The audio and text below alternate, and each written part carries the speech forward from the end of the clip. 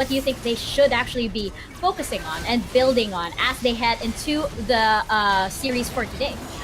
They should be going on a snowball type of approach because their top laner, Yamada, already knows how to play his game. It's just that we're having problems on the Dragon lane and they need someone who can play on the early skirmishes. Because Yamada goes online around mid to late game and he's the insurance play for the team itself. So you wanted to go on with a different kind of team comp that compensates a lot with the power play of Yamada, and the whole squad can provide the utility. I'm still looking forward to Daenerys Targaryen type of champions, Leona, Pantheon, Diana, and I think it compensates a lot how Yamada plays, the playmaker, the showmaker, and those Targaryen champions can provide it a lot of support. That's very interesting. And we still have yet to see Leona actually come out. She's the only one missing, I believe. Autalus, you actually predicted that she would make an appearance somehow, some way. What are your thoughts? You think she's coming out today? I don't think so. Leona is not that popular, I guess. And if we're talking about Targaryens, we have to really include Shyvana. Come on, the dragon is there. Yeah, of course. Really what we would want to see. However, it got nerfed, and I don't think we will see that in the competitive setup. With how Shyvana is being played, wherein you will have to really center your game plan around her in order for her to get the dragons, to get the buffs. So I don't think we will see anything surprising right now, like the Leona. But we can see, or we might see, again, this is APH versus Galaxy Racer that we're talking about, right? They have shown the Diana, they have unlocked the Pantheon before, and I'm so ready for round number 2 with all this target champions being unlocked. I actually have a bit of a follow-up question to that, Autalus. Do you actually think that Action PH should bring out something that's a little bit more of a surprise today to hopefully secure that elusive win for them? Or should they stick to what they're doing right now? Because it doesn't seem like what they're currently doing is working. So do you think that they should just, why not just try something new and, take a risk and take a gamble today? What do you think?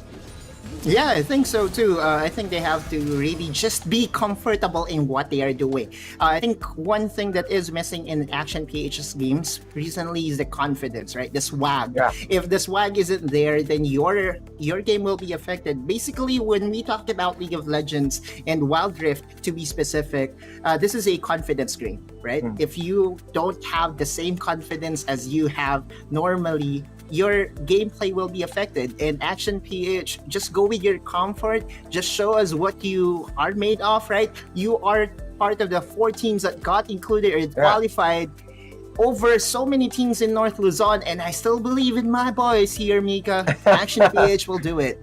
Biggest cheerleader right over here. Am I pointing the right way? Yes, I am.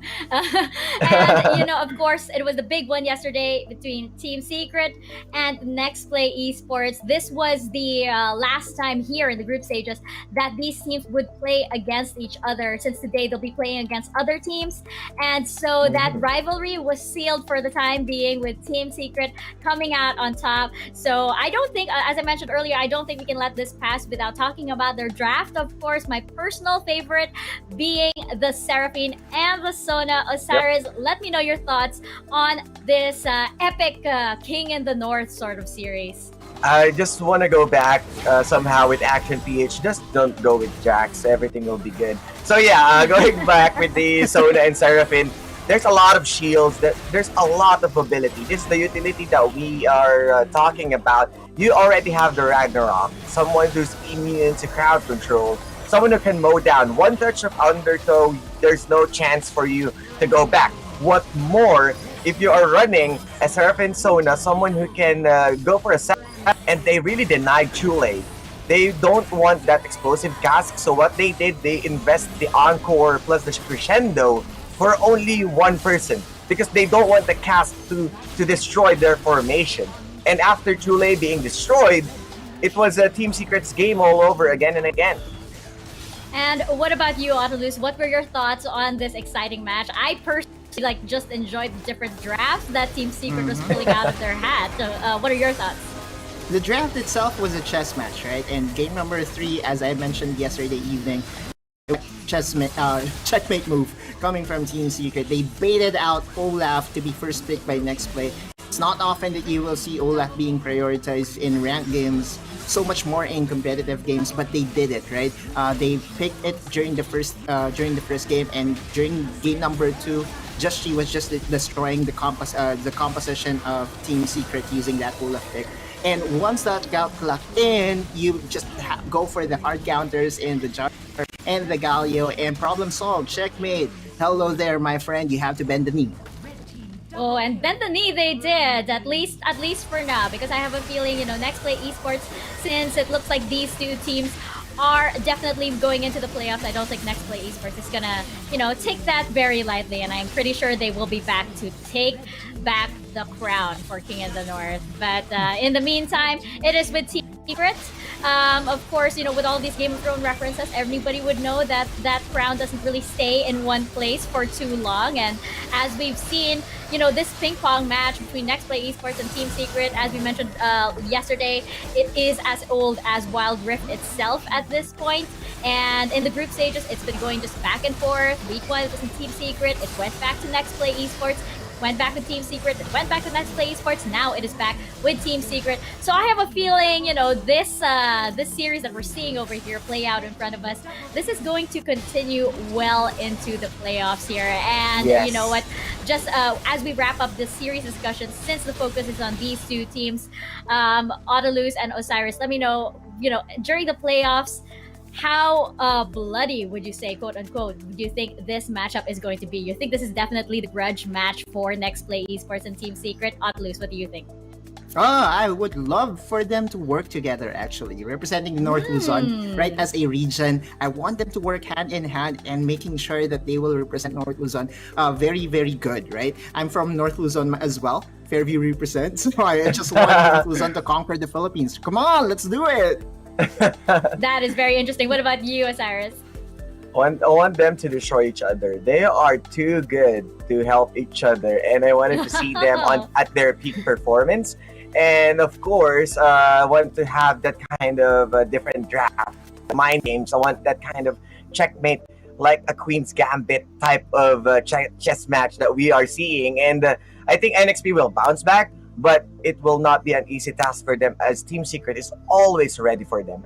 Yeah, and then Team Secret, just, as Autolus mentioned, this chess game, they are just too good at this. And Nexplay Esports, of course, one of the only teams that can stand up to them. But we are going to check out our standings right now. Of course, we saw yesterday that Team Secret, the crown is currently with them at the moment, with Nexplay Esports in second. Third is Galaxy Racer and Action PH in fourth place. Now, as we mentioned also, the spotlight is currently on Ashen PH, as we're hoping that today is finally that they get that very elusive win, because they have yet to get on the board right now. And you know what, while it looks like that gap between Galaxy Racer and Action PH and Team Secret and Nexplay Esports is quite wide, and it looks like the playoffs are a pretty done deal for these teams, each series still matters, because there is still 50,000 globe points at hand for each series. This means anybody who wins a series will be taking that home, and one globe cup point is equal to 1 peso. So that is not a small amount at all. That is a very, very respectable amount. So right now, Team Secret with 350,000 globe cup points, Nexplay Esports with 300,000 globe cup points, Galaxy Racer with 100,000 globe cup points, and Action PH to be continued. That is to be continued for today. And as we can see, we are just at the North Luzon group stages. This total globe cup points that we have is just for one stage. We still have South Luzon, we have Visayas, we have Mindanao, and then we have the playoffs. So you can just imagine this prize pool is going to get bigger and bigger and bigger, to total to 10 million. It is amazing. It is quite a feat, actually. And you know what, we can't of course forget that this format is very, very unique, and it's also the first time that Wild Rift Esports is coming to light. So just in case this confuses you a bit, check out this video to get more information.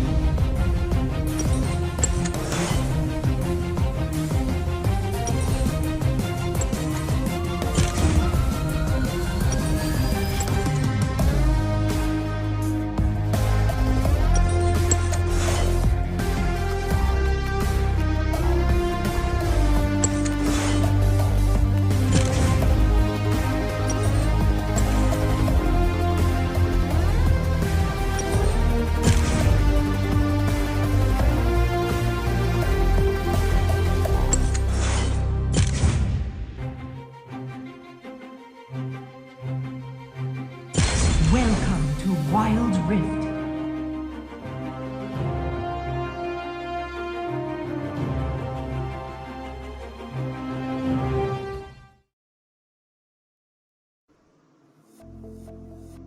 So we're just in the summer season. We also have the fall season coming up. There's just a lot of action. I just feel like, it's the last day of the North Luzon group stages, but we're not even halfway done throughout this whole Sea Icon series. It's quite amazing. And you know what? As a reward to you guys for being so loyal throughout all of these matches, all of these series, all of this Wild Rift action, we have a giveaway for you guys. You can win a total of 1,650 wild cores simply by watching, simply by hanging out with us over here. This major prize will be given out at the end of every broadcast week, which is today. So we will be announcing 10 winners at the end of the show. Hope you guys do stick around. In order to get this 1,650 wild cores, all you have to do is like and follow the PPGL Facebook page, post a photo of yourself while virtually hanging out with us over here at PPGL by watching the Wild Rift Sea Icon series summer season. Make sure the post is public. Maybe it's with Osiris doing that thing a while ago. There you go. Screenshot that now. And make sure the post is public with the official hashtags. Hashtag Sea Icon series. Hashtag SISPH. That's SISPH. And hashtag PPGL Wild Rift. And hashtag OL Together Now. I'm sure those hashtags can be seen if you just check out the Facebook page. So I know it's a lot of hashtags, but we have even more coming because we aren't just giving away this major prize. We do have some minor prizes every broadcast day as well, don't we, Osiris? Yes, as everyone is enjoying, of course, even the viewers right there get a chance to win 380 wild cores by voting your favorite team. So all you have to do is like and follow Oppo Philippines Facebook page, like and share the stream with the caption of the team you're rooting for. So it's up to you guys who you're going with. Make sure the post is public with the hashtags hashtag Oppo Game On, hashtag Oppo Arena 5, hashtag Picture Life Together, hashtag Oppo A94, and the last one will be hashtag Live Life at Full Speed. So make sure it's public with all of those hashtags, and 4 winners will be announced at the end of each day. And once the winners announced, feel free to message PPGL's Facebook page to know how to claim it. And giveaway is only applicable to Facebook. That's right. So we are live on 4 different platforms. We are live on Facebook, Twitch, YouTube, and TikTok. So yeah, just go ahead and drop by here for the chance to win those giveaways. And if you are not very fortunate, similar to me when it comes to raffle, you can just go ahead and do a quick top up using your Globe SIM or Globe Load using the Kodashop.com. Very fast, very convenient, very safe. My friends, get those skins now because skins wins games. Yeah. I don't have anyone. I'm just saying. Oh. I'm not saying PPGL should consider me a winner or something. I'm just saying. Wow. Me too. I want to join. We don't have any wild cards. Anyway, going into our schedule for today, we have some very exciting matches, especially on the side of Action PH and for Galaxy Racer. Our first match will be 2 teams indeed, Action PH versus Galaxy Racer, followed by Action PH versus Team Secret, and Nexplay Esports versus Galaxy Racer. This is quite a day for PH. They have a back-to-back match over here versus Galaxy Racer and Team Secret. It's an uphill climb for them.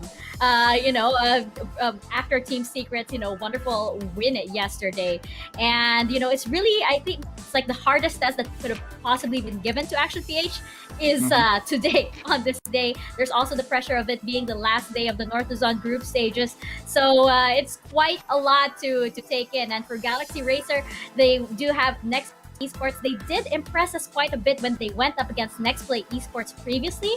So it's a matter of whether they learned from their mistakes from last time, because I feel like it was just a little bit, and they could have taken at least the game from Nexplay Esports, which is already, I feel, a big undertaking in itself. But first, going into our first match of the day, it will be Action PH versus Galaxy Racer. And Again, they're in the spotlight today, and slightly more so on Ashen PH, I believe, because they have yet to score a win here, and we're all hoping that today is finally the day that they Yes. do. But their opponent, Galaxy Racer, they have been improving immensely over here in the span of 2 weeks. Do you guys think that Action PH, as we check out their lineup over here, do you think Action PH can keep up? Let's start with their biggest cheerleader over here, Autolus.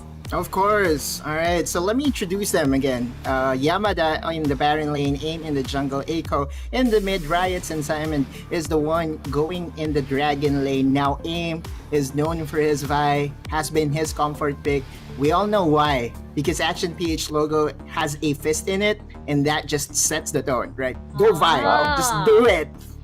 That's actually Ames. That's Ames' fist over there. Yeah. And checking out our solo player highlight over here on the side of Action PH. Osiris, just let me know about this wonderful player that we have over here, Eiko. What are your thoughts on him and how well he can perform today?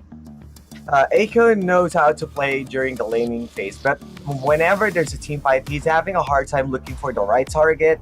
And I love how he plays assassins. It's just that there are times that he's being caught off guard as an Ari, so I wanted to see him on a more solid type of team play. So if you are a team who's revolving around the Yamada, you can just put someone into the mid lane that somehow, if you can't win the duel against it, you just have to provide a lot of utility, such as Galio. But I know Galio will be banned a lot during this series, and actually we might not see Galio for the whole day.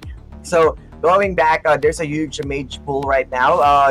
He can go Seraphine, actually just go for the utility, support Yamada, and also the Riots, if I'm not mistaken. So I think the power of Eiko really relies with his teammates, being with his team instead of going. He's not the flashy type of person. So Eiko still right there, and if he's going to use the Diana, there's still a need of another support champion that can jump with the Diana. So Eiko still can do it, and I think Action PH can still do it today. I think there might be something there if they take a little note out of Team Secret's book. They're putting the Seraphine on there. I mean, who knows? Like, it's the last day, so they might as well try it, right? Yeah. But checking out their opponent right now, Galaxy Racer. I have a feeling like if I could give a most improved team award, I would say it was Galaxy Racer over here. But there's something very interesting over here. There's a new face that we have here. Autolus, can you let us know a little bit more about this lineup, which is slightly different from what we've seen the past few days? That's right. So they are going to field their substitute player in the Dragon lane in POW. But just to round up and announce again, because this is the last day for North Luzon, Ikaros is going to the Baron lane, Xpear for the jungle, GC in the mid, and the support will still be Draw. Now POW is also a first-time pro player similar to JC. So Galaxy Racer wants fresh blood here, wants the experience, and I'm really excited to see this, gents, duke it out in the Wild Rift. Same here. I'm really interested to see how POW will up the dynamic over here. I'm pretty sure that he's been practicing as well with the team, but we just have yet to see them actually play a game live. And checking out our solo player highlight for Galaxy Racer, Osiris, I want to get your thoughts on JC, one of actually the wonder boys that we have here in the North Luzon group stages. Just how crucial will he be to Galaxy Racer today? JC knows how to run runs, and with that Katarina pick, you surely know how to death bomb. But what I love about this player is his Aurelion Soul. We're not seeing a lot of that champ, but this guy, he knows how to play it well. He's still getting those play, and remember, this guy solo killed Tatsuri. So he still got that potential and really good play style towards the mid lane. And a team player per se, by looking for the right position alongside withdraw, they are the ones who's taking the team fight by storm. And just checking out our Globe key player class for this match, I think like this is going to be really interesting just because Galaxy Racer has a bit of a different lineup. How different do you think these junglers will play, given that there is something a little bit new on the side of Galaxy Racer? Autolus, what do you think? Aim will stick with his Vi comfort pick, right? Because it allows them to skirmish good in the early game. When it comes to Xpeer, though, we would probably see him again duke it out using that Pantheon pick, right? Xpeer with the spear on the Pantheon, Aim with that Vi and the fist on Action page. Just a very interesting and symbolic matchup, if you're going to ask me. I like that branding. You know, we might as well just see the Vi so that Action PH can do that little fist logo that they have there. Yeah. But of course, I think we are just about ready to step back into the Rift for today. But before that, panel, I want to hear your predictions. Which way is this going to go? Oculus, do I even need to ask for your prediction at this point? Okay, all right. Oculus says 2-0 in favor of Action PH. Cyrus, what about you? I'll go with the 1 for Action PH because I still love them. The potential is there, but I go 2 for the drafting with Lion Nation, and the squad is really looking good. I think so too, and with that, I will probably say it's going to be a 2-1 in favor of Galaxy Racer. But we will find out as we step back into the Rift. I believe our players are ready. So, casters, over to you guys. Ayan, magandang hapon sa lahat ng mga nanonood dyan, and welcome sa inyo lahat. You're watching the Wild Rift si Icon Series. Kami ang magiging shoutcasters ninyo sa araw na ito. Ako nga pala si GG Sphere, kasama natin si Berting Magiting. Kamusta ka naman, Berting, sa araw na ito? Okay lang. Ito isa sa mga di sa pinaka, ito yung pinakahuli, no? GG Sphere naman maglalaban-laban itong mga teams natin para sa North Luzon for the Icon Series. So, we can expect na a lot of things na pwedeng mangyari. Especially dito sa unang series natin between the Action PH versus the Galaxy Racers. Kasi nakita na natin sila maglaban, no? GG Sphere and Action PH, medyo kinapos sila doon at di pa rin sila nakakuha miski isang panalo para dito sa tournament natin. Ikaw ba, GG Sphere, kamusta ka at ano ang tingin mo para sa laban natin? Usapang kamusta lang. Walang problema dyan. Walang problema. Masaya tayo. Alam mo naman ang ating sitwasyon ngayon. Ito, speaking of the game, mga kaibigan, of course, Action PH versus the Galaxy Racer. Na-mention mo, no, na nakita na natin kung gaano katindi yung performance between these two teams, or I mean, yung naglaban na yung situation nila nung naglaban sila. Pero, take note na nagbago yung ADC ng team of Galaxy Racer dito, no? So, pumasok si Pao dito, which is the 6th man of their team. At lumabas muna si Zivs for a while. And pag-uusapan natin kanina, no, parang medyo late na para sa kanila na magkaroon ng ganitong adjustment. Pero pagdating sa Wild Rift Icon Series, ano naman, walang late dito. Marami pang pwede mangyari sa kanila. Hindi pa naman ito yung parang edge ng kanilang career dito, being the pro player. So maybe they just wanted to test out something, no? Maybe gusto nilang pagbigyan ng pagkakataon si Pao na ipakita yung kanyang ADC power being the player of the Galaxy Racer. Kasi since ito na nga yung last day, mga kaibigan, ng ating North Luzon, pwede pa natin pagsubukan na mamaya iba naman ang maging performance si Pao dito. Kasi mamaya din, sa Game 3 natin, sa Series 3 natin, we're also gonna be having the Galaxy Racer na lalaban naman sa Nexplay Esports. And speaking of change player, no, for the side of Galaxy Racers, no, tama rin yung sinabi mo na baka mas merong chemistry etong si Pao para dito sa tips niya kaysa doon kay Zips. Pero we don't know kung ano yung reason, no, kung maglalaro dito si Pao. Pero we can say na hindi naman to magiging 6-man ng Galaxy Racers kung wala tong ibubuga. So hintayin na lang natin siguro yung game number 1 natin kung ano bang klaseng core champion ang pwede niyang gamitin, or ano bang klaseng playstyle ang may ambag niya or ang magbabago dito sa Galaxy Racer. While Action PH, etong teams na to, ito talaga yung kailangan mag-step up. Lalong-lalo na sa araw na ito, GG Sphere, kasi never pa silang nanalo piski isang game dito sa Icon Series natin. And for me, I think medyo pangit ata yung performance. Hindi na natin yung masyadong sugar ko. So, pangit talaga yung performance nila. Pero kailangan mong manalo para kahit lumabas ka dito sa tournament natin, at least meron kayong napanalong isang game, 'di ba? Kahit hindi kayo manalo ng series, okay lang basta manalo ng isang game. Pero tingnan natin, GG Sphere, Action PH and the Galaxy Racer, we can say na hindi na sila makapasok, no, para dito sa top 2 for the North Luzon, para dito sa Icon Series natin. But still, marami pa ng mga tournaments ang Wild Rift natin na pwede nilang gamitin tong Icon Series as a experience or stepping stone, no, para dun sa mga susunod pa na tournament na meron tayo.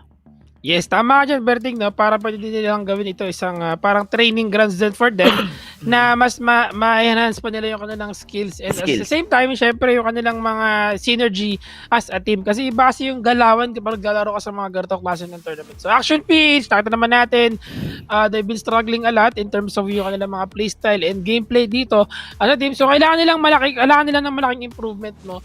But then again, sinabi ko to kahapon tama, kahapon sinabi ko siya na, you know, they're the best in the North Luzon, no? Kasi hindi naman sila abot dito kung hindi sila pumalag, no, during the qualifiers kung saan marami-raming team ang sumali para lang mahasa natin ng gusto at magkaroon tayo dito ng finally the top 4 teams coming from the North Luzon.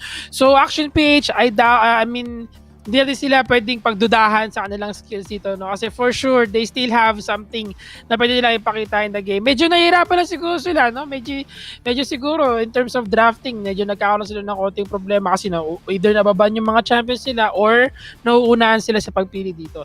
And one thing I look forward dito na sa laban na ito is yung Aurelion Sol na sinabi kayo ni Otolus kay Galaxy Racer. Na laging ginagamit ni JC dito, no? Despite the nerf, you know, despite the changes, a lot of opportunities or rather a lot of option na pwedeng piliin dito na champion, lagi siyang Aurelion Sol. Hindi ko alam kung living up to their name, no? Na Galaxy Racer sila, gusto nilang bigyan ng Milky Way. Pero that's something na nilook forward to din sa magiging game nila dito. And speaking of Asol, no? Talagang si JC lang yung gumagamit dito sa Icon series. And yung playstyle kasi dito ni JC, hindi siya yung Asol na talagang if ever na merong clash na nangyayari sa other lanes, hindi siya pumupunta. Ang ginagawa niya lang talaga dito, GG Spear, nagpa-farm siya, kumukuha siya ng rod niya, then going to the Rylai stuff. Tsaka lang siya sasama. Actually, kahit even na meron na siyang 2 core items, hindi pa rin talaga sumasama itong si JC. Talagang ang trabaho lang dito ni JC is pumatay ng minion sa isang laser, trying to get a torrent or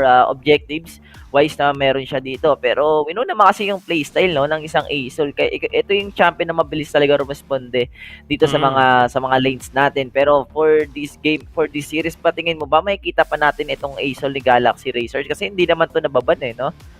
There's a possibility na magamit pa rin nila itong si Aurelion Sol in this game kasi nga, as you mentioned, hindi naman siya nababan. And at the same time, wala namang ibang team na kumukuha ng Aurelion Sol sa ganitong alam mo, sa current meta, no? At the same time, alam mo yun, marami pwedeng mangyari dito. But then again, yun, aside from that, you know, tama yung sinabi mo, no, napag-usapan natin ito nung nakaraan kung gaano ka nagme-maintain lang ng peace itong si JC sa kanya sa mga lanes, even after getting the first turret kagad, hindi siya nag-stay sa mid lane. Pupunta kagad siya sa ibang lane kapag nakita niya na nagkaroon siya ng pagkakataon na makapag-farm pa hanggang sa meron na siyang enough item para lumaban dito. And then again, aside from that, syempre yung support coming from draw, maganda yung synergy nilang dalawa dito. Nagkakatugmaan talaga yung mga skill shots nila. But then again, Action PH, alam mo yun, I would say that ang isa sa mga key player nila dito is aside from of course si Yamada na pinag-usapan natin dito, no. Yamada has been performing very well in the Action PH, pero yun nga lang, you know, a lot of things ay nangyayari sa mga ibang lane. Syempre, ito yung natin, yung hashtag win lane lose game na situation coming from the Action PH, no. So I think Action PH has to do something in terms of yung kanilang laning phase. Lalo na ngayon na 2.2A yung patch natin at wala nang nangyaring laban before the dragon before the dragon spawn. Yep, and then actually napaaga nga yung mga clash or yung mga encuentro na meron tayo dito, GG Spear, kasi pagdating ng 1 minute lumalabas na kagad yung settler, and ang laki ng potential talaga na may mga teams talaga na nagkakaroon kagad ng early clash dito mismo sa tournament natin, especially the Galaxy Racer, no, and the Action PH. Sila yung teams na parang early invade, no, sila yung laging talagang suntukan, and yun din isa sa mga nagiging reason kung bakit din natatalo rin sila sa mga previous series na meron sila dito. Pero for this series, parehas sila ng playstyle, but the skill individual para dito sa mga players natin for the both teams, we can say na meron pa ring gap kahit paano. Yes, lamang yung Galaxy Racer pagdating doon sa points na meron tayo or doon sa standing na meron tayo, pero hindi natin pwedeng i-underdogs itong Action PH kasi baka mamaya may gulat factor, no, pati dito sa last day ng tournament natin. Yes, tama ka dyan, no? And isa pang naisip ko rin dito kung ano din yung mga pwedeng gawing picks nila sa mga game natin sa ating first game. Pero speaking of picks, mga kaibigan, we are now proceeding sa ating drafting phase. Once again, this is a match between the Action PH versus the Galaxy Racer. May ang tariman natin dito. We are now seeing the bands dito. Gragas, Vi, which is us dito. Kahit sa nerf, medyo effective pa rin. And Galio as well being banned out by the Galaxy Racer. Yep, open pa yung Camille, open pa yung Fiora, marami pang open champion dito para dito sa dalawang teams natin. Pero as of now, mga kaibigan, nakita mo yung mga bans nila, no? They banned the Galio, also the Katarina, I think, for the side of the Galaxy Racer. So we can say na gusto talagang i-open ng ibang member ng Galaxy Racer yung mga Camille, mga ganun. So, they can counter it using the Fiora or the Akali, di ba, na meron tayo. Meron pang mga kasi. And, di ko rin alam bakit pa nila binan yung buy, no? Siguro ayaw nila ayaw nila ng champion na meron lock, na lock target para dito sa laban natin. Ikaw ba tingin mo? Ano ba tingin mo? Actually, most of the time nakikita ko na si Amy yung mas gumagamit talaga ng Vi dito, no? Kaya medyo questionable nga if pag-isipan ng mga buti. Pero I think there was a little bit of a mistake ng ating first draft dito. Kung saan inayos na natin, finally, we are now going back to the drafting phase. Yan, so konting adjustment lang. It seems like the Galaxy Racer pala yung nag-ban ng Vi, which is gaya na sinabi ko, AIM has been using Vi even despite having the nerf dito kay Vi, no? Still using yung Vi. Kaya I think ito yung reason kung bakit binan out nila ito para mabawasan ng comfort pick coming from the Action PH. Now they also banned out si Katarina. Katarina, alam natin yan. Tatsuri. Yung Katarina, talagang pwede mo nang ipalit yung mukha ni Tatsuri sa mukha ni Katarina sa ginawa niya performance noon nang ginamit niya itong si Katarina dito. But now we're seeing the picks, mga kaibigan. Akali, Camille, and Oriana for the Camille jungle, yes. This is gonna be a Camille jungle, no? Then Baron lane, Akali. I think Action PH, they will pick the Fiora dito ni Yamada to counter mismo yung Akali dito. Kasi alam naman natin na medyo may palag yung Fiora pagdating sa Akali. Pero Lee Sin will be picked as well for the side of Action PH as a jungle rotation. And Galaxy Racer, they can still pick the Braum, the Kai'Sa, the Ezreal, kung ano man ang gusto nilang champion dito. We still have the Ziggs, no? And there you go, Kai'Sa, I think Braum is one of the best champion or support na pwede mong i-partner dito kay sa isang Kai'Sa or ayan, there you go, Braum. Ang galing natin, no? Matic. Matic. Pag may Kai'Sa, kakulay niya kaagad si Braum dito. Yung partner sa kanya with the lineup of Galaxy Racer. Looking at the lineup of Action PH, pinag-iisipan nila kung sino yung last two picks nila. Take it, mga kaibigan, maraming open na ADC dito. This could be Janna, Draven marami Draven, could be a Draven, no? Yun din yung iniisip ko dito because the Draven prowess ngayon talaga sobrang katim, mga kaibigan. Pero eto na nga ba, is this gonna be a Draven for the lineup of Action PH? Yup, lock in na Draven for sure, no? Being very effective, lalo na nakita natin sa laban kahapon ng Secret at Nexplay Esports. No questions asked dito. And the thing about Draven is that syempre, Draven is very strong at the moment, no? Could go sa ating current meta. Pero the problem with that is kailangan, kailangan is effective din siya at marunong siya maglaro dito. But Yasuo, walang Aurelion.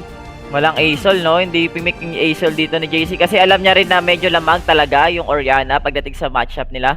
If ever na mag-Asol siya sa may bandang gitna natin. But Galaxy Racer, they have a good champion composition dito, no? They have the Camille sa jungle. Meron silang mga naka-potential kahit papano dito with the Glacial Fissure. We can say the wombo combo mula dito kay Draw and JC or the Yasuo or the Braum. But Action PH kasi they have the counter initiation mula dito kay Monsoon ni Janna or ni Simon.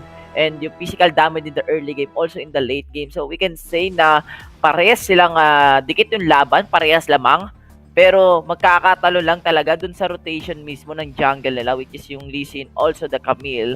And we know naman pagdating sa rotation, no, mas lamang dito yung Lee Sin because of the Sonic Wave and the safeguard na meron siya. At mas mabilis siyang mag-clear ng jungle minions kaysa dun kay Camille na single target.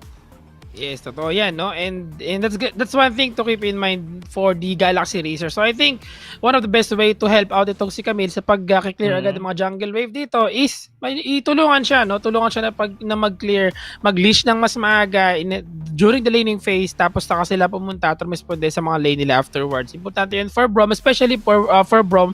Malaking contribution na pwede niya magawa ditong tulong, no, with yung kanyang passive, which could stun the jungle camp pag nagkataon, no? But then again, iniisip ko dito for the Galaxy Racer, kulang sila sa knock-up. They do have the glacial fissure, pero iniisip ko pwede bang baka naghuho na lang sila instead of Camille or someone else, since the ban naman si Vi. But very interesting coming from these teams, to, and I'm really looking forward sa magandang laban dito. Yep, sa totoo lang, Action PH, feeling ko planado itong pagkakapick ng Fiora. They let the Akali and the Camille to pick by Galaxy Racers para maka-counter kagad dito ni Yamada, yung dalawang champion. And we know naman, ni Yamada using the Fiora is sobrang galing niya talaga gumamit na itong champion na to. Gaya nga nasabi natin, may times na panalo siya sa lanes, but natatalo sila doon sa mga clash, at yun din yung reason kung ba't sila natatalo sa series.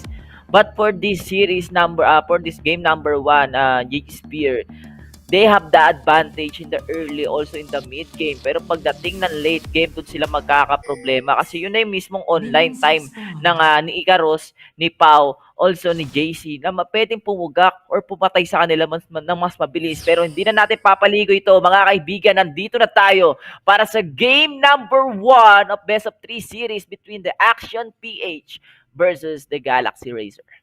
Yes, mga kaibigan, ihanda nyo na ang inyong mga popcorn dyan, dahil ito ang isa sa mga inaabangan nating series, dahil ito yung magdidikta kung sino nga ba sa kanila talaga ang mas may pagkakataon na makabawi sa mga nangyari situation nung mga previous games nila dito. Pero grabe aggressiveness coming in from the Galaxy Racer. Naku, Riot taking so much damage dito. Isa na namang ang palo na kailangan nila. Ginamit ang kanyang kill, ginamit ang kanyang flash, pero sure first blood na naman kasi blow, at sabayan mo pa ng sunod-sunod na palitan dito coming from the Galaxy Racer. Oh my god, ano nangyari doon? No? Masyado atang komportable si Riot dito sa damage and Draven niya. If you're facing a Brom champion kasi sa isang Dragon lane, ang target mo dito kahit hindi muna yung ADC, yung Brom muna kasi yung Brom kasi ito yung champion na talagang tumatake ng damage, and with the early game hindi niya kayang tangkihin yung damage ng Draven even though na meron siyang shield para dito sa teammates niya, at yun din yung magiging reason kung bakit kayo lalamang sa clash. Pero ang ginawa dito ni Riot, talagang in-aim niya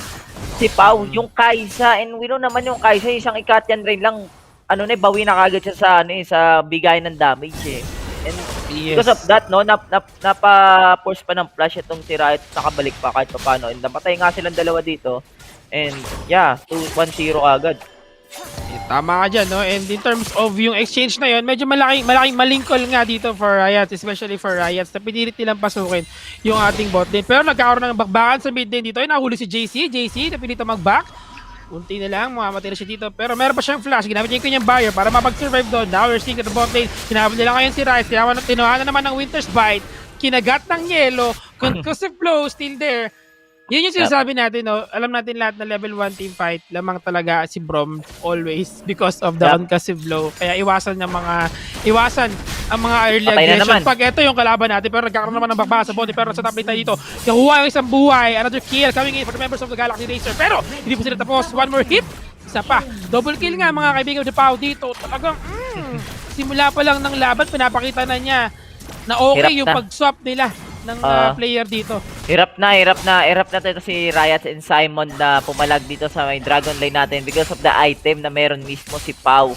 And take note guys, pumapatong yung Ikatian Rain, also the second skill of Kai'Sa dun sa Winters, dun mismo sa passive ng Brom. So if ever na meron kang passive nun, isang Ikatian Rain lang pumapatong mismo yung count mismo ng stun bumababa. So we can say na parang one hit na lang may isa ka na kagad. And we know naman yung Kai'Sa, no, pag nakapag-momentum talaga siya, ang hirap niyang patayin. And even though na you are using a Draven champion, lalamang pa rin yung Kai'Sa dito, especially pag nag-upgrade na yung Ikatian Rain niya. And in the early game pa lang nakikita na natin na lamang na kagad yung Galaxy Racer.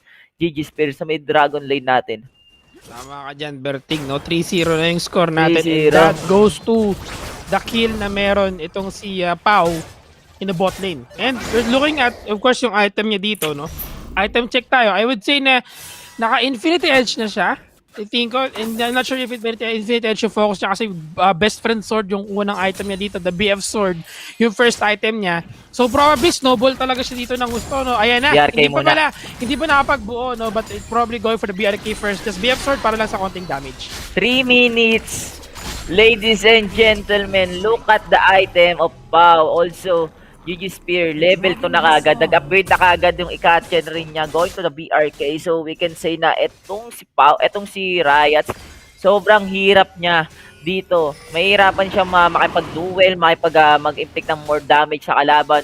Dahil, Vampiric Scepter pa lang ang item niya. Hindi ko alam bakit inuna niya yung Vampiric Scepter. You're supposed to first item is the BF sword para mas lamang ka sa damage. Pero ang inuna niya lahat. Pero GG Spear, bakbakan ito. Ay, napakaganda pag shockwave naman yun. Coming from Aiko, pero buhay pa rin sila dito mga kaibigan. Ginamit ang Monsoon para buhay sila. Tulak sila mapalayo. They start going down one by one. Pero buhay pa rin dito. Si Pau, pachi-pachi lang sa Genji. Meron pa rin siyang red buff at blue buff dito. Double kill nga mga kaibigan. Coming from TC, flash inan niya. Sinalo niya. Kinuha niya yung mga honey fruit niya dito. Honey!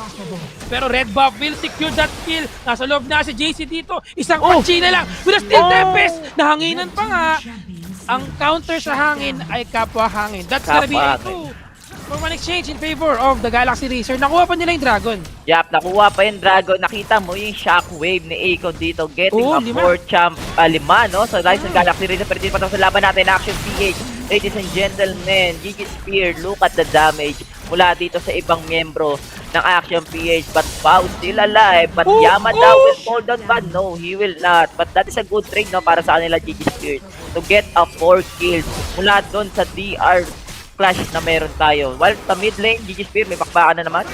Pero mapagbakan na nangyari sa mid lane dito. Uy, the attack command coming from Aiko dito being pressured. Mga kaibigan si JC, napilito siya pumasok doon. Pero hindi tumama yung kanyang Steel Tempest na may halong hangin. And because of that, wala na ganong trade na nangyari doon. Tama yung sinabi mo kanina, Berting, no? Magandang pagbawi dito for the Action PH na nakapatay pa sila in the bot lane. Kasi shutdown pa yun. Going to Yamada with the gold na meron siya dito. Pero Yamada, nangarap ang kanyang buhay dito dahil dalawa sa tropa ng Galaxy Racer ay na doon. Nag-proc na yung kanyang kasi blows dito. Pagkakataon na para kay Kaisa, napasukin with a killer instinct. Pero eto pa na yung mag-isa ang tropa nila dito. And that's gonna be another kill. Going for that turret. Pero may bakbakan pa rin na mid lane. Nakuha ni Spear ang buhay, mga kaibigan ni Aiko. At dahil din, mukhang referral na to para sa kanila. Masyadong maga, GG Spear, di patapos ang laban natin. GG Spear dito mismo sa may batang Baron Pit. The Whirring Death will be committed for the side of Action PH and Riots with a gap items na meron tayo. Supposed to be lamang ka sa early game, but hindi ka lalamang doon. But that is a good deal para sa kanya, no? GG Spear, bakbakan na naman. Oo, nakakuha mga kaibigan ng team ng Action PH dito ang referral, which is yung kanyang trabaho lang. Guardian Angel will throwing out. Eto na, wala siya magagawa dito dahil wala siyang tropa natutulong sa kanya. Pero job is done mga kaibigan, trabaho lang ko lang personalan, nakuha ko na ang referral, so wala na akong paproblemahin.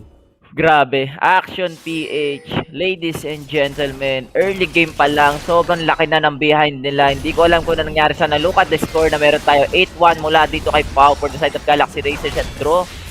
And taking a lot of damage, no? Dito kay Aiko. Pero hindi sapat yung damage na binibigay niya. Even though na command attack yung binibigay dito ng isang Oriana. Yung Bramble Beast. Also the kunat factor na meron mismong si Drew. Eh, sobrang kunat niya na rin talaga. And look at the first item of Raz. Going to the Death Dance. Para dito sa game number 1 natin, okay. More on survival item ang gusto niya, GG Spear. Mukhang walang aggressiveness na magagalang dito kay Riots, no? It seems like alam niya yung gap na meron dito in terms of itemization ng kalaban niya. Pero speaking of kalaban, mga kaibigan, Yamada versus Spear, 1v1 with a great one, tusuntukan lang sa Genji dito. Oh! Ginamit ang kanyang ulti, pero nakapag-dash out din dito si Spear palayo. Here comes the Glacial Fissure, tumama nga kaibigan. Kay Aim dito, Aim still inside. Nag-proc na yung kanyang, with a shockwave from Echo. Sinusunti lang dito, pero galit ang tropa ng Action ng Galaxy Racer. Na-stand dito si Pau, still inside the teamfight mga kaibigan. Kinuha ang damage from that turret, pero hindi nila pipilitin dito dahil nakakuha naman sila ng dalawang buhay coming from the Action PH. Yup, and Yamada, no? Just doing his best para dito sa game number 1 natin. Hindi talaga tayo pwede magkaila dito kay Yamada na magaling talaga siya pagdating sa Baron lane, even though na 1-4 ang standing niya. Kaya niya pa rin pumalag dito kay Spear na lamang pagdating sa item tsaka sa level. But look at the damage mula dun sa Fiora natin. Pero to, GG Spear sa may banda baba, meron tayong setup para kay Aim. Yep, namatahan ni Yamada, no? Ni Aim, ni Icarus rather, na meron ng papunta from the members of the Action page. So kailangan nila mag-back away dito. Warded mga kaibigan, Aim, sinusubukan niya yung tansyahin. Ginamit sa kanya Sonic Wave, pumasok sa loob. Nag-smite ang maaga mga kaibigan. Pagkakamali niya yun, nakuha na niya mga kaibigan ng Galaxy Racer, ang Dragon dito. Executive will go inside. Ito na naman ang Monsoon coming from Jana dito, pero Spear still inside. Sinusubukan niya makapag-disengage, pero nasa loob pa rin nila dito mga kaibigan. Oh! Nag-Glacial Fissure coming from Pro. Kasi mo to pick one once again, pero Icarus is still inside. Wala na paligid-ligid pa. It's an ace for the Galaxy Racer. Grabe yun. And that is the official ace, mga kaibigan, brought to you by Oppo Reno 5. So, kung may bibili kayo ng mga bagong cellphone, bilhin nyo na ang Oppo Reno 5 para gumaling kayo katulad ng Galaxy Racer. That is a good initiation mula sa kanila, no? Napaaga yung smite. Tama yung sabi mo, to secure the Drake na meron tayo. At nakuha pa nga yun ng, ni Camille or ni Spears. Yung pangalawang dragon natin. At nakita mo rin yung initiation ng ibang membro ng Galaxy Racer. Even Action PH, they trying to sustain. Especially si Simon, no, using the Monsoon na masustain mismo yung mga damage na binibigay ng Galaxy Racer. But the Monsoon regeneration, hindi enough yung binibigay niyang sustain sa mga teammates niya. And ang sakit na rin talaga ng items dito ni Icarus, especially ni Pau. Nakita mo yung movements ng Galaxy Racer dito. Para silang mga ninja. Ang bibilis nilang gumalaw sa mid lane natin. Pero top lane natin, GG Spear. Oh, speaking of ninja mga kaibigan, winashiwash na dito ni JC si Yamada, pero Yamada was able to get away, nakatakbo pa nga siya. Sinipa pa pala yun ni Aim. Etong si JC still inside. Naku, pumasok tayo na killer instinct. Parang hindi ka ADC kaibigang Pau. Nasa loob siya dito. Ginamit ang hectic ultimatum, pero Glacial Fissure, papatalbogin sila dito. Nag-broke na yung Guardian Angel. Si Spear, hindi pa tapos ang bakbakan. Hahangin sa paloob. Tatapusin ko kayong lahat. Yamada is still inside. So, Yamada pala ay nakauwi ng mapayapa dito. Pero dahil dyan, siya na lang. Natitira mag-isa. Malungkot nga lang siya dahil susubukan niya i-defend dito. Nasa loob siya ng mid lane. Naku, delikado ka kaibigan. Kukunin niya yung honey fruit, kukuha siya ng merienda dito para lang subukan makapag-defend in the mid lane. Pero dahil dyan, pagkakastaon na ng Galaxy Racer na kunin ng Baron. Grabe, nakita nyo yung damage dito ni Riot. Wala siyang ka-damage using the Draven. And as of now, Galaxy Racer getting the Baron. Mga kaibigan, na-pop na rin ng ating Herald. Maganda yung ginagawa dito ni Yamada kanina sa may bandang mid to cut the minions, no? Para hindi mapasok yung third tower natin. Pero look at this. GG Spear, bakbakan na naman. Mahirap ang ganyang sitwasyon mga kaibigan. Pero hindi umama yung kanyang howling gale dito. Oh! Nasya ko yung sa tatlo. Pero washing mga kaibigan. Coming from JC once again with a knock-up. And the last breath. Hinabol nila si Riot dito. Riot. Fightas nila yung Riot. Pero dahil dyan, another sakit ng ikat yan rin. Oh my god. Si Pau po nangangatik mga kaibigan. That's gonna be a quadra hit and an ace na naman for the Galaxy Racer. Powered by of course Oppo Reno 5. Oh my god. Galaxy Racer, that is a one-sided game para dito sa unang series natin. What a game, no? Para sa kanila, especially kay Pau. Doon mismo sa Dragon Lane natin.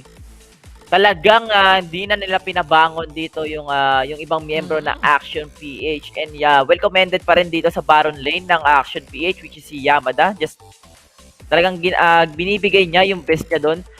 Big Spear na lumamang kahit paano. Pero yung gap talaga mismo doon sa game number 1 natin, sobrang laki na. Hindi na nga sila dito nakabangon. Ang ganda rin ng mga initiation nila for the side of Galaxy Racer. And even though na nakuha yung Herald ng Lee Sin natin or si Aim, hindi pa rin sapat yung objectives nila, no? And yeah, Galaxy Racer just proving themselves na sila ang top 3 dito sa Icon series natin. Yep, and na-mention mo yung pagkuha niya, no? Yung pag-agaw niya ng referral dito. Parang hindi nga yata niya nagamit yung referral doon. Nagamit nagamit niya. Kaso sa base niya nilapag. I think yun yung situation kapag talagang logi na kayo and you have no choice but to use it kasi mag-expire na siya sa kamay mo. But nakita naman natin kung gaano again paganda yung performance ng Galaxy Racer dito, especially Pau, no? Talagang yung kanyang pinapakita dito, it just shows na, alam mo yun, kahit 6 man lang siya at ngayon lang siya ulit lumabas dito. Ngayon lang siya lumabas sa ating game. 14-1-12. And siya pa yata ang master of the match na makikita natin maya-maya lamang. Yeah, and hindi ko rin alam kung ano nangyari dun sa Draven dyan. Alam nyo, guys, ito maganda yung composition ng Janna and Draven kumpara mo sa Brom and the Kai'Sa. Lamang na lamang to eh. Lamang na lamang tong Janna Janna Draven because of the barrier and the plus damage na binibigay mismo ng Janna. Ang naging problema lang dito ni Riot, masyado siyang nag-e-extend doon mismo sa minions to the point na nagkakaroon siya ng passive ng Brom and may technique kasi kung paano ka makaka-preheat sa isang ADC. Hintayin mo siyang lumasit ng minions tsaka ka umangat. Pag alam mong lalasit na yung ng minions itong ADC nila, angatan mo kagad kasi for sure ang una niya nga atakin is yung minions. So ikaw makaka-pre-hits ka ng 2 hits, 'di ba? So lamang ka na kagad sa trading. And ang nangyari kasi dito kay Raj, hindi niya alam kung nasan ba yung Brom and yun, patay sila na flash, na pop yung flash, tapos bumalik pa siya. So anong mangyayari? Syempre, egol ka doon sa Dragonline kasi momentum na and Kai'Sa yung kalaban mo eh. Early game pa lang. Ito na mga kaibigan ng ating Oppo Reno 5 play of the game. Galaxy Racer. A one-sided game para sa kanila. Talagang hindi sila nagbibigay ng laro ngayon, GG Spear. Tama ka dyan, Berting, no? And speaking of pagbibigay ng laro, nakita naman natin na nasabi mo na kanina, no, kung gaano katindi yung aggressiveness na ginawa dito ni Pau at ni Draw sa bot lane. It all comes down na kung paano sila naging, yung early kagad na first blood na nakuha nila dito. Nag-snowball na kasi siya after nun eh. Pero, again, with that in mind, maraming nangyari dito sa laban na ito. Ito, nakita mo yun, sobrang back and forth. Yung simula is sinusubukan pang lumaban ng action pitch dito, pero nagsunod-sunod na talaga. Pau, sobrang kati nung kanyang i-catch train dito. And of course, with all the items na meron siya, matic talaga yan. BF Sword, the best friend sword. Sabayan mo pa ng maraming items na meron ang the rest of members of the Galaxy Racer. Okay, hindi ko alam. Pero ito, GG Spear, ang ating master of the match. Walang iba kundi si Pau for the side of Galaxy Racer. Nakita mo yung role niya, na-support pa yung role niya. Hindi ko nagkamali lang, pero yeah, with the 2,298 damage per minute, GG Spear, and 26 KDA, and 90% killing participation. So basically, halos lahat ng clash nandun siya sa laro natin. No questions asked dito. Siyempre, with the killer instinct, alam mo naman. Pero 2,298 DPM, damage per minute. Siguradong malaking paktong galaw dito ang meron si Pau, no? I would say that, alam mo yun, may konting lapses din dito with the Dragon Lane of the Action PH, no? Especially yung sinabi mong itemization of prioritizing the Death's Dance. I medyo naiintindihan ko yung situation niya, no? Kailangan niya ng sustain in the bot lane, kailangan niyang manalo dito. Pero, alam mo yun, at least maybe the Vampiric Scepter muna and then onting adjustment sa kanyang item. Pero kasi, ang hirap ng makabawi after nung first blood na yun eh. Alam mo yun, pagkatapos ng first blood, BF Sword kagad, talagang lamado ka na sa item dito despite the Kai'Sa na alam natin na madalas early game, medyo mahina dapat yung Kai'Sa eh. Pero, iba yung nangyari dito. Oh, iba. Nakita mo, 3 minutes or 4 minutes, upgraded na kagad yung i-catch rin nung Kai'Sa. And yun yung pinaka iiwasan mo sa Kai'Sa na mag-upgrade ng early yung i-catch rin niya. And because of that din, taking a lot of damage mula dito sa Kai'Sa. Isang normal lang nun eh. Pagka normal, i-catch rin. Usually, yun talaga yung combo nun. Bilis. And ang dami talagang error sa totoo lang ng Dragon Lane natin. Especially Riots and si Simon, given na yun support, talagang ang ginagawa niya lang dito is to protect yung core champion niya dito. Pero with the gap din talaga in the early game talagang nag-snowball yung Galaxy Racer even though na nakakuha sila ng mga objectives like the Herald, no? Or feeling ko nga hindi sila nakabasag ng tower no, dito sa game number 1 natin. Pero it is what it is. GG Spear, Galaxy Racer, no, getting game number 1. Talagang gusto nilang makakuha pa ng maraming puntos dito sa Icon Series natin. Yes, totoo ka dyan. No? Speaking of the points, if ever na manalo sila dito, they're gonna be, of course, having another 50,000 Globe Cup points, no, para sa ating Wild Rift Icon Series. And malaking bagay ito para sa kanila kasi this could be an opportunity for them to earn more points, no? And mamaya, ang kakalabanan nila is the Nexplay Esports. So, isa pang pagkakataon sa kanila para makapag-ipon ng points or, alam mo yon, another experience for them na maging, alam mo yon, magbigay pa ng more learning curve para sa team nila dito. Pero, Game 2, alam mo na yan, lista mo na yan, ano kayong tingin mo magiging picks dito ng Action PH or adjustment na gagawin nila against the Galaxy Racer? Feeling ko Action PH, kailangan talaga nilang i-utilize yung yung mga skills na meron sila, and mag-observe sila ng masyado sa mapa natin, dahil yun din yung nagiging reason kung bakit di sila natatalo. Hindi nila alam kung nasan ba yung kalaban. Also, hindi nila masyado nababasa yung tempo ng laro natin, and yeah, siguro pick your best champion na lang dito sa game number 2 natin, dahil yung game number 1 kasi natin, GG Spear, parang one-sided talaga eh. Like, parang hindi sila komportable dito sa mga champion na meron sila, especially the ADC or si Riots nga using the Draven. But we don't know kung ano ba reason sa mga nangyari doon. But this what it is, no? Galaxy Racer just proving themselves na sila ang number 3, sila ang nasa top 3 spot dito ngayon sa Icon Series. Mahirap kasi magsabi, no? Mahirap magsabi sa mga teams, and what we see na lang talaga dito sa game number 1 natin. Pero hopefully sa game number 2, no, na makapag-adjust itong Action PH. At ako fan ako nito, gusto ko makakuha to kahit isang panalo. Kahit isang panalo lang. Ako kaya isang series.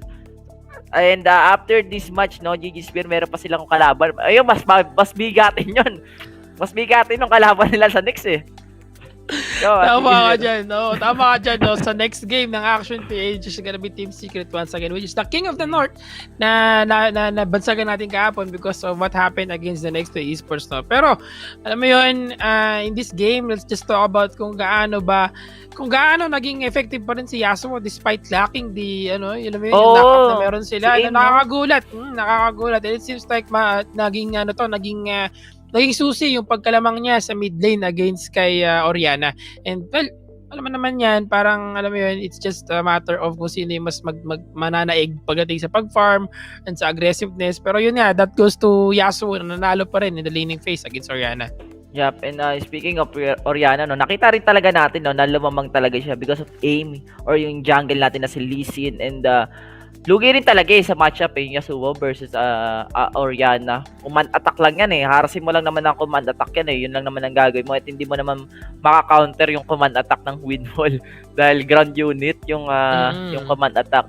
And well commended din dito, no, GG Spear, si Aim or yung Lee Sin ng Action PH. Talagang tinatrain niya eh. Tinatrain niya talagang makakuha ng objectives dito para sa teammates niya, especially the Herald na meron tayo. Hindi natin inaasahan na siya pa yung makakakuha ng Herald doon, and talagang nagkulang lang talaga or sobrang laki lang talaga ng gap nung game number 1 natin. Pero if ever na sobrang dikit nun, ang laki ng tsansa na yung baka yung Action PH din ang manalo doon sa game number 1 natin. And with the composition rin talaga na meron sila, dapat lamang sila in the early game eh. Nagkamali lang talaga doon sa baba.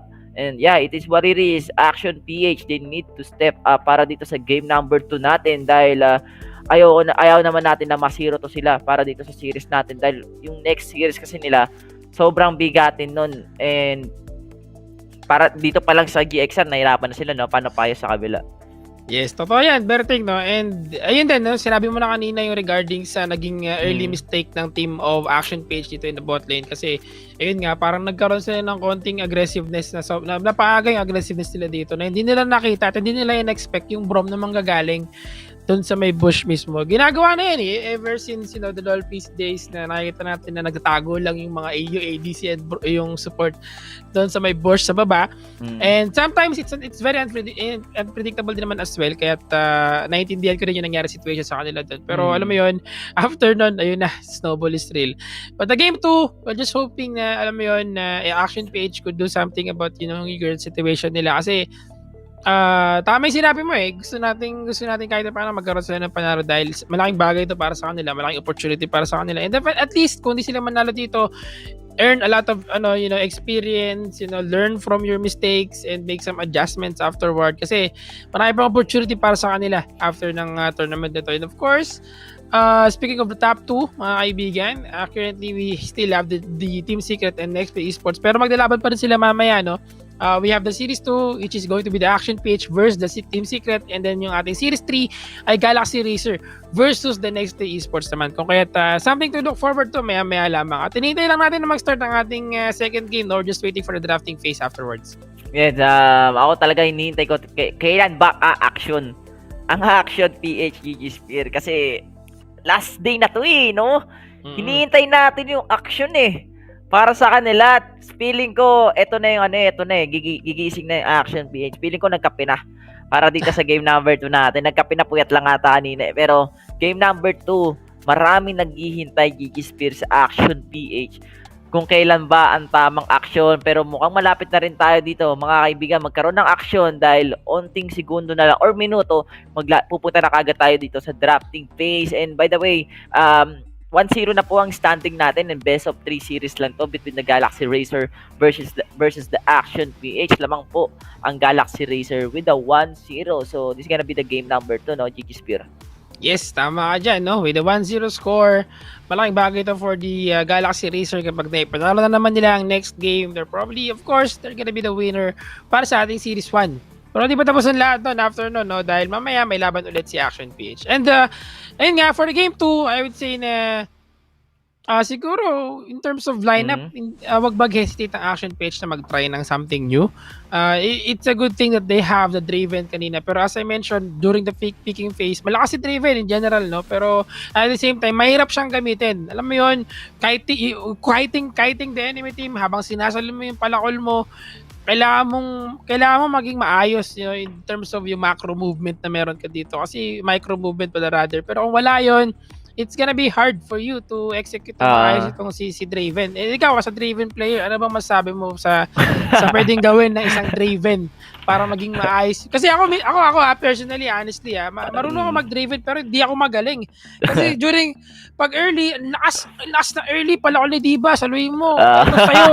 Pero pag alam mo yun, pag late game na, tapos ang dami mo nang iniisip, asa na yung palakol ko, nawawala na. Ang hina mo ng Draven. Ang hina na ng Draven ko. Ikaw, Berting. Kasi, pag Draven kasi, ang pinakagagawin mo talaga sa Dragon Lane, talagang ika-clash mo Parang ipapakita mo yung muscle mo sa kalaban mo na hindi ka natatakot kahit anong mangyari, kahit sabi mo 2v1. Actually, pag ako kasi nagde-Draven, mas pabor ako kahit may dumalaw na jungle. Pero ang technique kasi doon, ang ginagawa lagi kong technique pag nagde-Draven ako, Gigispear, pag alam kong dadalaw yung jungle, ang ginagawa ko, binabawasan ko yung dalawa dun sa Dragon Lane para if ever na dumalaw yung jungle dito, may mapapatay na kagad ako. And with the lineup no kanina doon sa Kai'Sa and the Braum, ang daling i-punish ng Braum kasi hindi naman siya yung makunat like the Alistar. Mas mahihirapan ka kasi kung Alistar yung kalaban mo kasi may headbutt and the pulverize na meron siya. Pero kasi yung Braum kasi shield lang naman yun kahit naka-shield yun, nag-implica pa rin ng damage. Ang naging problema lang talaga ni Rights kanina, hindi niya nasulit yung mga axe na meron siya. Talagang ginagawa niya lang, tumatakbo na lang, nag-blood rush na lang siya, tumatakbo na lang siya Atake takbo, pero wala na siyang damage kasi ang inuna niyang item is the Death Dance. Pero dapat kasi yung first item mo sa Draven, kahit anong mangyari, be absurd talaga. Kahit wala ka muna lifesteal, okay lang yun. Kasi meron ka namang mediana support ka naman And may mga prutas-prutas ka naman sa gedi-gedi. Yun lang naman Tsaka may heal barrier So, you can say na busog yung Draven dapat dun sa Dragon Lane. Talagang na-earlyan lang sila ni Pau. And ang ganda rin ng pasok ni Pau dito sa game number 1 natin. Kasi ito yung first time niyang maglalaro sa Icon Series natin, Gigispear. So, we can say na pit na pit talaga itong si Pau sa Galaxy Racer as a team, no? Yep, tama ka dyan. Busog-lusog, no? Kung sakali, in the bot lane.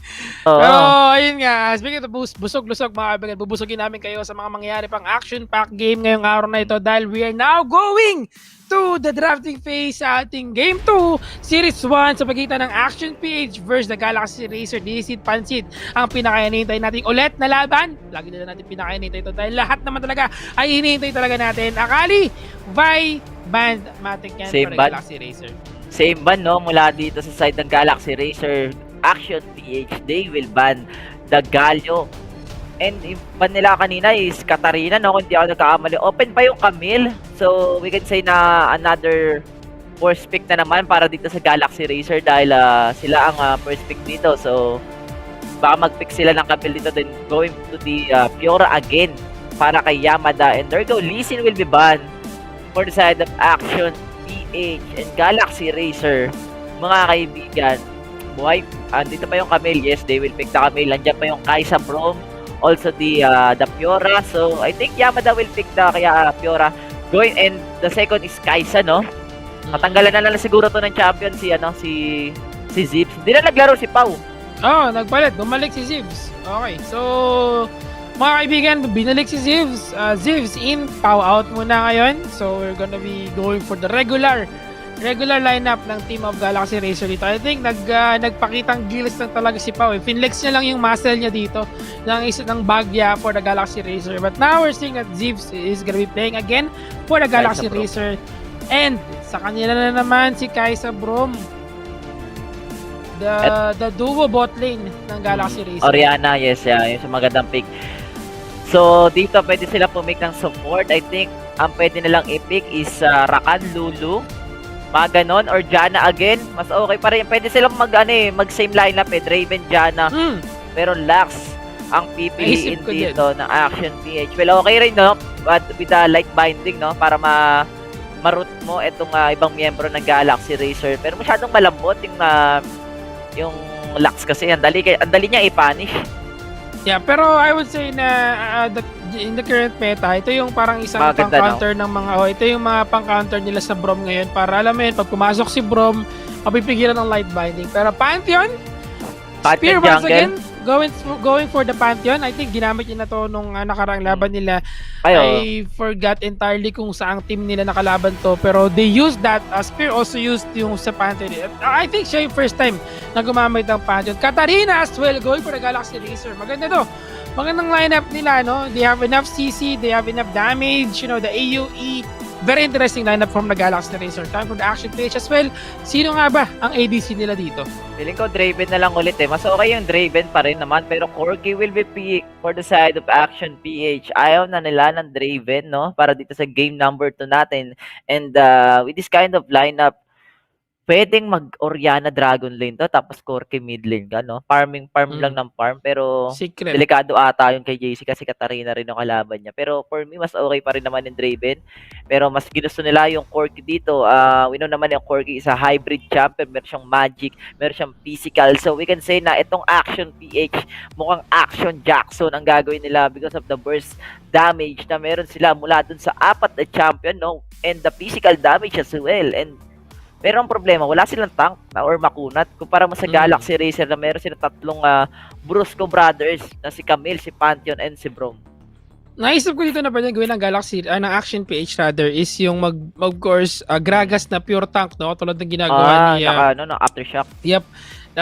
I think Grass of the Undying or the Aftershock pretty much could be the same scenario. Pero, tama. Nakita ko lang pala na naka-Grass of Undying is the Baron lane na Gragas. Baron lane. So, kapag jungle, it will be more optimal kapag mag-Aftershock. Kasi pag nabadis lang mo pa lang, explosive cast mo pa lang, sure na agad. Yung chan, no? Yung chan. Oo, kailangan chanin mo yung kalaban mo dito. Pero wala na mga kaibigan, wala na tayong patumpik-tumpik pa. We are now going sa ating game dito. Ito na yung final na picks natin mga kaibigan, no? And we're seeing that in terms of the laning phase, mahirap magsalita, no? Pagdating sa laning phase. Kasi laning phase, alam mo, saglit lang yan 5 minutes lang yan 5 minutes lang yan. After ng 5 minutes, ang maiiwan na lang sa mga lane, yung mga Baron laners, sila na lang yung mga gagawa ng police moves or yung gagawa ng mga segue moves dito, no? But speaking mga kaibigan with the segue, we are now proceeding sa ating second game sa ating Series 1. Handa nyo na ulit ang inyong mga popcorn, ang mga pork chop ninyo dyan dahil eto na ang game 2 sa pagitan ng Galaxy Racer at ng Action PH. Maagang engagement kagad, no? Mula dito sa ibang miyembro na Action PH. Alam nila kung saan magtatayo ng mga wards to. So basically,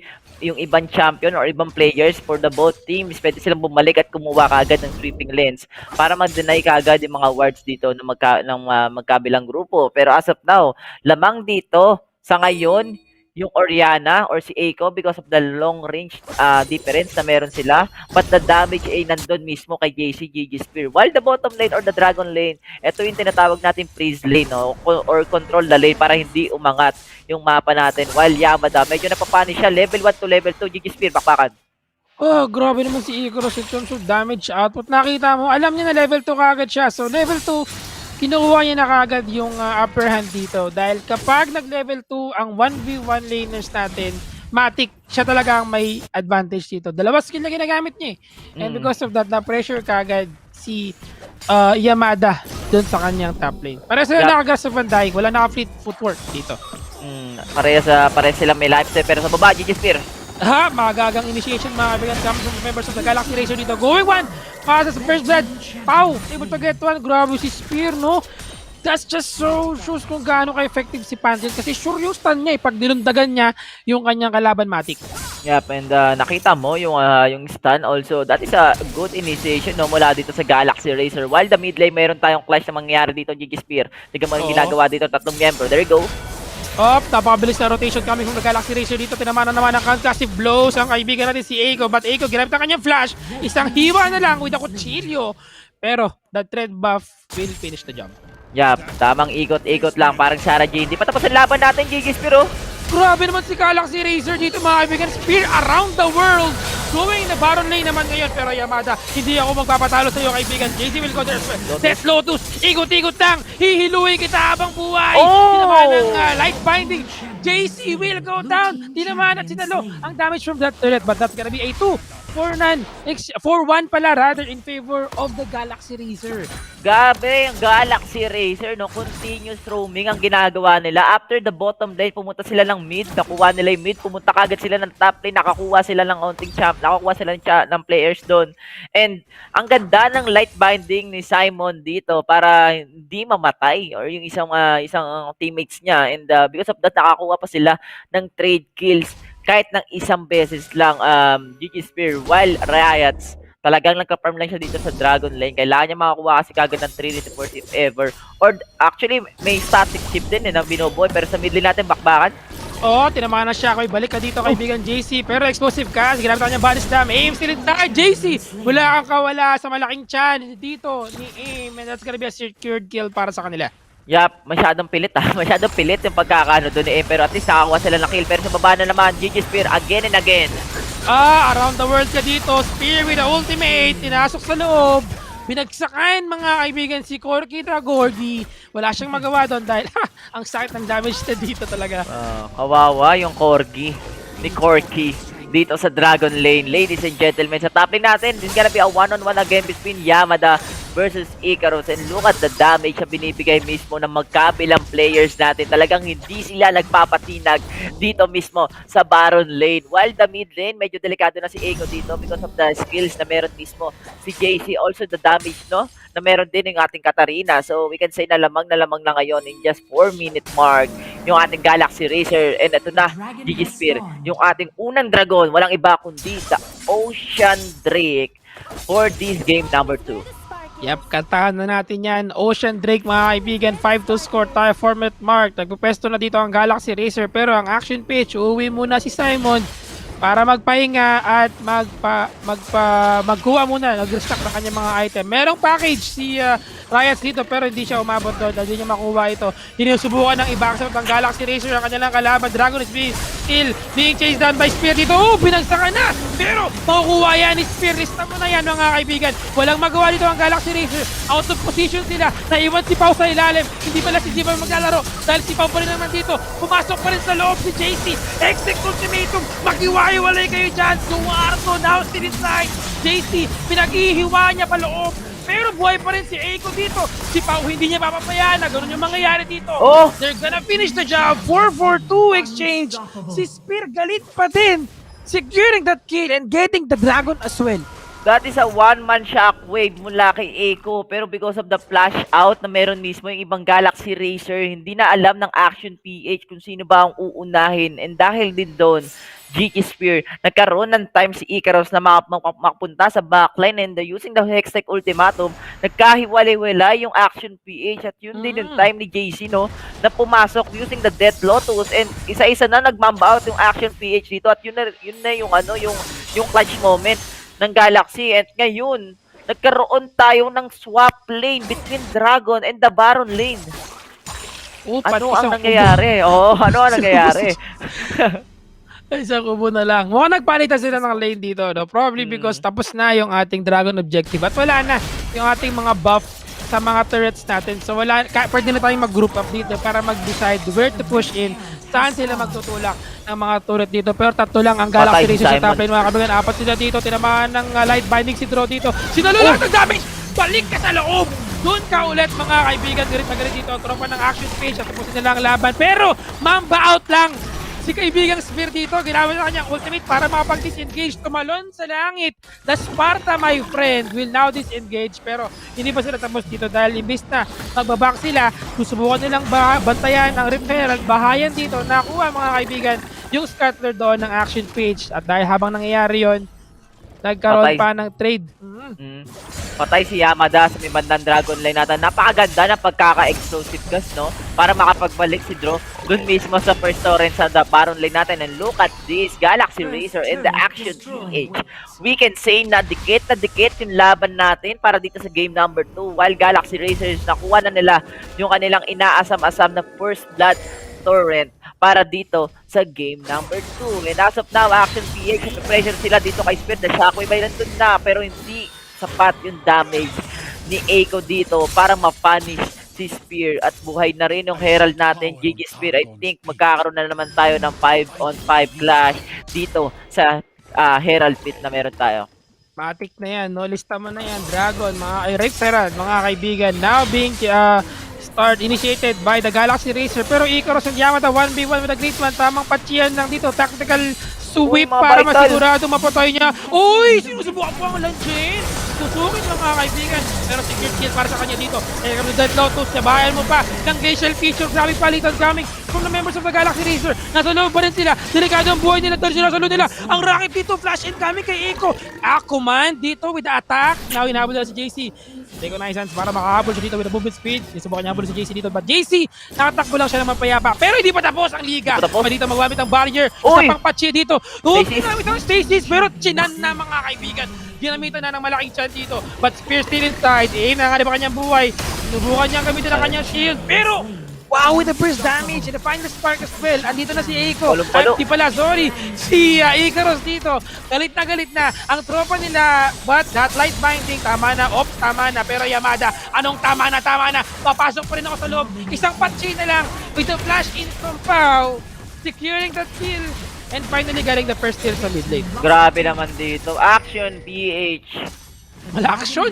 Wala action talaga yung laban natin. Kanina panalo, muntik nang manalo si Yamada kontra Icarus dun sa may bandang Dragon Lane natin. Hindi lang natamaan ni Yamada yung vital spot, yung last vital spot ni Icarus mismo sa Dragon Lane natin. If ever na napatama niya yun, magkakaroon siya ng life steal pero hindi nito naman. Pero to, GG Speed, pakbakan na naman sa may bandang right na Shockwave mga kaibigan, tinulak dito palayo dito. Pero aim napakakunat, grabe ka namang Gragas ka. Sobrang laki ng chan mo. Pero dahil dyan, JC will fall down once again. Hindi pa siya namatay, nakatakbo pa nga siya. Labanan na ito para sa Blue Flame. The final spark will be used by Simon dito. Nasa loob pa rin sila, catch and rain. Walang mamatay. Protektado ang pamilya mga kaibigan, the brothers. Police 3Gs mga kaibigan. Pero nasa loob pa rin si Spear. Bakit ganoon ka maglaro? Sobrang aggressive. Talagang nagsulit sila dito at nag-pay off yung aggressiveness nila dahil that's gonna be an ace powered by Oporeno 5. Strong star dito. Oh my God, Simon with the overextend dun mismo sa Dragon Lane natin. It's supposed to be back na para sa side ng Action PH. Pero si Simon talaga medyo mainit talaga yung kamay ni Simon na gusto niya talagang patayin yung ibang miyembro ng Galaxy Racer. And yun din yung naging reason kung bakit din nakatalon pa yung ibang Galaxy Racer dito sa side ng Action PH. At nakuha silang 5 players dun mismo sa blue buff natin. And as of now, Galaxy Racer, ladies and gentlemen, with the gold lead, XP as well, pati sa item, lahat, pati level, lamang na rin sila dito sa mapa natin dahil wala pang nababasag ni isa ang Action PH natin. Tama ka dyan, Berting. At medyo limited na ang galaw ng Galaxy, ng Action PH dito. Pero sinubukan na pasokan si JC. JC, thank you so much. Damage, smash to love. Ooh! Death Lotus! Taluin nyo yung mga kutsilyo ko dito. Ultimate coming in from Spear. Sinubukan niyang istanin dito. Was able to secure once again. JC still inside. Pasok-pasok lang. Walang alinlangan. Walang pagpasok. Walang takot pala, rather. Pero Pau, eto na. Ang pinaka-initay. Meron siyang instinct dito. Meron niya ba? Yan, meron siyang ultimate. Pwede niya gamitin. Pero Pau still inside. Cleaning up lang mga kaibigan. The cleanup crew going for 4 kills mga kaibigan. Kahit namatay dito si JC at Draw, okay lang sa kanila dahil yung bot lane nila ay pinapachina ni Icarus. Yup, and pinapachina ni Icarus and look at the phosphorus bomb na meron dito yung ating Corky and Action PH. Wala na silang torrent sa may bandang top lane, also sa bottom lane. Mid lane na lang po ang natitira and look at the items na meron tayo. I think going for the IE, etong si Riot. After the IE, I think pwede siyang pwede siyang mag-static shield or try the void stop yung ano natin hyper build para dito sa Corki kasi yun yung usually yung ginagamit talaga para dito sa champion na to. And kung mapapansin din natin, no, GG Spear yung items ng Galaxy Racer. Look at the items na meron sila, pero mamaya na yung item, GG Spear, bakbakan na naman. Balis laban sa ginamit ni game dito, pero ultimate backline lang mga kaibigan, si Spire sa loob. Wala pang Death Lotus, hindi pa ginagamit ng Death Lotus para pumasok sa loob mga kaibigan. Oop! The Shockwave will stop them from running away. Nakakuha pa nga ng isa, nag-proc na yung kanyang Guardian Angel. Galit na action page, hindi pa na dito mga kaibigan. With the Hextech ultimatum ni Ikaron, pero tatlo na ang nawala sa Galaxy Racer. Rather, sa action page pala. Pero that's gonna be the 4-for-1 exchange in favor of the Galaxy Racer. So sobrang dami nangyayari, nakakalito na ang mga teams natin dito. Grabe, Action PH, lumamang sila kahit paano doon, pero dahil yun yung shockwave ni Echo, pero walang mabilis na follow-up mula dito sa side ng Action PH. Mukhang tapos na ang laban natin, ladies and gentlemen, because Galaxy Racer, they want to end this game, but sabi dito ng Action, hindi pa pwedeng tapusin to mga chong, dahil gusto pa namin makabawi para dito sa game number 2. Tama ka dyan, Berting. Talagang gusto pa nilang i-depensa or depensahan ng kanilang base dito, no? The Nexus, mga kaibigan, lampas kalahati na yung buhay dito ng Nexus. So, konting patchin na lang kung sakali, no? They could pretty much end this game. Pero Dragon is gonna go up. This is gonna be the third Dragon and this is going to be the Cloud Drake. Tama, Cloud Drake to. So, this will give them mobility, movement speed para sa kanilang team para ma-secure na pagkapadalo sa laban na ito. Pero grabing damage siya galing sa Galaxy Racer dito, no? Kahit hindi sila ganun ka, alam mo yun, yung isang one-time big time na damage. Ano sila parang pabalik ako, lalabas ako, papasok ako. Si JC always going back and forth dito sa mga situation natin. Tapos yung backline gank pa with the ultimate dito ni Spear, talagang pantay sarado sila. Action page, ang hirap gumalaw para sa kanila. Tsaka nakita mo yung damage si JC kay Yamada dun sa red buff kanina. Half HP yung meron dito si Yamada, but with the dagger mula dito kay JC, nabura ka agad dito si Yamada sa red buff natin. And Galaxy Racer, ladies and gentlemen, will get the BR para dito sa game number 2. So we can say na gusto na rin tapusin ng Galaxy Racer itong laro natin, pero tinamaan dito si parang aim. Ito yung kanyang aim. Ito na, GG Spear, bakbakan na naman sa gitna natin. Hindi tumama yung kanyang light binding dito dahil just in time ginamit ni JC yung kanyang Zonya or Stacy si Enchant. Pero Pau, mga kaibigan, still trying his best sa mga pag-t-shirt ng damage dito sa mid lane mismo. Ito na ang teleport coming from the members of the Galaxy Racer. Gusto nilang tapos na laban ito, pero sila baron ba? Pero sinusubukan din ng pasok. Zawas agad, ginamit sa loob. Pero Grand Starfall will be used by Spear. Para sa loob din naman, Shockwave subukan mapigilan. Pero sa Death Lotus, securing na yan. Si Pau nasa likod. Si Amy nahabol niya dito. Itacha rin will go there. Pero wala nang paligoy-ligoy pa. Bahala kayong maglabanan dyan dahil ako'y tatapusin na ang laban na ito. Yan, grabe. Ang sabi ng kaibigan natin na si Spear. Galaxy Racer, ladies and gentlemen, getting the game number 2 with a 2-0. Tinapos na nila kagad itong series na to para sa unang laro ng araw na ito. Mga kaibigan, grabe ang laro. Spear using the Pantheon na merong literal na spear, no? And 11 kills, 1 death, 11 assists. Ayaw niya sa 1. Ayaw niya sa 1, indeed. Pag nakita mo yung score niya, mapapawish ka na lang dahil 11-1-11. No? Matic talaga yan. Parang binagsakan ng Grand Starfall na ginagamit niya kanina pa. Yep, and alam mo yun, very interesting matchup coming from the Galaxy Racer, no? So far, they're the team na nakapag-pull off na ganitong klase ng lineup because having Pantheon, it just shows kung gaano siya ka-effective talaga, you know, when it comes to using yung kanyang mga skills and yung stun niya. Nagsimula to ng magandang gank niya in the bot lane, alam mo yun, binagsakan niya agad ng shield yung kalaban niya dito, and because of that, another first blood goes to Pau na naman, no? Level 3, naggumang kagad dito si Spear. Ang ganda rin ang pagkaka-light binding doon ni Simon, pero na-stun na rin kasi si Riots yung Corki natin, and because of that, no, nagkaroon na rin ng snowball etong Galaxy Racer, and just like the game number 1, ganun pa rin yung nangyari dito sa Action PH. Pero and for this game number 2, nagkaroon ng onting chance itong Action PH na lumamang kahit papano in terms of swap kill or trade kills. pero hindi pa rin sapat yun dahil sobrang momentum mismo ni Spear, also ni yung mid lane natin or si JC. Kung mapapansin natin, walang pumipigil dun sa Death Lotus ng Katarina natin. Ito na mga kaibigan ng Oppo Reno 5. Play of the game, GG Spear. Ito yung DR fight na meron tayo na supposed to be lamang yung Action PH, pero because of the flash out ng ibang miyembro ng GXR, sila pa yung nanalo dun. Ito yung sinasabi kong back and forth na situation for the Galaxy Racer, no? Aalis sila, out of position sila dito, pero bumalik sila para tapusin yung kanilang trabaho, which is to get all the kills that they did. At nakuha pa nila yung Dragon doon, no? So malaking bagay talaga itong flash na ito for the Galaxy Racer. Alam mo, throughout the entire game, sinabi ko na to kanina, early pa lang, 2-0 to kagad itong si Pantheon or si Spear. Around the world, mga kaibigan, ni-roam niya yung buong mapa, nang galing siya sa bot lane, pumunta siya sa mid lane, sabay punta sa top lane para tumulong at magbigay ng contribution dito. They're going very aggressive sa mga team fight to, which is something na pwede maging laps nila sa laban na ito kung sakali. Pero mahirap i-utilize yung mga ganitong klase situation kasi nga hirap na ang team ng Action PH na makabawi because sa mga previous mistake na commit nila. Okay, tama yung damage dito ni Pau using the Kaisa. Ito yung magandang shockwave pero walang mabilis na follow up. Burado na sana kaagad si Pau dito, pero dahil sa malayong position ng ibang miyembro ng Action PH, hindi nila na follow up kaagad yung 4-man shockwave ni Aiko dito at sila pa yung natalo nga dun sa laban natin. And ito na guys yung ating huling clash. Kung mapapansin nyo, sobrang kunat na, not makunat etong ibang miyembro ng Galaxy Racers at hindi na talaga nila pinagbigyan etong Action PH na makabawi pa. And there you go, that is our game number 2 with a 2-0 standing, master of the match.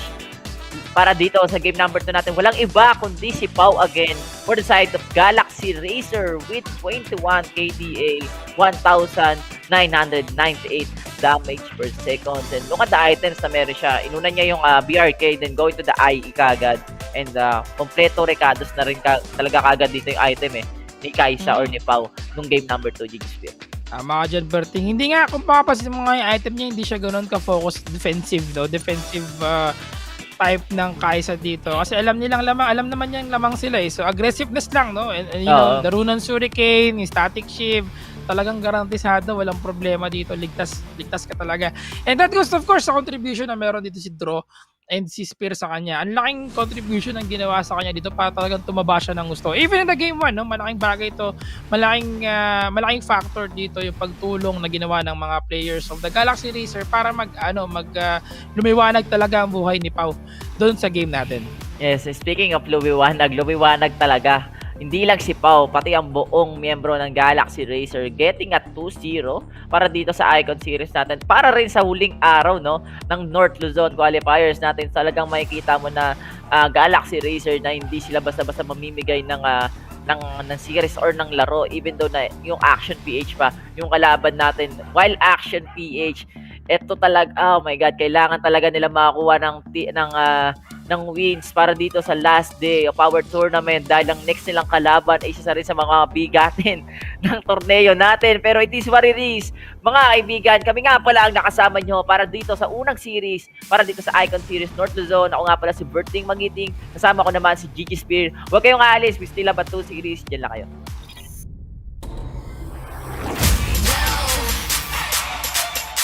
Why don't you watch me do my thing?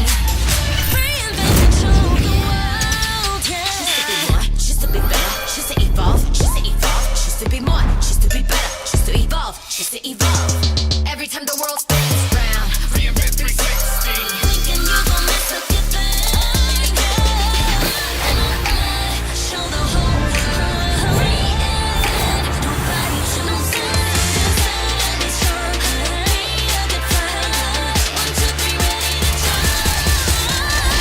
you watch me do my thing. Take it to the next level with Globe's fiber, LTE advanced, and 5G mobile connection. Now you have the power to reinvent your world. Globe.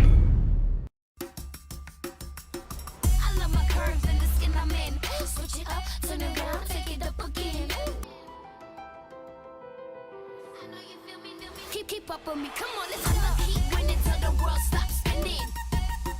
Come on,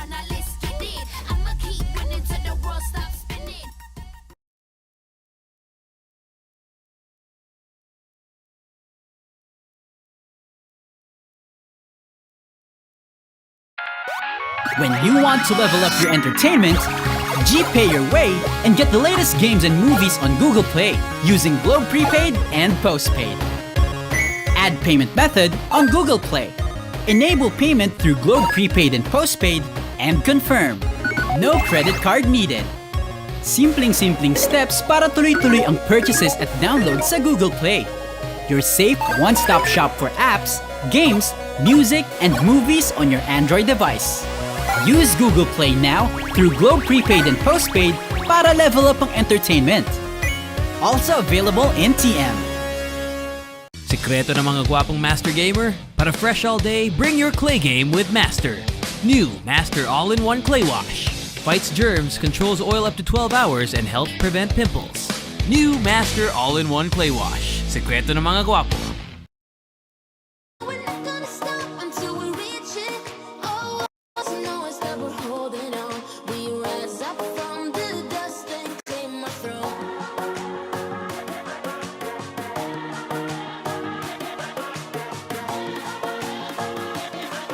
We rise up from the dust and claim our throne.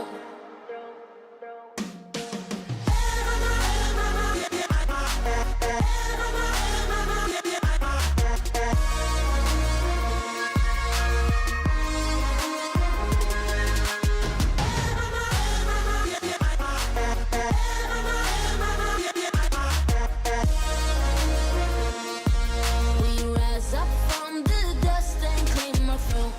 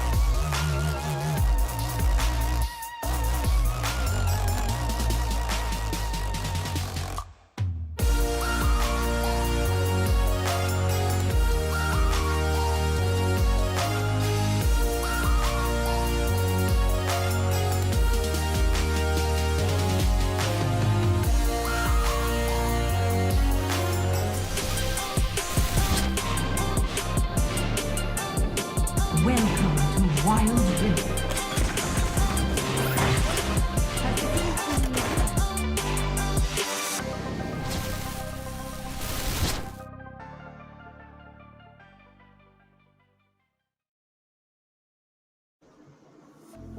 That elusive win remains ever elusive for Action PH as Galaxy Racer wins 2-0 for our first series of the day. And Galaxy Racer in a slightly different form, fielding their six-man POW, who gave quite an impressive performance.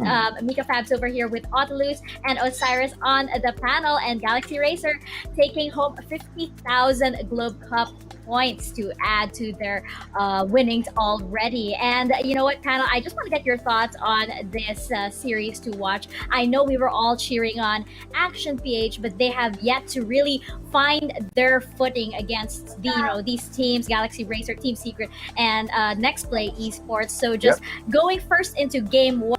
Iris, can you help us break down this match that happened over here? I know you have a lot of thoughts on this. Yeah, first off, I wanted to start with the first pick. Oriana isn't really that good. Oriana is already nerfed, so you don't want to have that trade within other type of champions. So Galaxy Racer did is they took Akali and Camille, which is really good. You already have those meta champions that can take over the game, while Oriana first pick doesn't really work well in hands of Eiko on game one because it has been Galaxy Razor's tempo again and again. They go for a Janna. There's an open Braum that first pick. This will help a lot with the Riots to have the edge against Raw and the Dragon Lane. Pao is really impeccable for both games. He's really destroying everyone with the Kaisa. So you wanted to slow down the pace by removing the Braum. So drafting wise, they're having a problem on that one, and execution. Draven's supposedly going to win the early game, but we know Galaxy Racer are the ones who's running the guns every early game, and that's the reason why they edge out NXT for games. So I think Action PH needs to step up their early game and the drafting itself. And going into game two, Autolus, I know you have thoughts on this as well. I'll pose my questions for a little bit later, but first of all, your breakdown on game two. Well, okay, well, game number two, again and again, they want to unlock their secret weapon in Pao. Galaxy Racer has a prodigy in the Dragon Laner. Ladies and gentlemen, almost 2,000, I think 2,000 damage per minute as an average for these two games. Wow, just a wonderful performance coming from the sub player. That's a first-time pro, ladies and gentlemen, and he just went on a tear and just did a wonderful performance. But really, game number two was a clinic as well as to how to use the Pantheon in the jungle by XP, right? You pair it up with a Braum and you can just instantly lock your opponents with the vault, with the shield vault, and you also have the concussive blows on top of it. It's just good night, night. Any of the opponents when it comes to the stun combos that these two provide. And looking at as to how it all started, that Chi strategy coming from XP, going for the reds, going for the golems, and then going straight down to the Dragon Lane just to have that level 2 gap possible and unlocking the Dragon Laner again in Pao to just unleash his full potential. Now, just on the positive side for APH though, AIM and Eiko had the best performance, I think, so far in the tournament in game number 2. Oriana on Eiko seems to be the right fit, and that I think is the reason why during game number 1 it was heavily prioritized. And also that Gragas on AIM. Well, AIM was targeted ban. Vi was not available for 2 games in a row. But props still for my boys in the Action PH. Ever the cheerleader. Osiris, I know you have additional thoughts. I actually wanted to pick up on something that you said earlier about APH picking the Oriana, even though it was nerfed. It seems to be that they're prioritizing comfort, though, over being a little bit more, experimental, I guess. Do you agree with this, or should they maybe try and venture outside of the box? Because as it goes, currently, what they're doing doesn't seem to be working. So what do you think? Yeah, we've talked about this pre-panel, and it's all about how you make Yamada online. Eiko playing on Oriana is more leaning on the utility. You have the shockwave, you have the dissonance, and it really works well. It's just that game 1, you have a fairly good shockwave at the Dragon Pit, but there's no follow-up. If you have Braum, that will be a next Glacial Fissure. That will be the ones who's running the Draven composition, but it's just that they're lacking a bit on the follow-ups. But Eiko and AIM, really good play with this match and series. So I'm looking forward with this, guys. Well, we're not leaving the topic of Action PH just yet because they are playing in our second series as well. But first up, checking out our standings as it is, of course, Galaxy Racer will add an additional 50,000 Globe Cup points to their bounty already. So we have Team Secret with 350,000 Globe Cup points, Nexplay Esports with 300,000, and Galaxy Racer with 150,000 Globe Cup points. Now, going back to the topic of Action PH, as we mentioned earlier, we all cheering for them just because we know just how much potential that these guys have. As we like to say, there is a reason why these guys are in this group. There is a reason why they were able to qualify alongside Team Secret, Nexplay Esports, and Galaxy Racer. At the moment, they just can't seem to get their footing. Maybe they were a little thrown off by Pau, who gave such an incredible performance. Autolus, I actually did not know that he was a first-time pro. That is quite a showing, quite a debut for this player. That's quite amazing. We'll hope to see him actually later on as the Galaxy Racer play into the last series. But going back to the topic of Action PH, you know what? This is really an uphill climb for them. It is going to get even worse because in our second series, they will be up against Team Secret. Now, Team Secret, as we saw yesterday, they do not play by the book. They do not play by anybody's book. Do you actually think that, because I keep bringing this up, I just feel like now is the best time for Action PH to just really throw out what they know about this game and just, experiment because they don't to lose at this point. Not lose. What do you think as we check out Action PH's lineup once again? Yeah, I totally agree with you on this, Mika. This is the last game or last series for Action PH, and I want to go out with a bang, right? A very remarkable performance. And I think they are still capable in doing it, right? Aim and Aiko was able to make a good performance or show a good performance during game number 2, and it was actually Yamada that was a bit on the weaker side during game number 2. And yeah, when we're talking about the Dragon Laners in Riot and Simon, they have to step it up. Back-to-back games, they were targeted by the ganks of the jungle, and I think they have to really play it safe. If they're going to play for the Draven, maybe just be on the cautionary side, right? Draven does not really have the best mobility out there. It can bully out the opponents, but not in the same way that he did during game number 1, wherein he took the aggro, he took the Winter Spite, and then that's a night again when you have a Braum for level 1.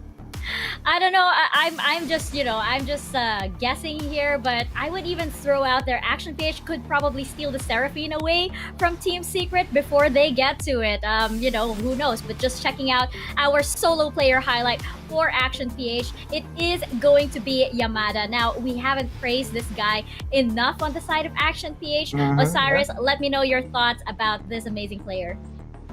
Yamada played well on his Fiora. We saw a lot of bad plays from this guy, even Akali. But Yamada supposedly the ones who's less on the spotlight in terms of the Rift. Because aim is his jungling pattern is mostly leaning towards Yamada instead of the Dragon lane. So let's take advantage of how Yamada good is. Let's leave him into the lane. He's doing fine. We don't have to give a lot of resources to this guy because he can just outplay anyone, even though they are behind. There's a lot of play from this guy who's with the Fiora, with the Kali. So let's move aim towards the bottom side.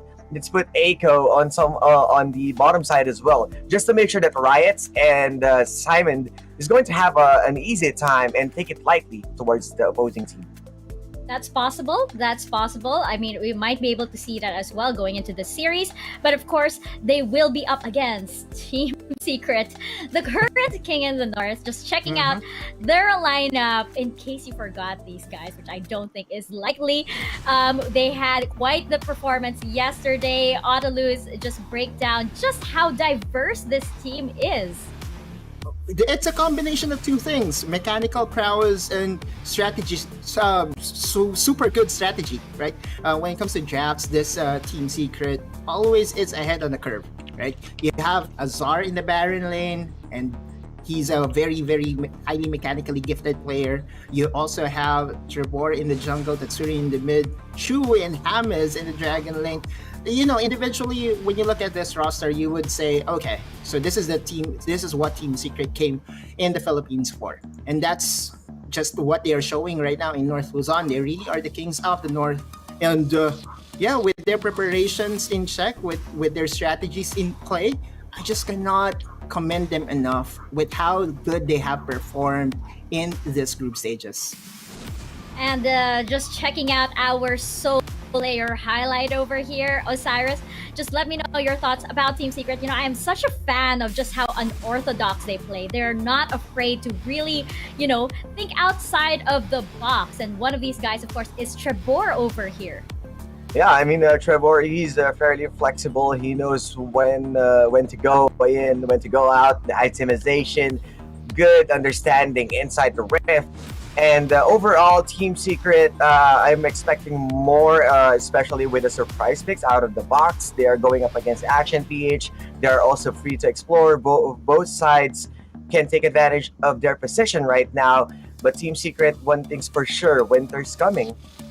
Whoa, I like that. Winter is coming indeed. And just checking out our Globe key player clash as well. You know what? I actually want to ask you guys, you think we will be seeing that Sona and Seraphine combo once again? And how you think these two players, Eiko and Tatsuri, can work around something that unpredictable? Autolus, what are your thoughts? Oh yeah, definitely. When we talk about Team Secret, they just, you know, I think they have a dice and they will just roll the dice and okay, so this is number one, this is strategy number one. No, I'm kidding. They actually prepare for their opponents, and knowing what Action PH is going through right now, I would probably say that they will go and, you know, test their boundaries, test their limits, and try to get some picks that hasn't been shown yet in the group stages. Again, we're talking about Team Secret. They can play almost anything, right? But Eiko, on the other hand, has the momentum, I think. When we talk about this two guys, Eiko had a wonderful performance in game number 2 on that Oriana, and we need him to back on that performance. He needs that confidence in order for him to help his team at least get a win off of Team Secret. That's right. And just to wrap up this discussion, Osiris, any additional thoughts to this matchup before we head into our predictions for this? This will boost a lot if Action PH is going to win one game, even just one game. I'm going to trust this guy. We'll see. You know what? Let's get into it. Autolus, should I ask for your predictions? I'm going all out. Let's do it. I've been the biggest stan of Action PH. It's because, you know, I really believe in them, right?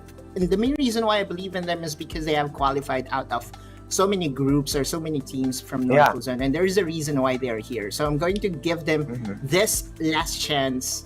And if Team Secret will be, you know, a bit playful with their draft and will just go all out with their testing their limits, right? This could be a win for Action PH to 2-1. Consistency. Osiris, what about you? I really love Action PH and the growth is there, but I gotta respect the King of the North. I'll go 2-0, and Team Secret. That's the squad you want to stay away from. Definitely, and I will echo Osiris and say it'll be a 2-0 in favor of Team Secret. Very much, this panel is very much willing to be proven so wrong, except for Autolus. Autolus definitely wants to be proven right at this point. Nothing left but to get into it in this series. Action PH versus Team Secret. Casters, take us into the rift. Yes. Maraming salamat sa ating mga panelists. And we are now back, mga kaibigan. Isit Pansit.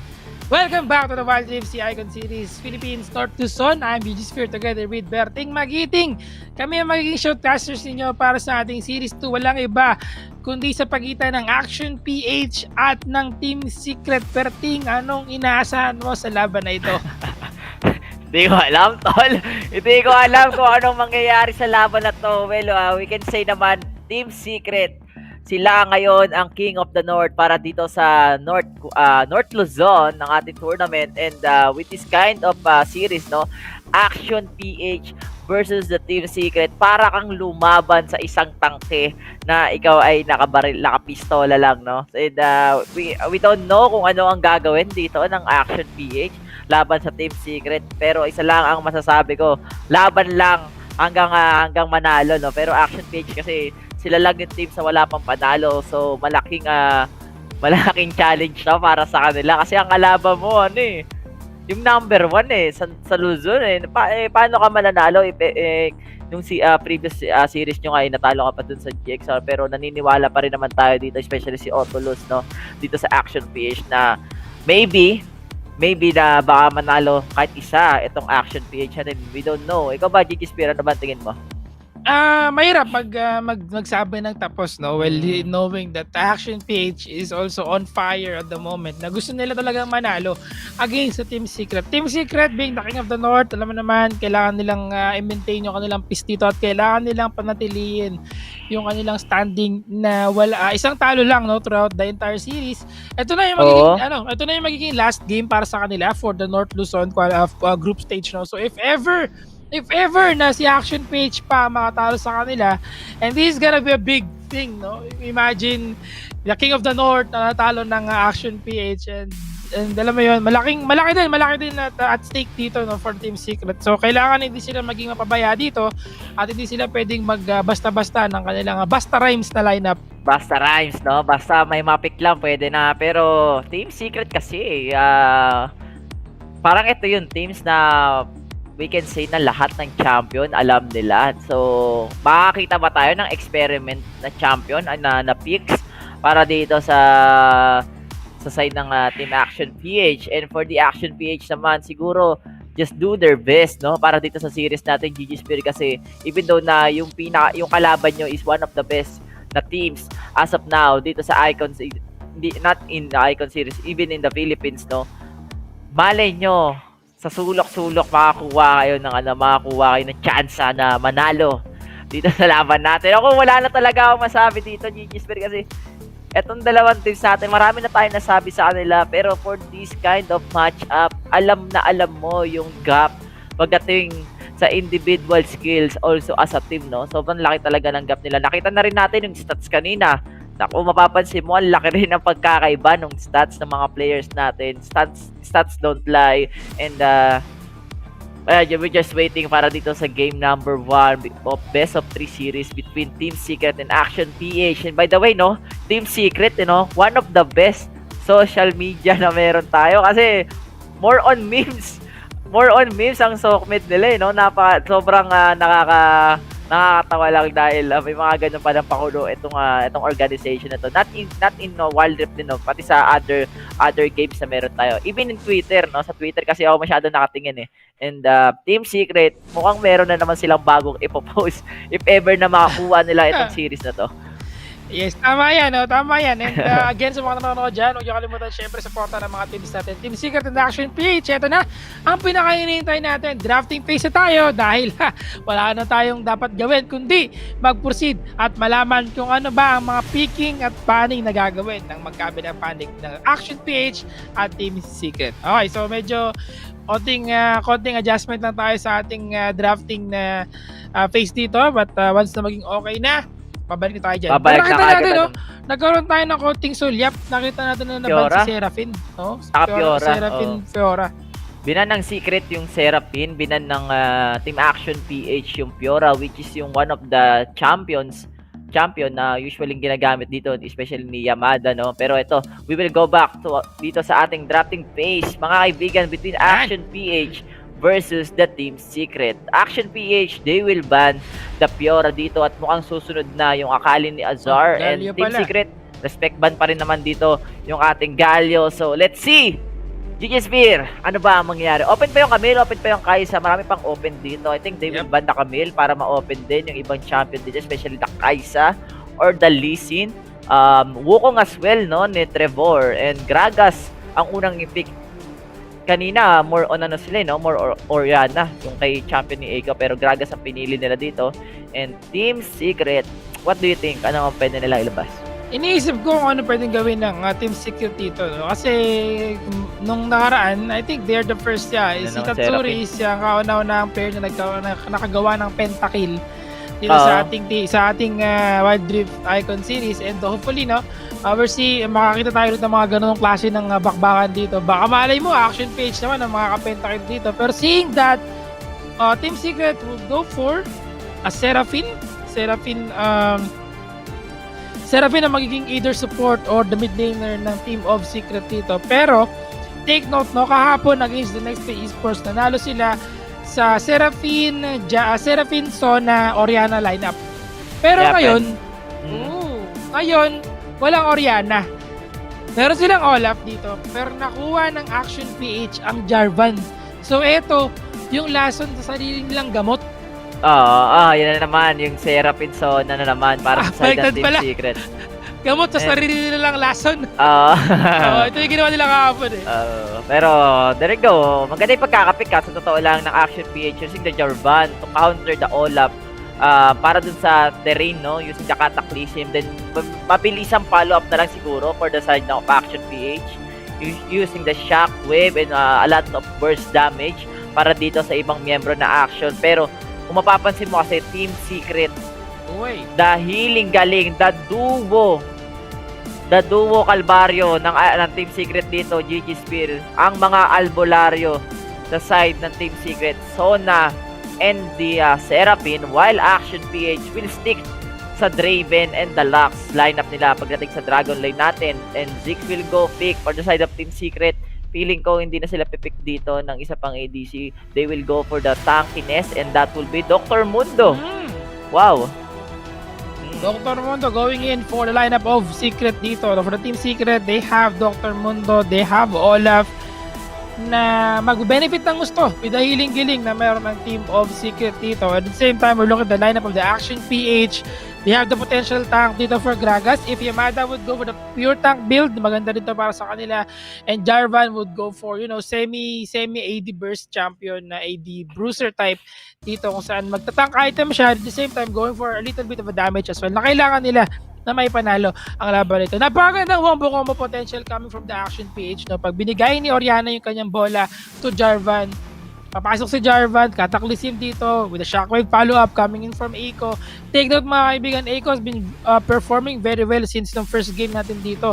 First series natin sa ating Wild Rift Icon series. No? Nakita natin na ganda ng mga Shockwave niya kanina against the Galaxy Racer. Kung kaya niya nga bang gawin ulit yun, tignan natin kung ano gagawin nila dito against Tignan natin kung may maganda bang Shockwave mula dito si Eiko. Pero kung mapapansin mo kasi dito, GG Spear, the lineup of Action PH, more on the burst potential, more on setup using the Cataclysm dito ng Jarvan.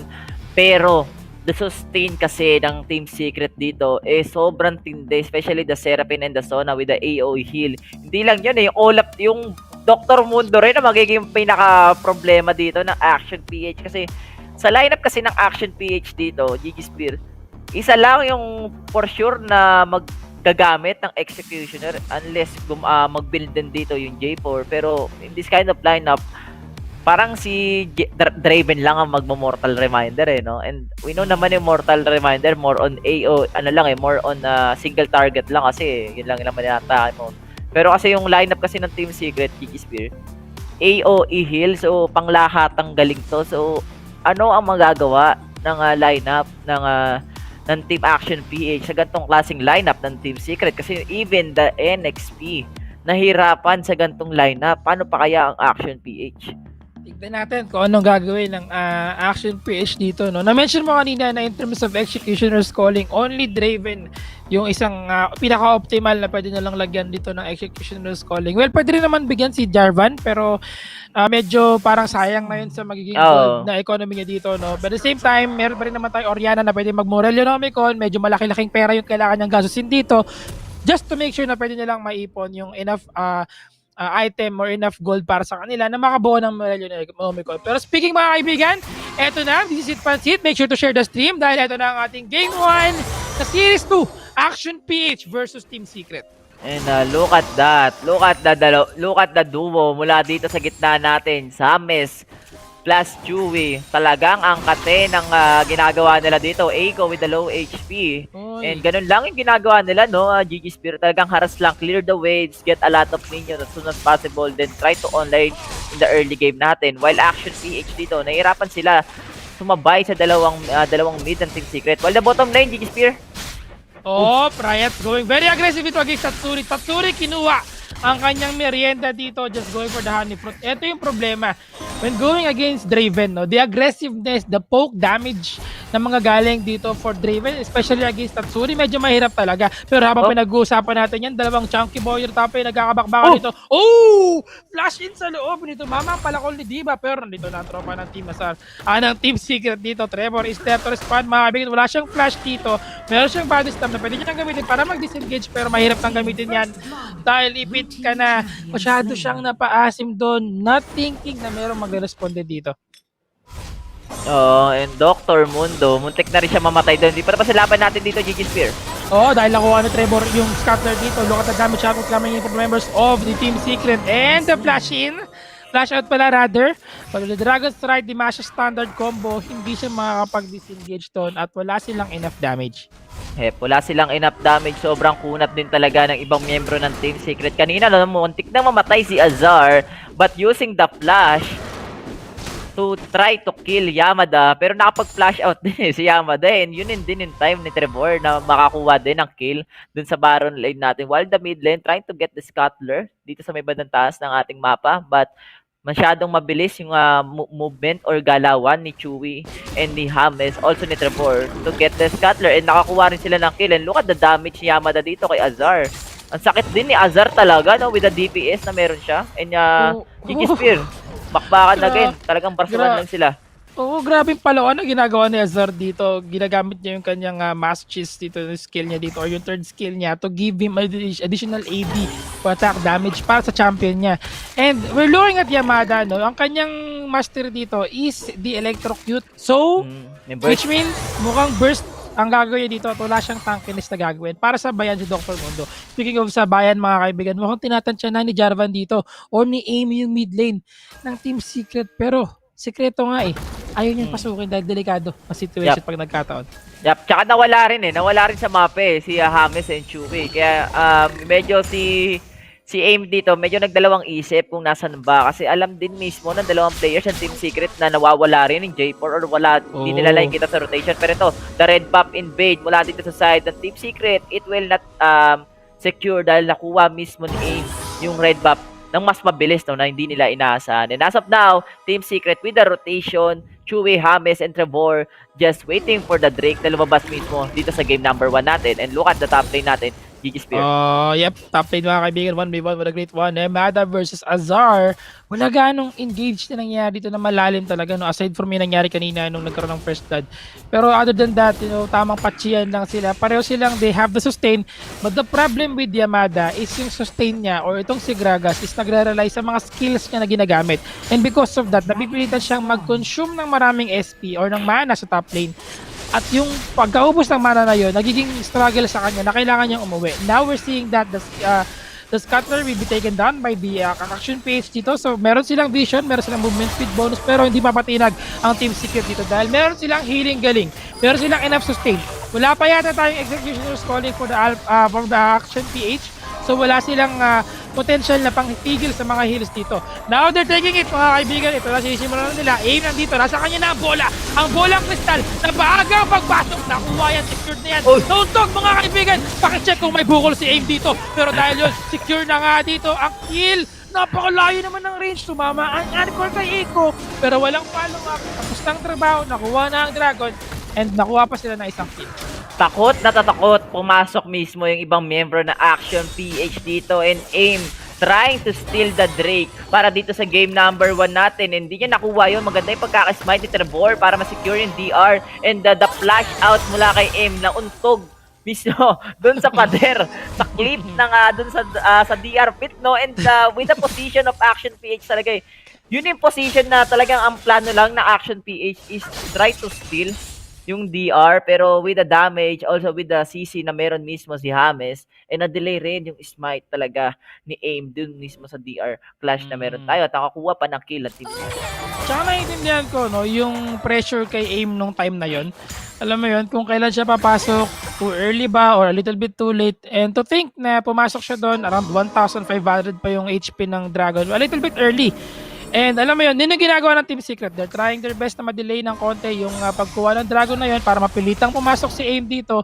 And after nun, ang daming skill ang bumagsak sa kanya. Crescendo, sabayan mo pa ng, alam mo yun, the Hextech Minefield coming from Tatsuri dito is just so effective para sa kanila. And eto nga ba, ang sinasabi natin dito, the walking base mga kaibigan.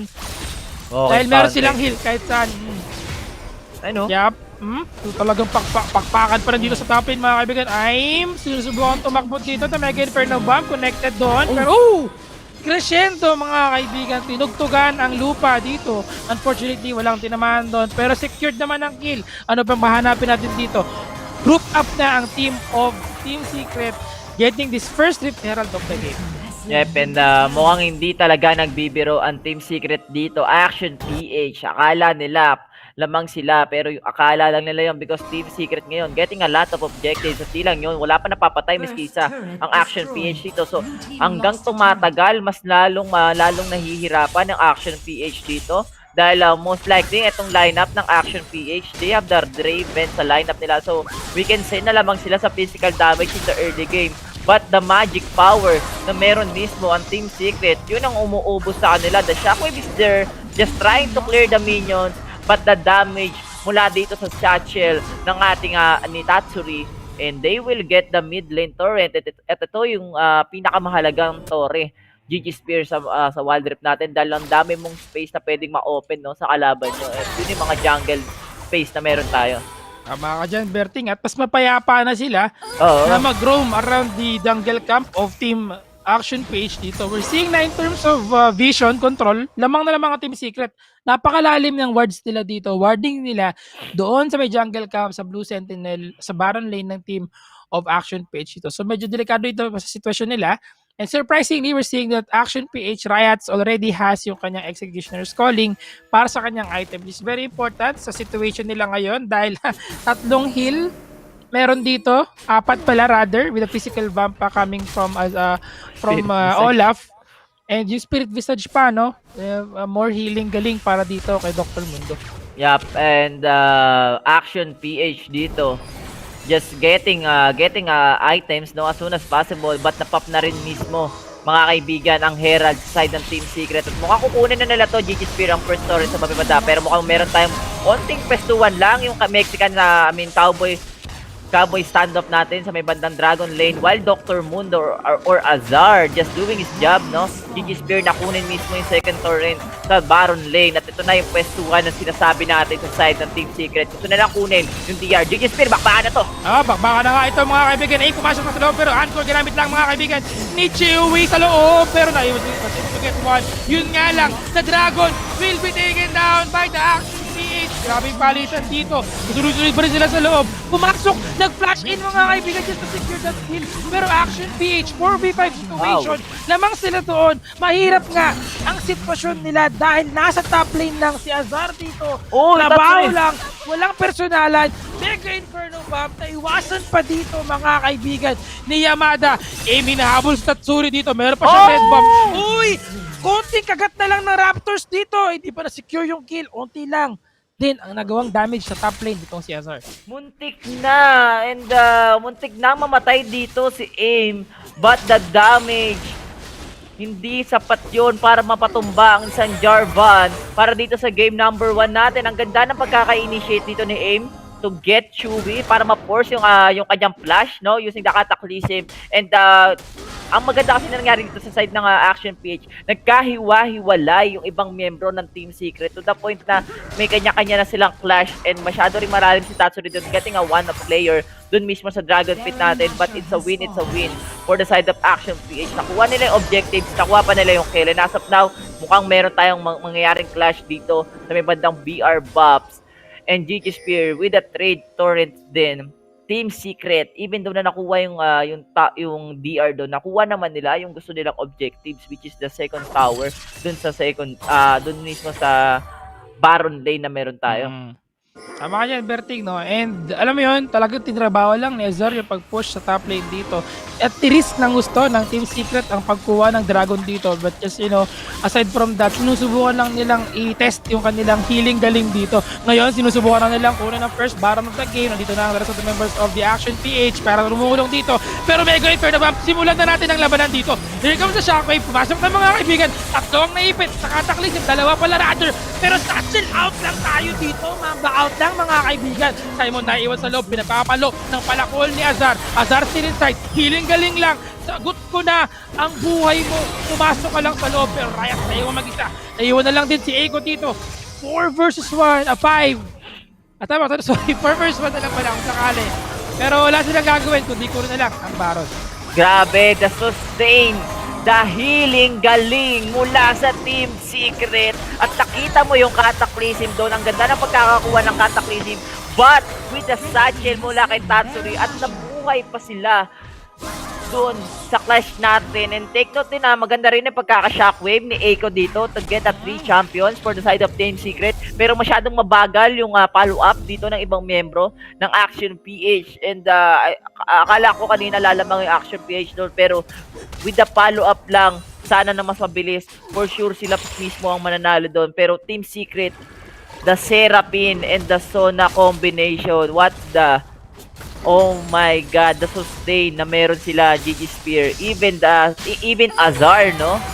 Sobrang kunat niya rin, tsaka si Trevor. Yep, tama ka dyan, Berting, na sobrang kunat ka naman talaga. With the heals coming in, enchant mga kaibigan with the stasis dito, pero Yamada, sinalo lahat ng bomba. Ito, Tsuri, that's gonna be secured, second to the robotic, pero ito na, Yamasha with the Ragnarok, galit na galit dito, crescendo, saan ka pupunta? Pinigilan, nahilo, na-stun, and that's gonna be ang third turret. At mukhang wala nang paligoy-ligoy pa. Meron silang Baron buff dito. Si Riot at si Aim, sinusubukan pigilan. Inawitan na nga ang awit ng kabataan. Securing that kill and securing another win for Team Secret against the Action PH. 1-0 tayo, kaibigang Oso. Grabe, Team Secret, walang patawad para dito sa series na to. Nakita mo yung puwet ng Corgi dun mismo sa huling sulyap ng ating mapa. Tamang Azar lang nan talaga, no? And Azar doing his job na makuha mismo yung second tower. Na-pressure din talaga na na-pressure. Lumamang kahit papaano itong Action PH dun mismo sa second DR na meron tayo. Pero yun na yung last nila, nalamang nila. After the DR Drake, sumunod yung BR buffs or yung BR clash na meron tayo. Never na nanalo yung Action PH dito, and with the score of 4 and 14 kills for the side of Team Secret. Kung mapapansin mo, ang ganda ng damage na meron tayo dito. Look at this, 15,000 mula kay Tatsuri and Chewy and Hames, the double healing galing na meron sila, GG Spear, sobrang tindi. And the grab as well, no? Kita mo, sobrang landslide. Ay, lumamang sila kahit pa paano, may onting blue. Pero in the early game lang. Yep, and yun nga syempre nakita natin na nagkakaroon sila ng labanan before the Dragon fight starts. And mainit, no? Mainit itong laban na ito. And that goes to, of course, the efforts of Team Secret na talagang, alam mo yun, iba yung galawan nila dito. Pinapakita lang nila kung gaano kainit yung kanilang strategy na meron dito, no? The healing galing strat, and look at all of those sustain na meron sila. Talagang hirap na hirap ang Action PH. So I am expecting a little bit of adjustment dito, no, in the next game. Probably like the same na ginawa dito ng Team Secret sa against Nexplay Esports, you know, or the Nexplay Esports against Team Secret. Tabinan nila si Seraphine, which is one of the key component ng ganitong klase ng strategy na meron sila. Yep, and kung mapapansin din talaga natin dito, nahirapan din yung Action PH na to take or mag-inflict ng more damage dito sa side ng Team Secret because of the sustain na meron yung mga champion nila, and especially James and Chewy using the Seraphine and the Sona. AOE hile, parang may redemption na naglalakad, 'di ba? And si Trevor and Azar, sila na yung parang pinaka main damage, and kung mapapansin natin kanina, yung damage din dito ni Tatsuri, hindi na rin biro, hindi na rin kayang i-sustain ni Aim dito or ni Jarvan. And because of that, no, Team Secret talaga yun ang nagwagi. Pero ito na, mga kaibigan ng ating Oppo Reno 5, play of the game. And ito yung mga clutch moments na meron mismo yung mga Team Secret and the Team Action PH. Yes. One thing I would like to point out lang sa game na ito, no, is mukhang nahirapan nga ng gusto si Riot na magkaroon ng pagkakataon na mag-free hit dito. Kasi gaya na sinabi ko, alam mo yon, kailangan mo ng pumatchi ng damage dito, kailangan mo pang saluhin yung palakol mo dito. And because of that, tignan mo, ang daming situation na malakas yung damage niya. Oh, pero nahihirapan siyang ma-utilize ng maayos. That team fight, no, palag-palag sila doon. Pero at this point, alam mo yon, na out of position na siya, kalat-kalat na sila dito. Hindi nga siya yung inahabol ng Olaf eh. Olaf is more on focus, or itong si si Trevor is more on focus on the backline of Team APH. Hindi siya ganoon ka-worried with the Draven, no? Talagang huli lang. Sige, ikaw yung nasa likod, ikaw yung huli naming ita-target dito.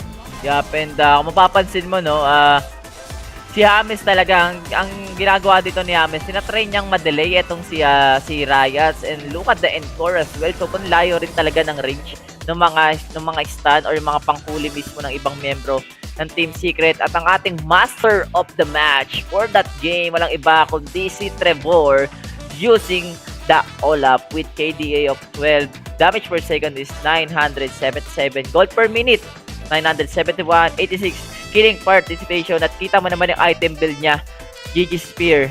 More on sustain as well. Death Stance and Trinity Force. Yep. And hindi siya ganun na nag-focus sa tankiness niya, no? Unlike nung before, we've seen him na gumamit ng Force of Nature. Pero this time, he did go for, alam mo yun, Bramble Vest, yung kanyang Spectre Stole. Going for the Spirit Wizard yata to. Kaya siya nakagantong item. Pero grabe, no? More on damage, and a little bit of a lifesteal lang, which is also important for all of users talaga natin. Talagang malaking bagay ito para sa kanila.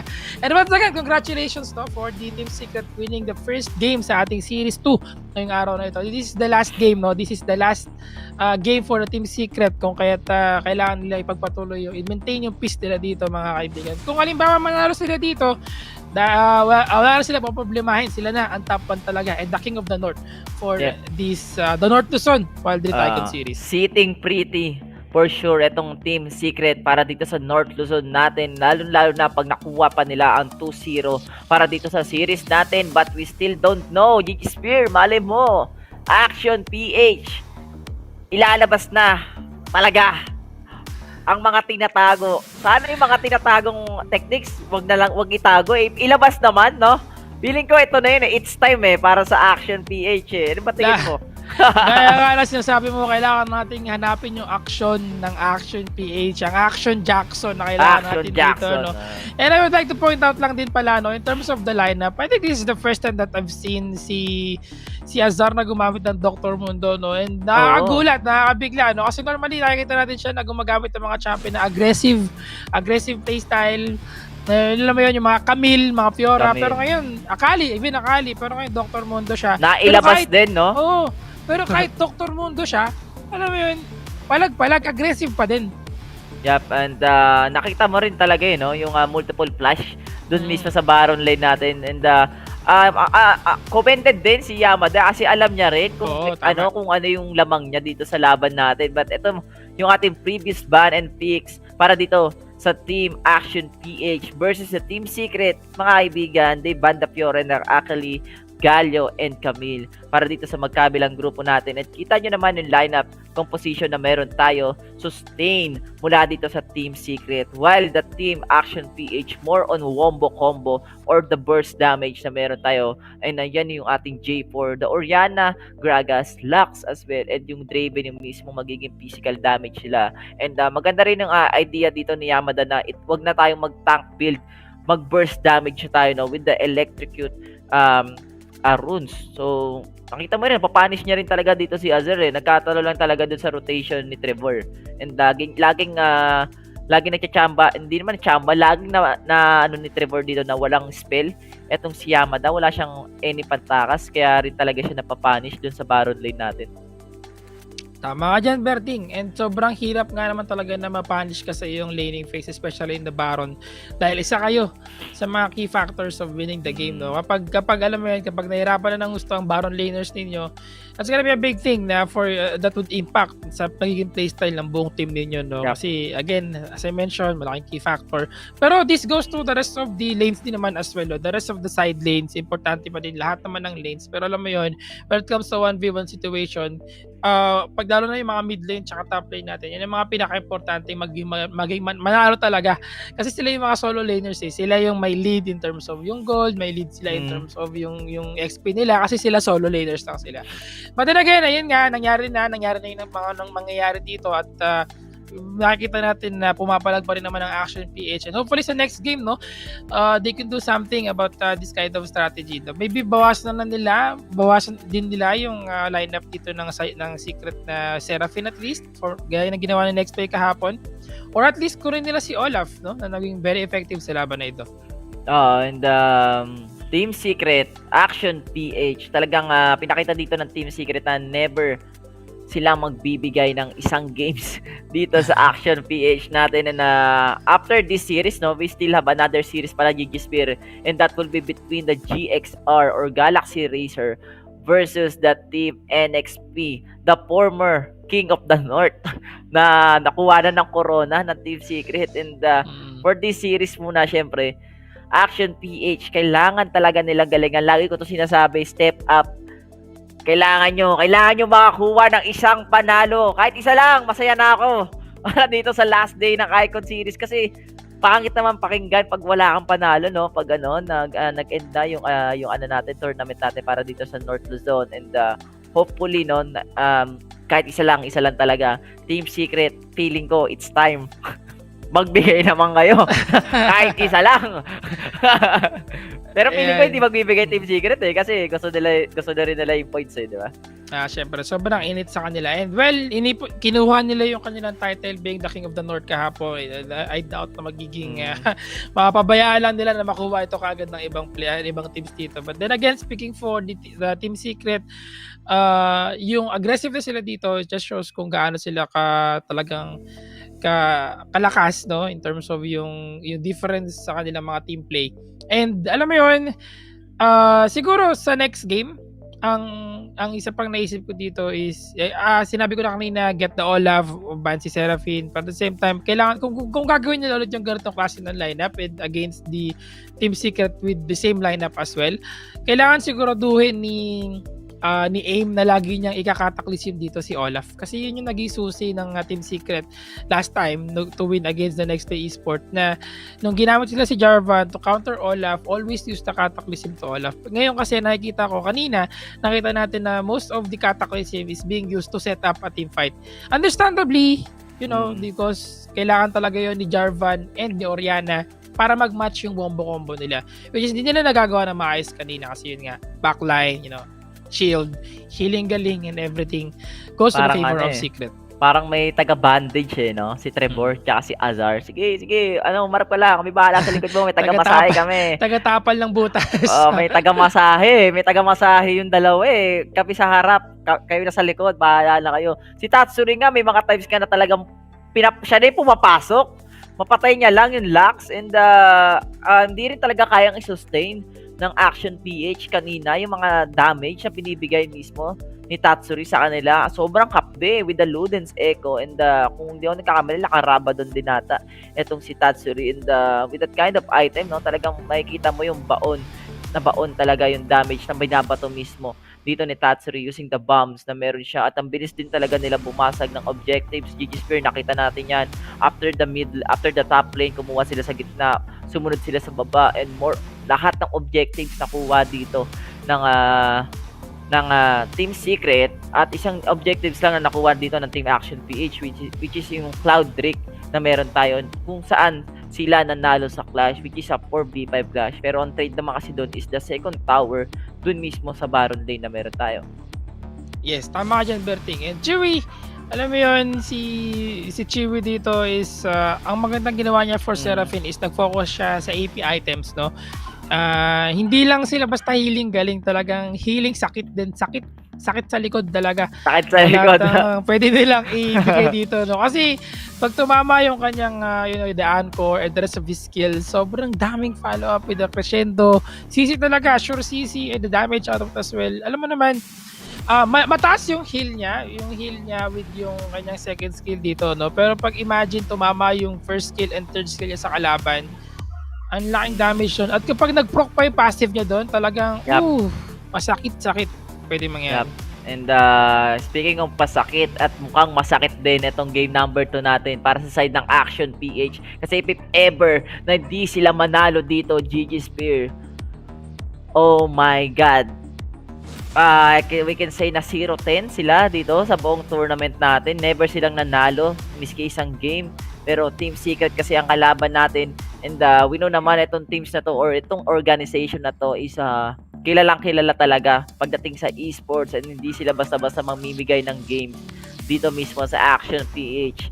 And Team Secret just dominating this tournament or this Luzon qualifiers, no? Same with the NXP, pero eto na yun eh, walang atrasan talaga to eh. And hopefully Action PH kahit isa lang talaga, inihiling ko isa lang. Pagbigyan nyo na kahit isa lang, baka naman oh. Ikaw ba? Ano tingin mo? Well, we'll see about that, no? Kung magiging strategy ng Team Secret dito, no? Maybe they will give the Action PH a chance, but then again, hindi pwedeng, parang alam mo yun, parang kung gano'n yung gagawin nila, mahihirapan ng Action PH to move forward. Kasi, syempre, parang alam mo naman, mahirap manalo ng ganito, ganyan. Gusto nilang manalo siguro ng mainit ang kanilang na sariling sikap at talagang, let's go na lang, gigil na. Alam mo, GG Spear, if ever na manalo ang Action PH dito, miski isang beses, feeling ko yung Team Secret, gagawa ng memes to. Alam mo yung memes na kumakagat ng gold medal, tapos siya yung nasa dulon-dulo ng placement? Feeling ko ganun yung gagawing memes ng Team Secret. If ever na na manalo yung Action PH, feeling ko gana no? Kasi okay, sa Team Secret, alam niyo na, Berting, pwede niyo pong i-PM kung gusto niyo sa mga idea ng mga memes. Feeling ko talaga pag ito nanalo Action PH, yung memes na kumakagat ng medal, yun yung feeling kong ganang-gana sa Action PH. Pero if ever naman hindi manalo, if ever naman, well, ang laki ng chance na hindi manalo yung Action PH, tanggapin na natin yon. Pero if ever na pumalag for this game number 2, no, we can say na Action PH kahit sa huli lumalaban talaga, no?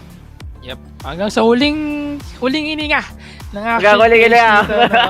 Pero again, mga kaibigan, you're watching the Wild Rift Icon Series, North Luzon group stage. We're just waiting for the game to start para mag-draft na tayo dito, no? Excited na rin kami. Gusto na rin naming malaman, wag kayong mag-alala kung ano ba yung magiging resulta ng ating second game, dahil ito ang kahuli-huli ang pagkakataon ng Action PH para makakuha ng 50,000 Globe Cup points. Pag natalo sila dito, go home na lang, unfortunately. But again, learning experience, walang masama doon, no? At least natuto kayo at alam niyo na yung mga gagawin sa susunod. Talagang ito yung mga storya na kapag nakabawi, bangon talaga ang mga api. Ang tawag natin dyan, ang ganti ng mga api. And speaking of api, for this game number 2, tignan natin kung maaapi ba ang Action PH between the kontra Team Secret or sila ang aapihin ng Action PH, dahil exciting tayo kung ano bang lineup ang ilalabas ng dalawang teams na to. And most likely itong Team Secret may mga experiment time to para dito sa ganitong klaseng series. We can say na sobrang komportable sila sa laban na to. Hindi na natin pwedeng ilay yun or ipagsinungaling na baka mag-experiment champion. Tingin mo ba, GG Spear, mga itong Team Secret? Kasi nakita na natin Dr. Mundo pinik ni Azar. Well, Dr. Mundo is still viable or pwede pa rin i-pick na champion, di ba? Pero in this kind of meta kasi parang tagilid din yung Dr. Mundo. Pero nakita naman natin na pull up din naman ni Azar yun. Kasi si Azar yun eh. Magaling na Baron player yun eh, no? Pero game number 2, tingin mo, may mga surprise na champion ba? Definitely. Natingin mo na pwedeng i-pick? Definitely there's a possibility na magkaroon sila ng mga surprise picks dito, no? Kasi nothing to lose naman na, the 50k na lang. Pero again, in this game, pwede silang maging 1-1 kampante dito para maging 1-1 yung score. Then bawi sila sa next game. Pero aside from that, ang iniisip ko na pwede nilang gawin dito is of course to test out different champions na naka-prepare sa kanilang kamay. Kasi I'm sure Secret has a lot of different lineup na meron pa nilang hinahanda pa nila even before. Pero hindi lang nila mailabas because again, bans and picks na pwede makuha sa kanila beforehand. Pero in this game, medyo yun nga, may possibility na ganun yung gawin nila. Pero we'll see once na mag-drop na tayo dito. Yep, ito na mga kaibigan, hindi na natin papapalapas ito dahil pupunta na kagad tayo sa game number 2 between the Team Secret versus the Action PH. Unang binan ng Team Secret dito ay si Lagbu, walang iba kundi si Lisin. Sumunod dyan yung Camille, and Action PH, they will ban the Galio. Also, the Ziggs ni Tatsuri. So, open dito yung Kaisa, yung Fiora ni Yamada. Nandito rin yung Akali ni Azar. Ang dami pang champions sa pwedeng ulubas. Speaking of Akali, Azar will lock this champion. Mukhang hindi talaga nagbibiro ang Team Secret dito.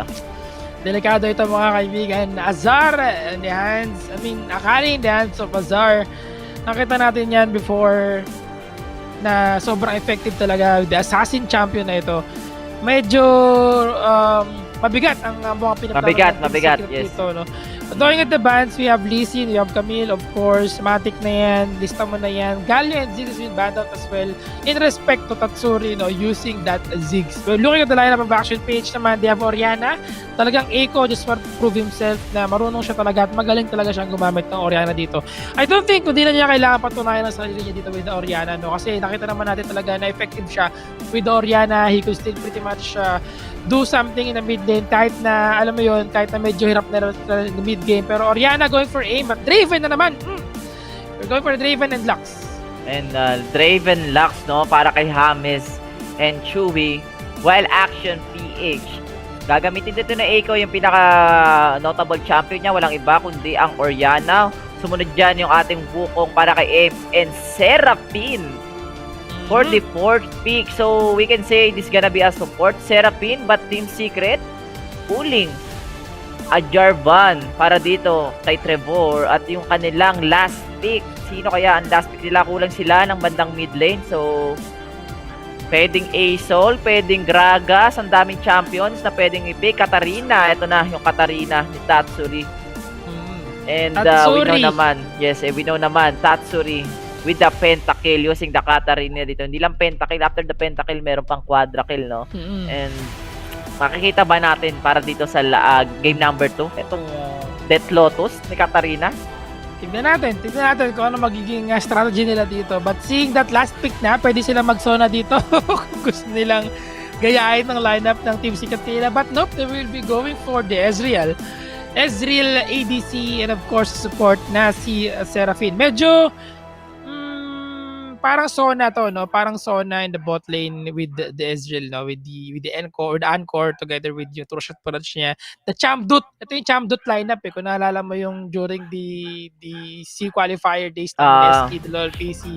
Ito yung Chamdut na yun, Sona, Ezreal yun Pero we're looking at the Ezreal Seraphine for the Team Action PH. Yep. And with this kind of lineup, no, ganun pa rin yung plano ng Action PH. GG Spear, more on wombo combo using the Shockwave, also the Cyclone dito ni Fiora, and with the True Shot Barrage for the Ezreal, also the Anchor ng ating Seraphine, the Seraphine, no? So we can say na meron silang sustain kahit papano, but Team Secret, same strategy as the Action PH because of the Cataclysm, Death Lotus, Whirling Death, and the Final Spark. So, makakita ba tayo dito ng unahan lang talaga, no? Unahan lang talaga kung sino ba ang unang makakuha ng champion dito or ng players sa magkabilang grupo. For sure, siya yung may malaking chance na makakuha nung clash na yon. And as of now, ito na, GG Spear yung ating mga lanings para dito sa Team Secret versus the Action PH. At hindi na natin ito papalampasin pa, mga kaibigan, between the Team Secret and Action PH, ang King of the North versus ang bagong adventure ng Action PH. And tingnan mo ang harassment na ginagawa kagad ni Riot and Simon sa gitna natin. GG Spear. Yep, Tatsuri being punished earlier in this game, no? Which is, yung kailangan nila i-shutdown dito si Tatsuri dahil alam nila yung pwedeng gawin ni Tatsuri dito, no? And right now, Tatsuri talagang napapastay lang siya under the turret kasi hindi siya pwedeng napasukan dito. And the problem with this, Action PH has to freeze the lane in the mid lane. Pero mahirap i-freeze yung mid lane kasi napakaliit lang ng distansya niyan from the turret and sa'yo mismo. Unlike in the bot lane, pag nag-freeze ka, malayo-layo yung pwedeng mapestuhan at mas may bush doon para makapagtago yung support mo at mabacksoutan yung iyong kalaban. And we're seeing that Trevor, piniposition ng kanyang sarili dito. Pag nagkataon, pwede siya makapag-initiate ng early gank dito, pero may ward doon, bantay sa lakay para walang makikita nila kung saan mag-rotate si Trevor after niyang makuha yung kanyang red buff. And as of now, no, Team Action PH, Chewy, just freezing the lane dito sa Dragon Lane natin while Yamada talagang ito yung first time na nakita ko na napapano si Yamada sa isang akali kasi usually nakikita natin ito si Yamada na talagang pumapalag pagdating sa mga akali player dito sa Baron Lane. Pero as of now, siya yung napapanish. Pero ito, GG Spear, bakbakan na naman sa may batang scatter natin. Bakbakan nga, indeed mga kaibigan. Trevor na iwang mag-isa, pero nandito na kanya mga tropa. Chewy is there, sabay mo pa ng Hamis with the first blood. Pero sabay mo pa ng isa pang kill dito coming from the members of the Team Secret. 1-1 exchange lang, tamang patsiyan lang, napaagang bakbakan, pero namatay si Trevor dito. So medyo malaking impact doon para sa kanila dahil medyo nabawasan ng onti yung kanyang pag-rotate. Ang mabilis na pag-rotate niya dito. Yup, level gap pala dito sa Yamada. And look at the damage na binibigay mismo ni Azar dito sa Baron Lane natin. Even under the torrent dito and mga trade kills, trade damage na nangyayari dito sa may bandang Baron Lane. Pero lugin-lugi dito si Yamada pagdating sa mga skills na binabato dito ni Azar. And Azar with the perfect execution. Meron na siya na. Samantalang Trevor with the movement. GG Spear, mukhang magkakaroon tayo ng onting sipatan dito sa may bandang golem. Pero wala namang onting bugbugan. And Action PH, maganda ang pinapakita nila GG Spear. Lamang pa rin naman kahit papano dito ang Team Secret. But still, hindi sila ganun kalalim. Magandang simula to for the Action PH, no? Not only na napigilan nilang mag-sustain ng maayos at mag-snowball si Trevor dito, but also nakikita natin na lamang si Aim kagad ngayon, no? In terms of experience, level 5 na siya, level 4 pa lang si Trevor. Lamang din siya dito sa pagkuha ng mga jungle camps. Even in the gold difference, konti lang yan, 200, pero malaking bagay na yan sa mga junglers natin dahil onting iwan mo lang sa lane mo, sigurado malaking epekto kagad sa yung pwede maka-apekto sa yung champion dito. Now we're seeing that the 3-minute mark, mga kaibigan, umuwi na ang members of the Action PH, try to restock some items. Pero Chewy did go for the first item, which is Executioner's Calling. Of course, to disrupt the healing with the grievous wounds coming from this item. Going for the Death Dance ata, etong si Chewy, etong Draven natin. While Yamada, hindi niya kayang sustain yung damage na binibigay mismo ni Azar doon sa Baron Lane natin at mukhang malapit na magkaroon ng unang objective para sa mapa natin, mga kaibigan. In just 13 seconds, lalabas na po ang ating Ocean Drake for this game number 2. And nag-reset na kagad dito GG Spear yung both teams natin, Action PH and the Team Secret, pero nauna dito ang Action PH sa may bandang DR pit natin. Yes, up lahat ng mga ults sila dito, mga kaibigan. Pinabuhan bagsakan ng Dimasha Standard with that flag para lang makita nila dito with the vision na kailangan nila. Pero Team Secret, instead of responding there, sinusubukan na nakikita yung Minway with the botte. Pero pumasok na, mga kaibigan, si Aim dito. Ginamit niya ang kanyang Cyclone. Talbog galing, mga kaibigan. Two-shot barrage connected, pero may shield pa rin dito ni Hamed. Ito na si Trevor. Andito na ang barkada. Attack listing para hindi makatakas si Aim dito. Tumama yung light binding na dito. And the final spark as well connected, pero ang liit pa ng damage, ang katinirayat, ang lakas ng kanyang mystic shot dito. Yup, hindi na execute ng tama ng Action PF ang gusto nila, pero mamaya na yung GG Spear, may part 2 tayo dito. Part 2 nga indeed, mga kaibigan. Naiwan si Chewy dito, 1v1 against Yamada. Mahirap pang lumaban dahil nasa loob na siya dito. Lunge lang para makapag-counter attack sa loob. Nasa loob din naman si Azar. Expect execution, mga kaibigan, with that damage output. Paktay pa rin dito si Chewy. Aim is still inside. Sinusubukan niya pumitas pa dito. Aim, mga kaibigan, against James. Tataas naman tayo. Azar, pinitas na naman ng isa. Seraphim did go down. 3v2, mga kaibigan. Kaya pa nila makapalagpat dito with that mystic shot coming from Riot securing that kill. Naging 3-4 ba nga?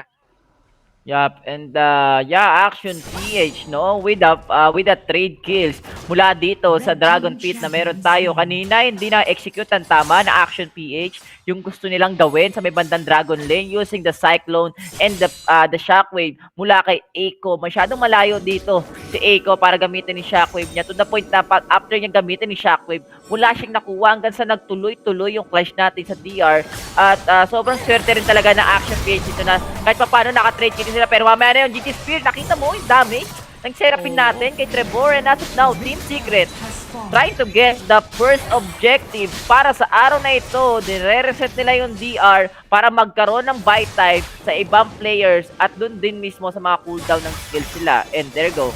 That is a good light banding. GG Spear, bakbakan na ulit.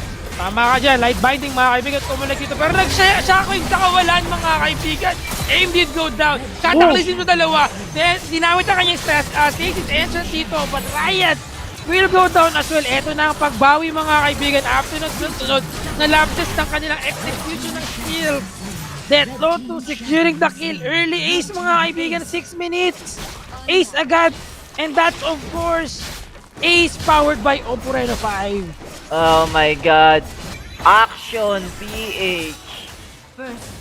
They don't know kung ano ba yung tamang timing dito mismo sa clash natin. That is the second time na hindi tatama yung shockwave ni Eiko. At kung mapapansin mo, Trevor with the cataclysm sa tatlo, na mali rin si Riot kasi nag-ping siya sa may banda sa cataclysm, kinulong niya yung sarili niya, and Team Secret kukunin na dito mga kaibigan ang unang objectives natin, walang iba kundi the Ocean Drake, while the Action PH talagang gusto nila ng Action Jackson dito mismo sa game number 2 natin dahil continuous rotation ang ginagawa nila at kinukuha na nila dito GG Spear yung Scuttler sa may bandang Herald. Yep, kailangan nila yung scatter na ito. Kailangan nila yan para makakuha sila ng Rift Herald at least to compensate for what happened doon sa kanilang bot lane kanina. Very effective strategy coming from Team Secret dito, no? Just giving out the pressure. And nakita mo yung light binding na ginawa dito ni James, no? Just sobrang laking tulong sa kanila ng light binding niya. Kung hindi niya na light bind dito si Aim, siguradong secured kagad dito at follow up na coming from the Action PH. Pero nakita naman natin na pumasok pa din naman yung kanyang Cyclone dito. Maayos pa rin, nakuha niya yung dalawa pero not enough follow up. Medyo nabitin yung kanyang command dito, yung orb niya, kaya dito mamay shockwave ni Eiko kanina. Yep, and there you go. That's done para dito kay Chewy. More on sustain ang ginagawa niya dito because of the lineup din talaga na meron mismo yung Action PH. While Team Secret, GG Spear, sisimulan na nila etong Herald natin. Pero kuha muna ng isang tower. Siyempre si Tatsuri sa Baron lane natin. Pero kita mo si Imo, talagang sobrang gigil niya sa ibang players ng Team Secret. Ito na si Trevor with the flag. Hindi tatama yung Dragon Lance niya doon. And with the position like this, I think Action PH have the advantage. Pero yung gitna natin, binasag na ng Team Secret. GG Spear, yung first torrent of the mid of Action PH. Ang ganda ng buy time na ginagawa ng Team Secret dito, no? Sige, magbantay kayo dyan sa referral. We'll be taking your first return.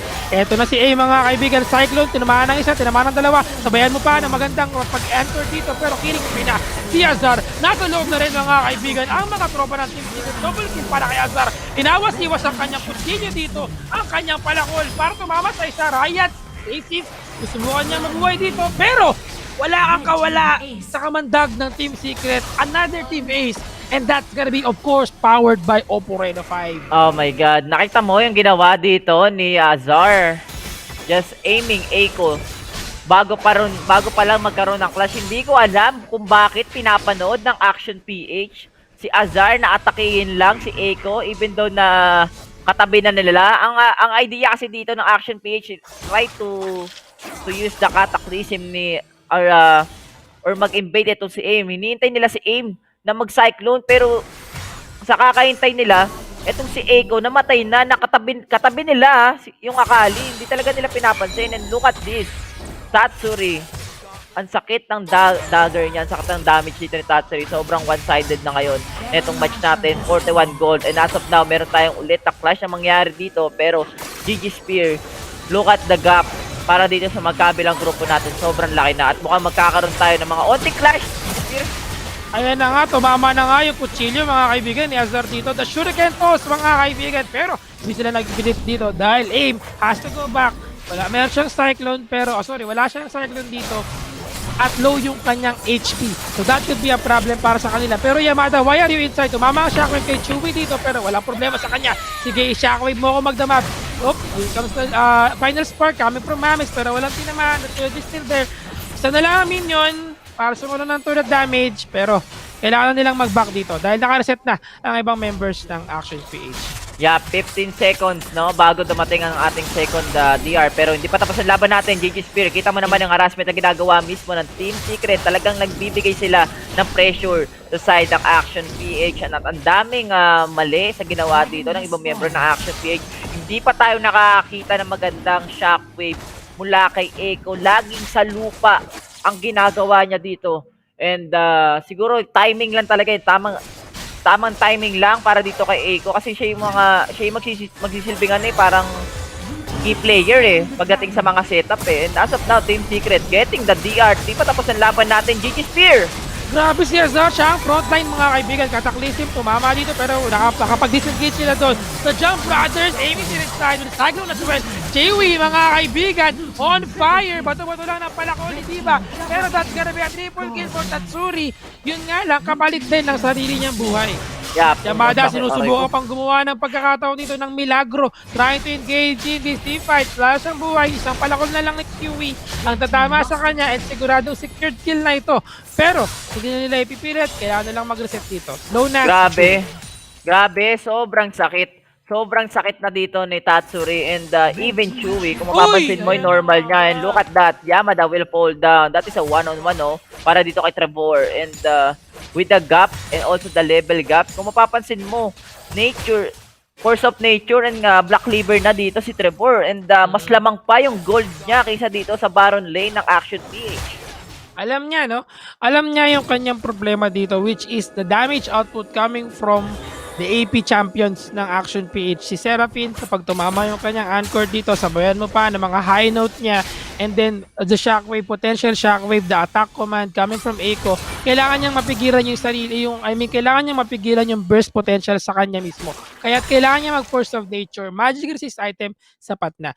At sa mga nangyari kanina, it just shows kung gaano ka-effective ngayon si Tatsuri. Ito yung kilabot ng LoL no? Akali, Katarina, pag pinagsawa mo talaga parang... Ang hirap patayin. Parehas malikot Yun Charlie's problema, Angels yan, pati si Diana. Charlie's Angels, trio tagapayo. Pero ito, Trevor, naglagay na kagad dito ng flag, mga kaibigan. Mukhang sinabi dito ni Trevor na amin na itong base nyo. Hindi na kayo pwedeng kumuha ng mga gold sa mga jungle. Guys, dahil nandito na ang Team Secret. Kukunin na nila GG Spear, itong BR at mukhang gusto na kagad tapusin ng ating Secret itong laro natin.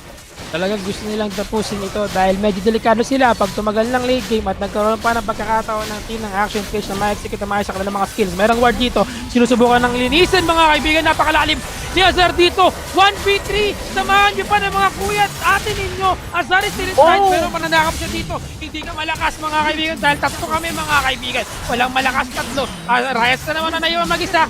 Grabe, tinrabaho na ni Azar. Azar na parang hindi AP champion, talagang pupasok sa loob. At dahil dyan, another ace, of course, powered by Oppo Reno 5. Parang kada 5v5 crash, merong Oppo Reno 5. Team Secret, napakaganda ng Cataclysm. Napakaganda ng Cataclysm ni Trevor dito to get a 3 champion for the side of Action PH. And while Azar, pinapatay niya GG Spear yung backline ng Action PH and hindi rin ng mga micro niya. And si Tatsuri yung pinaka-premium na champion. Look at that. Oh my god. Wow. Gumamit pa ng Stasis. Echo. Yes, he will fall down. And GG Spear, another backbackan pa rin naman dito sa Baron lane natin. Hala ka, Azar is inside mga kaibigan. Pinagbabato ng Shuriken na perfect execution will connect once again. Pero ito na nga ba, ang Charlie's Angel. Bawasan mo ng isa. Tatsuri is inside. Oh! Bago ka mamatay, kukunin ko rin ang iyong buhay. Tatsuri and Azar. Ito yung ito yung sa One Piece, sa crew ni Luffy. Ito si Zoro, tsaka si Zoro. si Sanji. Oo.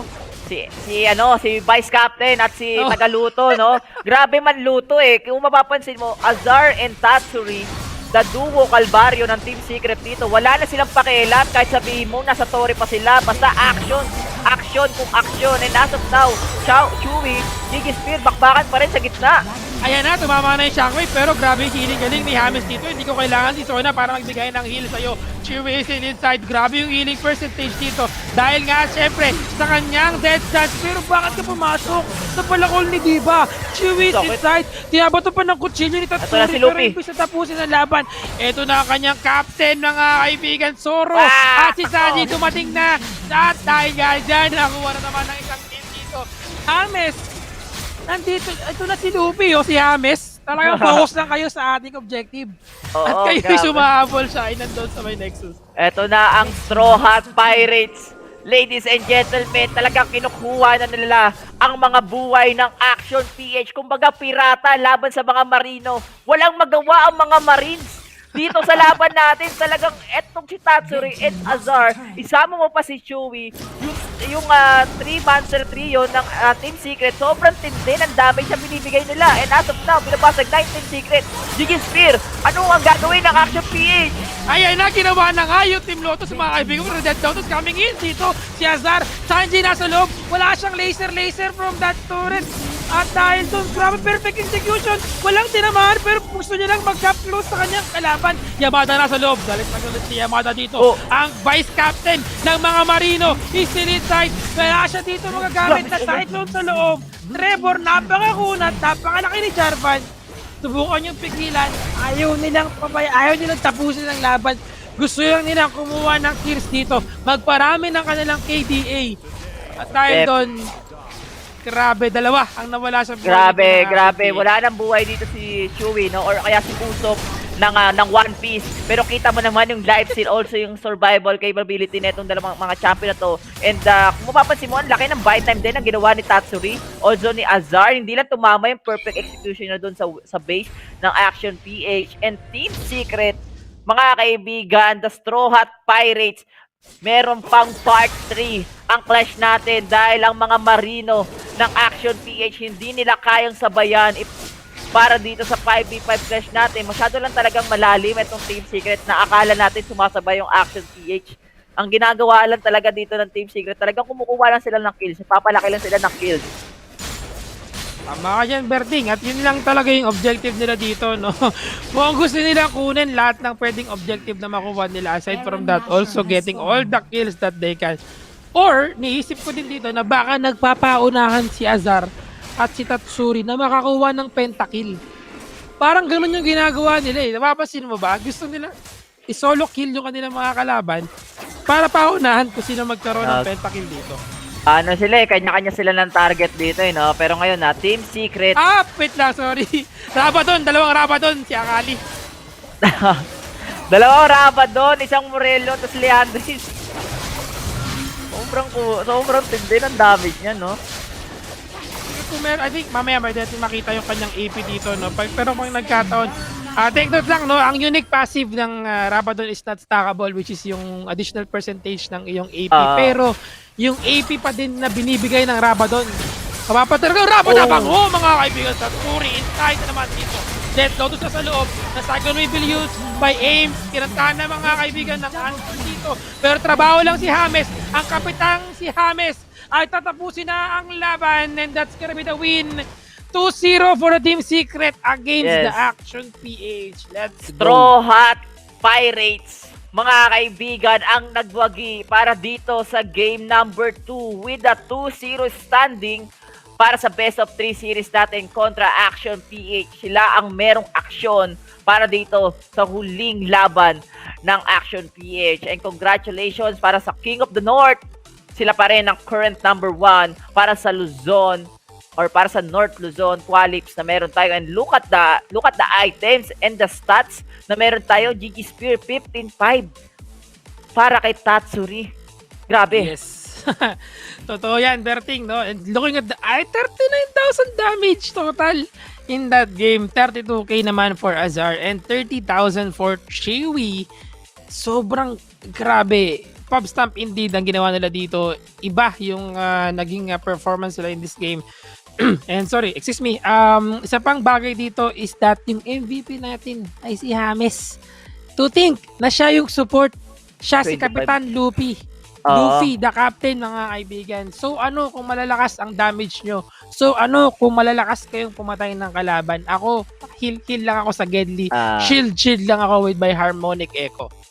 Shield lang plus the healing galing na meron na nagbibigay mismo ng Harmonic Echo. Pero kung mapapansin mo rin talaga, ang ganda rin ng mga light binding dito ni Kapitan James para dito sa side ng Action PH to prevent mismo na hindi agad sila makapush in dun mismo sa backline nila. And with the 25 assists, GG Spear, ang taas nun bilang isang support. Same with Trevor, no? 23 assists mula dito kay Trevor. Pero yeah, GG well played, GG Spear para dito sa Action PH. Binigay nila yung best nila pero hindi sapat yung best na yon para manalo dito sa series natin. And Team Secret, mga kaibigan, hindi talaga sila nagbigay miski isang laro para dito sa Action PH. GG Spear, grabe. Yep, GG, well played indeed, GG, mga well kaibigan, for the Team Secret. It was a very entertaining match. Nakita naman natin na simula pa lang talagang inasim na ng gusto ng Team Secret dito. Well, understandable. Alam natin lahat sa simula pa lang, looking at the lineup na medyo palag-palag ang Action page dito, pero as the game goes by, we're seeing na Tatsuri and Azar, alam mo yun, minamama nila yung kalaban. 2, 3, ako lang mag-isa, walang problema, sige, kahit magsama-sama pa kayo, ganun yung kanilang ginagawa dito. It's just talagang very effective in this game. Pero speaking of course, yung ating game 2, let's look at ang ating play of the game, ang ating highlights, of course, powered by N5 sa ating game 2. And look at this, the play of the game, mga kaibigan. Nakita natin dito kung gaano katindi magsigalaw, especially Azar. Look at that sa backline. Backlane, di ba? Talagang trip na trip niya. One hit niya nga si Eiko with the perfect execution. Ama ka dyan, Berting. And well, nakita mo na kung gaano ka-aggressive sila Tatsuri and si Azar. And makikita mo rin yung stats nila, di ba? Mataas din yung mga deaths nila. Well, one thing to keep in mind is sila yung mga champion talaga na kailangan pumasok sa loob para makapag-perfect execution. Gaya nga ng skill nitong si Akali, the perfect execution, kailangan niya pumasok talaga sa loob at mag-risk ng kanyang buhay. Kung kaya't minsan, mamamatay siya, pero ang pinaka-importante is makakapatay siya. That's really important for them. Pero yon, the Ashen moments coming from the Team Secret, wala naman tayong paproblemahin doon, no? And again, samahan mo pa ng Infernal Drake na meron sila. Kaya napakalakas ng burst damage nila dito. Walang nakuha miski isang objectives, wala ring nakuha miski isang tower etong Action Arena. Kaya makikita mo rin talaga yung lamang ng Team Secret para dito sa laban natin. At syempre ang ating Master of the Match para dito sa game number 2, walang iba kundi si El Capitan James with that 28 KDA, 80% killing participation. At nakita mo naman yung ating item build, Harmonic Echo Ardent, di ba? With the Rabadon din, naka-Rabadon din para merong onting damage. Tsaka grabe tong tatlong item na ito. Ito ang pinaka-main item ng support na Lux. Harmonic Echo Ardent Sensor, tsaka Holy Grail. Di ba? Pag etong tatlong to ay nasa kamay na ni Lux, pwede ka nang sumugod tapos bibigyan lang kita ng shield dito coming from Lux. Wala kang magiging problema. At eto yung, unfortunately wala tayo sa player stats na makikita kung ilan yung healing percentage or shield contribution na binigay niya. Pero with this, all of the items na meron siya, siguradong siguro lampas kalahati ng bar ng HP nila ang lumalabas dito because of the heal and shields coming from James. Kapitan talaga indeed. El Capitan, talagang hindi inahayaan ni El Capitan na mamatay or mabuli mismo yung mga teammates niya. Bagkos sila pa yung nabubuli, especially Azar and si Chewie rin, no? Sobrang tindi. Also the Tatsuri trio, yung monster trio ng Team Secret. Talagang pinakita nila kung bakit sila yung mga napili dito ni El Capitan maglaro. And nakita rin natin, no, si Trevor, ang ganda rin ng mga initiation nila, yung mga cataclysm niya, laging tatlo yung nahuhuli dun sa cataclysm. May mga times pa nga ng ZS or si yung ADC dito ng Action PH, nagbi-blink doon mismo sa cataclysm. So parang kinulong niya yung sarili niya, especially doon mismo sa clash sa Dragon Lane, imbis na makakataka siya na parang mali ata siya ng blinkan kasi napunta siya doon sa napunta siya doon sa cataclysm at nahuli pa rin siya doon. Pero it is what it is. Team Secret, GG Spear, what a performance for them, and for sure waiting na sila, sitting pretty sa trono para dito sa North Luzon, at matagal-tagal silang maghihintay, no? Or magpapahinga dito sa Icon Series natin. I think makikita natin itong mga teams na to sa mga different tournaments, pero as of now, sitting pretty sa trono nila, at manonood to ng mga upcoming qualifiers natin, especially for the South Luzon na meron tayo, dahil yun nga yung tinatawag natin Battle of bracket of death, kasi most likely lahat ng magagaling na teams or mga kilalang teams ay nandun sa kabilang bracket natin. Yes, tama ka dyan, Berting, no? And that is something to look forward to, no? Sa haba ng pahinga nila dito, kasi kailangan nilang hintayin yung South Luzon, the Visayas and Mindanao group stages. Kailangan nilang hintayin yon para malaman at kung sino nga ba yung mga kalaban nila pa ng mga teams during the regional qualifiers, no? Or yung mismong ating playoffs na talaga, kung saan ng mga bigating teams, top 2 per region ay ang maglalaban-laban. Sobrang init niya, no? Sobrang exciting din kung tutusin. At sa mga nanonood dyan, no, wag kayong mawawala, guys, kasi of course malaking bagay ito para sa amin, and maraming malaking bagay dito sa mga pro players natin na mga naglalaro for the Wild Rift Icon Series. And mamaya, no, speaking of course the pro players, we still have a next game which is going to be the Galaxy Racer versus the Nexplay Esports na mangyayari lang maya-maya lamang, of course, once na magkaroon tayo ng break and bumalik tayo sa ating panelists. Pero Berting, ano yung masabi mo sa magiging laban mamaya for the Galaxy Racer naman and Nexplay Esports? Nakita na natin yung laban nila, no? In the early kahapon na tayo or isang araw.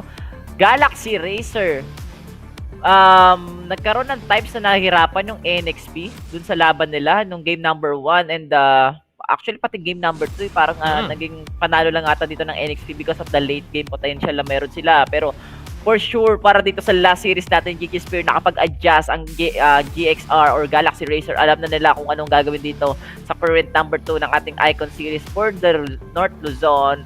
And syempre, aabangan natin yan mamaya. By the way, kami nga pala ang nakasama nyo para sa series na to. Ako nga pala, si Berting Magiting. Alongside with me is GG Spear. At huwag kayong aalis, mga kaibigan. Mayroon pa tayong last game para dito sa North Luzon. Diyan lang kayo.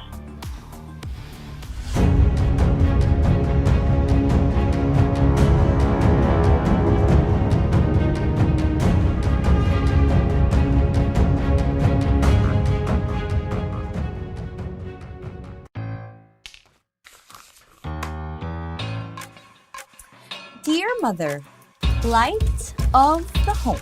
Dad? Hey, baby! Greetings, Professor Rodolfo. May I be absolved from Math Club tomorrow.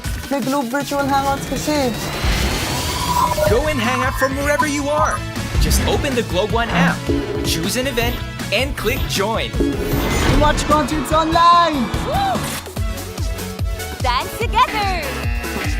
We can do quiz nights. Yo, let's go! If you allow me, I promise. To make it up to you. And repay your kindness tenfold?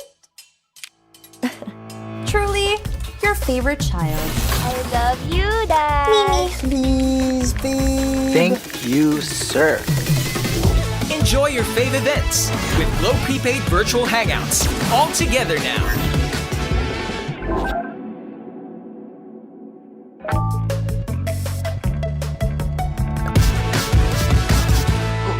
Yes! Want to show some love to your fave streamer in Facebook Gaming? Show your support by giving them stars and virtual gifts so they can continue their passion for gaming and streaming. Purchase stars to give your streamers on Facebook through Globe Prepaid and Postpaid. Tap Get Stars to purchase additional stars. Select the pack of stars you would like to buy. Pay through Globe Prepaid and Postpaid. Now, you can start sending not just stars, but also virtual gifts as you watch different streamers of various games. Purchase stars on Facebook through Globe Prepaid and Postpaid. Also available in TM.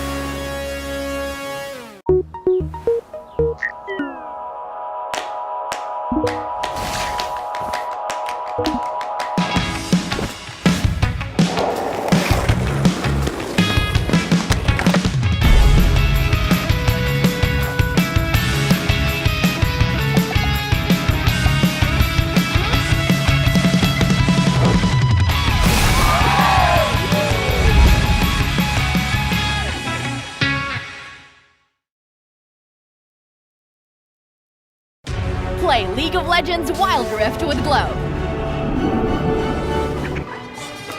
Oh no, our spot's closed? No prob.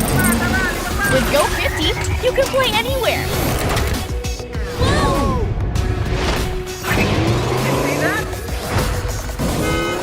Game on with Go50 and level up with Go Play 10 for even more League of Legends Wild Rift. See ya!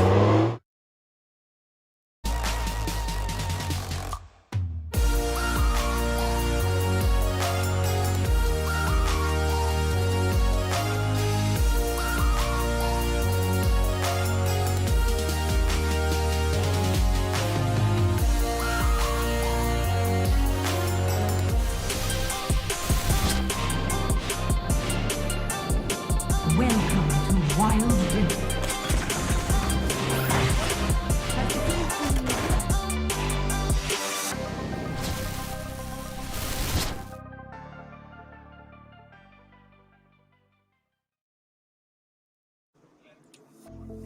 Team Secret once again just enjoying the glory while reigning over their kingdom as the Kings in the North as they secure another series, winning 2-0 against Action PH. Mika Fabs over here with Autolus and Osiris to talk about all the action. And unfortunately, Action PH will be going home without any Globe Cup points, and Team Secret adding 50,000 more to their winnings.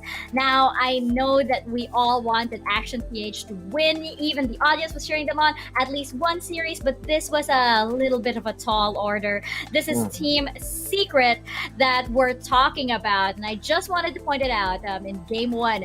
The Sona, Seraphine, and the Mundo came out. I just actually wanted to bring up how Action PH has been pushing for that Seraphine and Mundo here for a while at the North Luzon group stages, and Team Secret, I guess, just decided to show them exactly how it was done. Osiris, break this down for us. Well, it's the usual type of team composition where Team Secret excels, especially with their flexibility. So you can see the Sona, Seraphine once again feeding a lot of utility with this Olaf. When they locked in, when Action PH locked in the Jarvan before, just wanted to control that Olaf, that's the time that they answered the Mundo. So they wanted that extra layer of a tank that can be utilized by the two singers right there and can just mow down the back. You can see right now Azar just throwing those cleavers and chasing everyone out, while Trevor is just waiting for other targets. So they don't mind the messy fight. They got everything covered, and they did the early game prowess of their lineup, especially with the tower siege coming in from Ziggs. So I think it was a Team Secret once again outclassing their opponents. Yeah, and you know what? Even just picking the Mundo, despite the nerf, that just shows just how dominant Team Secret is. And Autolus, what about in Game 2? What are your thoughts on this?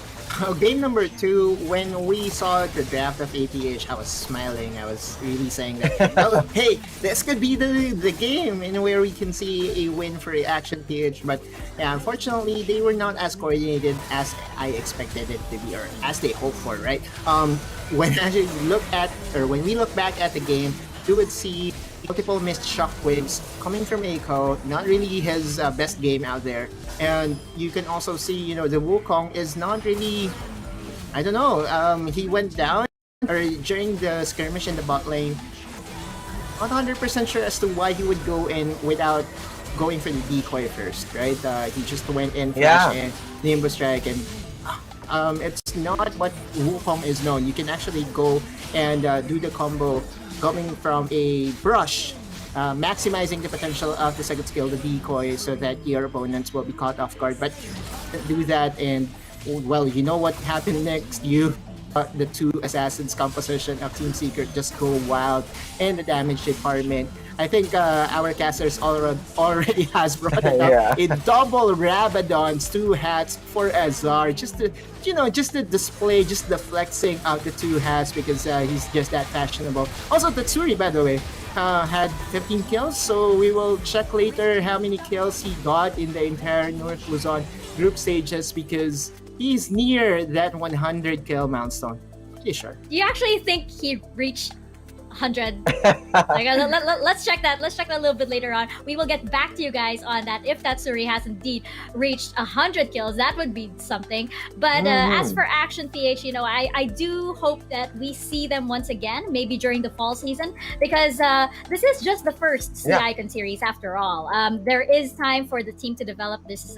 There's also time for the scene to develop. So, it might not be the end. And it's still something that they were able to qualify again alongside Nexplay Esports, Team Secret, and Galaxy Racer. And just checking out the standings that we have so far, Team Secret, I think, just adding a bit more, widening the gap between them and Nexplay Esports now at 400,000, the Globe Cup points. My goodness, 300,000 for Nexplay Esports.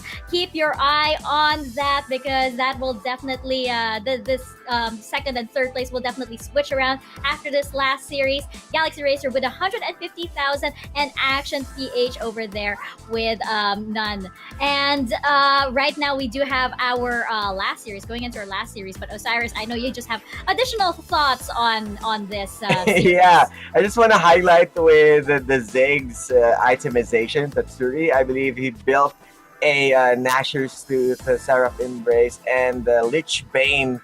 So we're looking into a Ziggs who's throwing the bombs like literally with the normal attack. So it was really good. I just want to add that because it's something different right now. Yep. Again, the Team Secret just setting the meta, making the meta, I should say. And you know what, setting that meta in preparation for, I suppose the playoffs, wherein they will be facing off against very, very scary teams. Again, if you have seen who qualified for the South Luzon group stage, you know exactly who we are talking about. And Team Secret, I think, has made this their playground in a preparation for those very, very big, even more Titans coming out of South Luzon. But anyway, we will be stepping into our last series of the day, and it is going to be Galaxy Racer versus Nexplay Esports. And I just want to bring up how the match between these two went last time. Galaxy Racer actually put up a really good fight. It even had a second guest, Nexplay Esports sometimes. Nexplay Esports, by the way, that is a big deal. And just checking out the lineup of Nexplay Esports over here, these superstars, Team Secret might have taken the lead from them, but they are still an amazing, amazing team. Horizon, Justy, Chule, Uze, and Disaster. Autolus, let me know your thoughts on this team and just how far they've gone from the very first day of Wild Rift to today, the last day of the North Luzon group stages. They have gone so far that the targets are at their backs, right? And this has been proven time and time again. Multiple tournaments winning. Yesterday, they had a bit of a tumble. Team Secret was able to win off against them, and that, I think, is the reason why that this Nexplay Esports team heading into this matchup is going to be a lot scarier, because they have something to prove once again. We have known Nexplay since October 2020 has been playing competitive Wild Rift, and they're more deadly when coming from a loss. So yeah, well, Galaxy Racer, good luck, because this is going to be an angrier, meaner Nexplay Esports coming into your head. Yep. Is don't make me angry, because the Hulk is coming. I guess that is Nexplay Esports.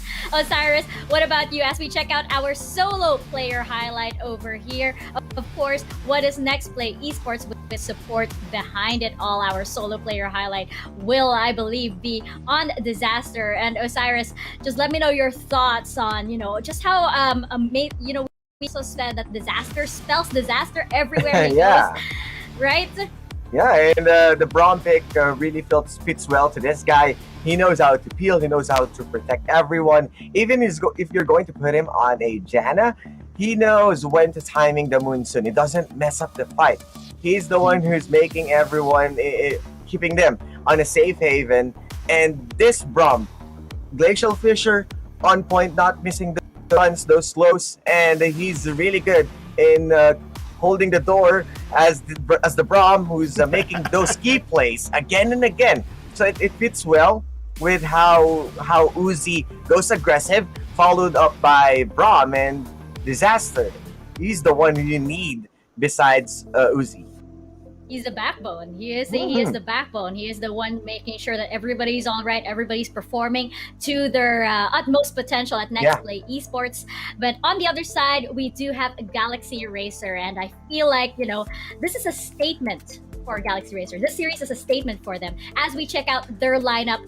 Just because I feel like this was always the big question for Galaxy Racer. This was the big question for Icarus, for Xpear, for JC, for Pau, and for Wow. Draw. And Pau fielded once again. He impressed us a lot. But the big question is, can they actually take a game off of one of the titans of Nexplay Esports or Team Secrets? Can they have the potential to? Can it translate into the game? And this is their last chance to answer that question. Autolus, what are your thoughts? One of the biggest strengths of Galaxy Racer is drafting, right?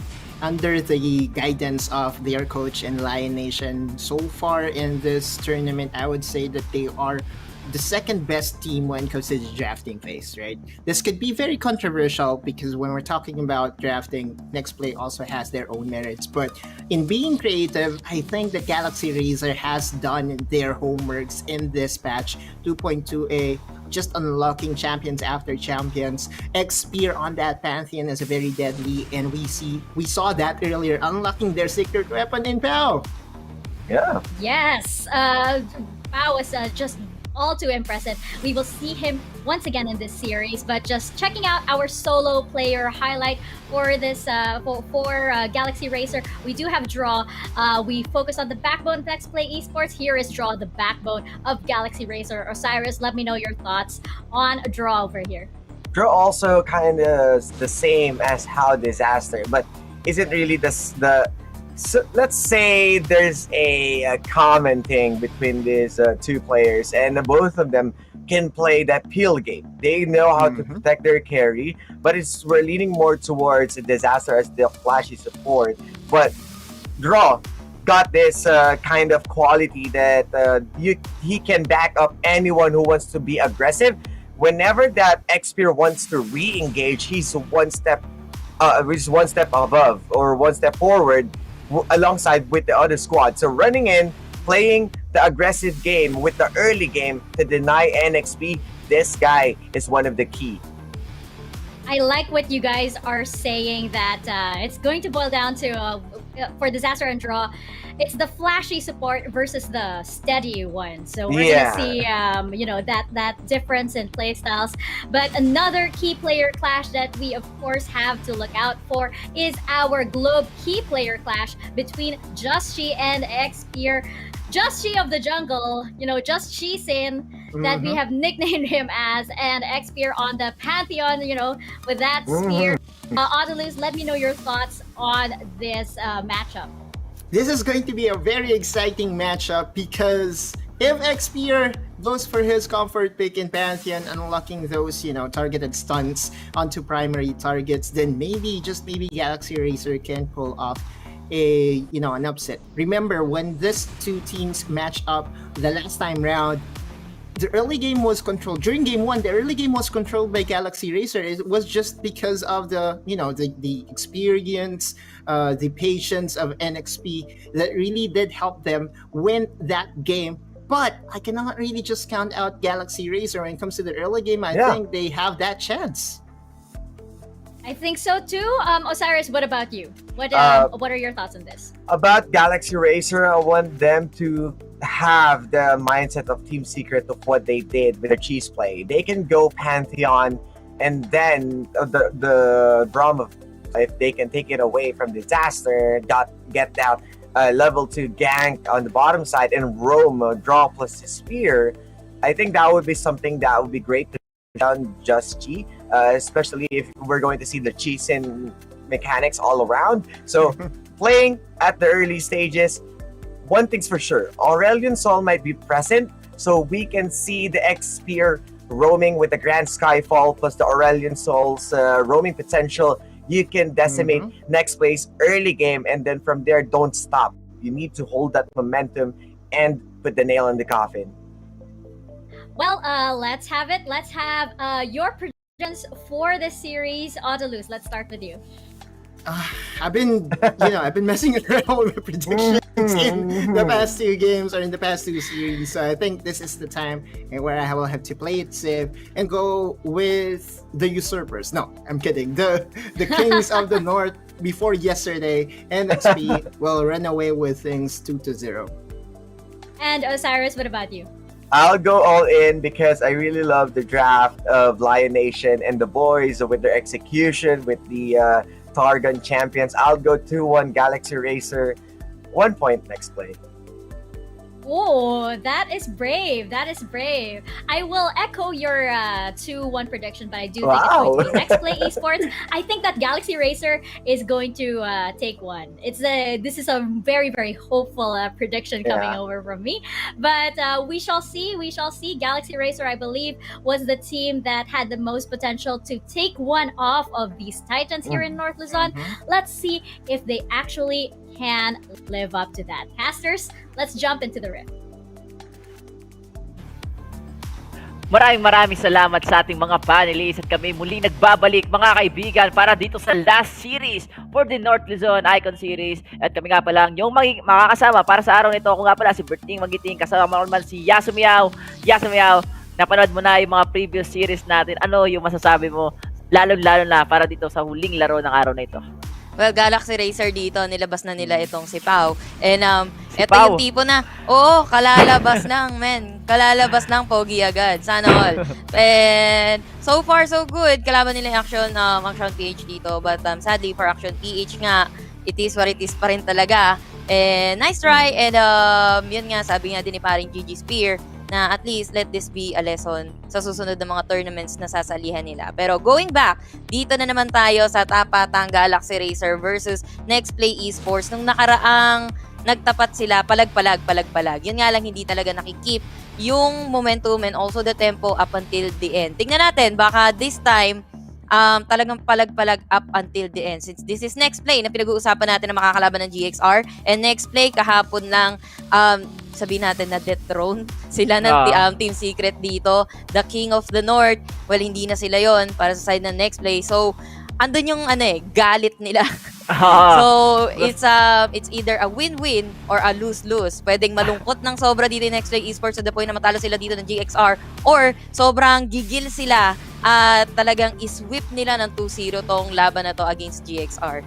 Yup. And guys, speaking of the dethrone, nakita mo yung mga post din ng Team Secret. Pinagutan ng ulo ang NXP dahil sila nga daw ang hari. Pero for this series, feeling ko hindi nila makukuha yung top 1 spot, but they can still get a lot of points para dito sa Icon Series natin. And for sure, same with the Galaxy Racers. Gutom din itong Galaxy Racer na to, especially if ever na matalo na itong NXP with a 2-0, napakalaking achievement na rin nila para sa kanila yon dahil natalo nila itong NXP na siniro to sila nung previous match nila.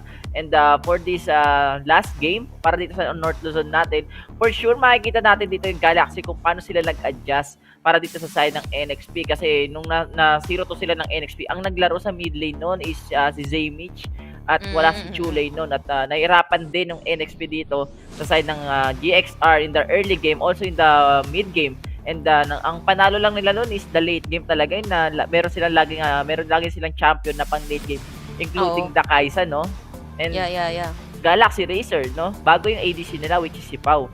Gaya nga nasabi mo, Yasabeo. Tingin mo ba malaki ang impact dito ng Galaxy Racer, lalo na si Pau, dito sa lineup natin?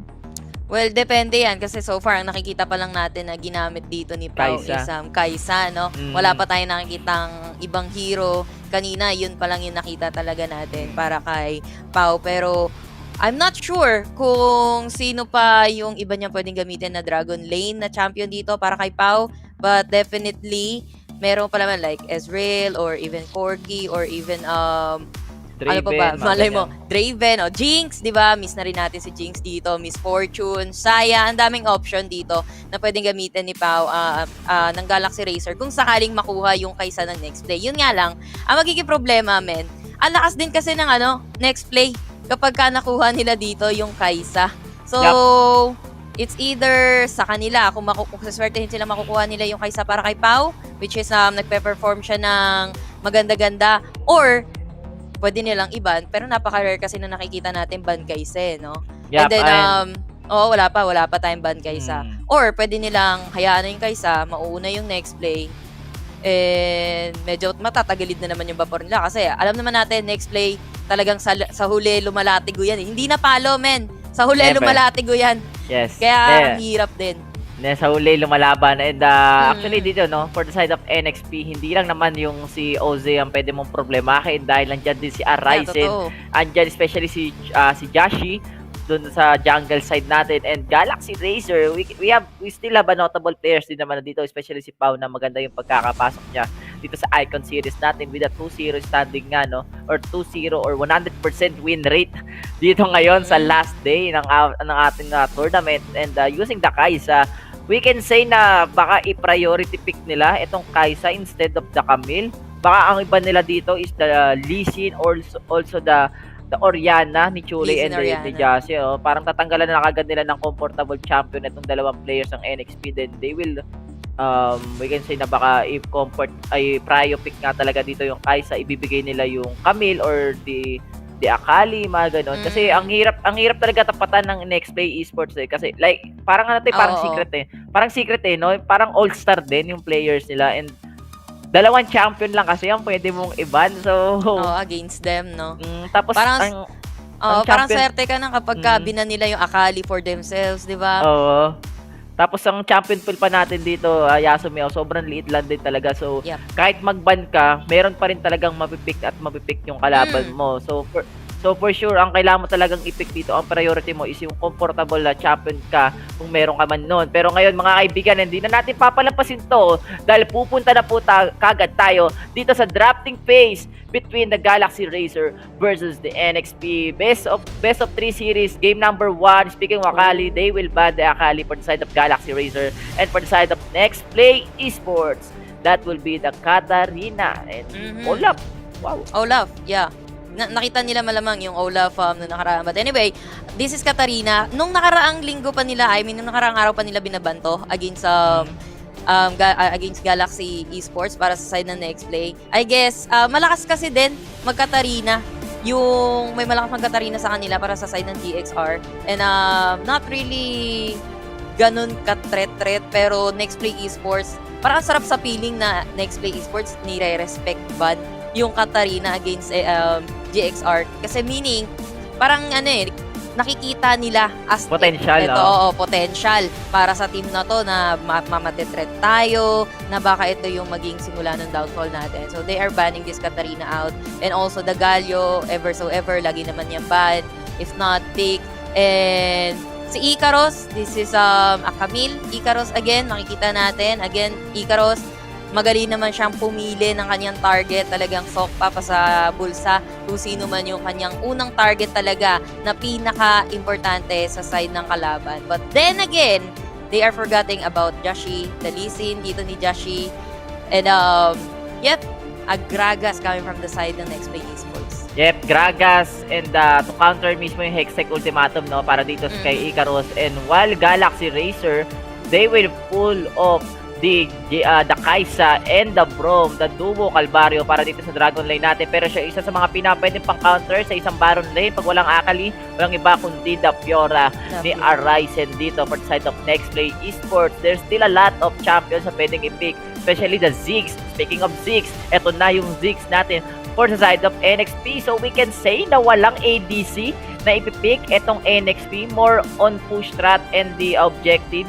And gaya nga nasabi natin, Yasumiao, marami pang champion na open dito, especially yung A-Soul ni JC, no? Yep, and meron pa tayong sa side ng Nexplay dito, ang kulang na lang nila is champion dito ni Disaster kung hindi nila i-Baron Lane or hindi nila i-jungle. Kasi andun may Baron Lane na may jungle na. So, Disaster Hero na lang nga ba to?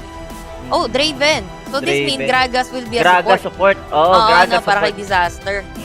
nakita na natin yung Gragas support. Though, sabi nga natin na mas effective sana kung ang Gragas is going for the Baron lane or jungle or even mid lane to maximize nga din yung burst damage potential ng isang Gragas dun sa kanyang mga skills dito. But then again, this is Nexplay. They're going for a Gragas support nga for disaster habang aalagaan dito si Draven. And the rest of the teams, they have Fiora and Joshi as well.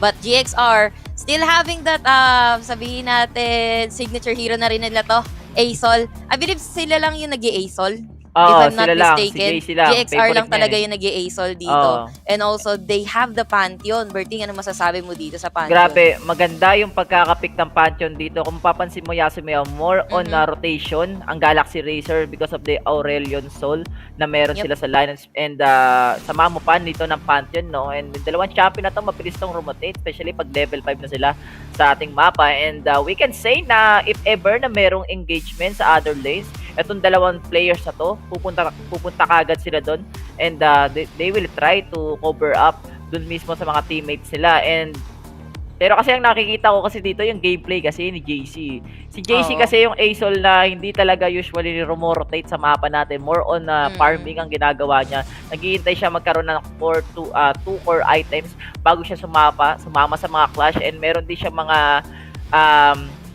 mga times na hindi tumatama yung surge or yung mismong Milky Way dun mismo sa kalaban. So, feeling ko yun din yung magiging factor kung bakit din sila matatalo if ever na mangyari ulit yon dito sa series natin. And we know naman, NXP, malinis din to turmabaho. And with this kind of composition, no, they have the counter-initiate mula dito sa kay Disaster as a Gragas. And a late gamer Chewy, late gamer Oze, no, yung Draven natin. More on na rin to yung NXP Yasumiya. More on objectives din talaga sila using the Ziggs. Talagang trabaho lang kung trabaho. Put some pressure dito sa Galaxy Racer. Pero we don't know kung ano ba ang mangyayari dito sa game number 1 natin, dahil this is gonna be a best of 3 series at ang ating huling laro para sa North Luzon. Yasu, ikaw ba? Tingin mo ba? Objectives ba ng NXP or rotation ng Galaxy? Well, depende sa Galaxy to actually. Na NXP bayad na yan eh.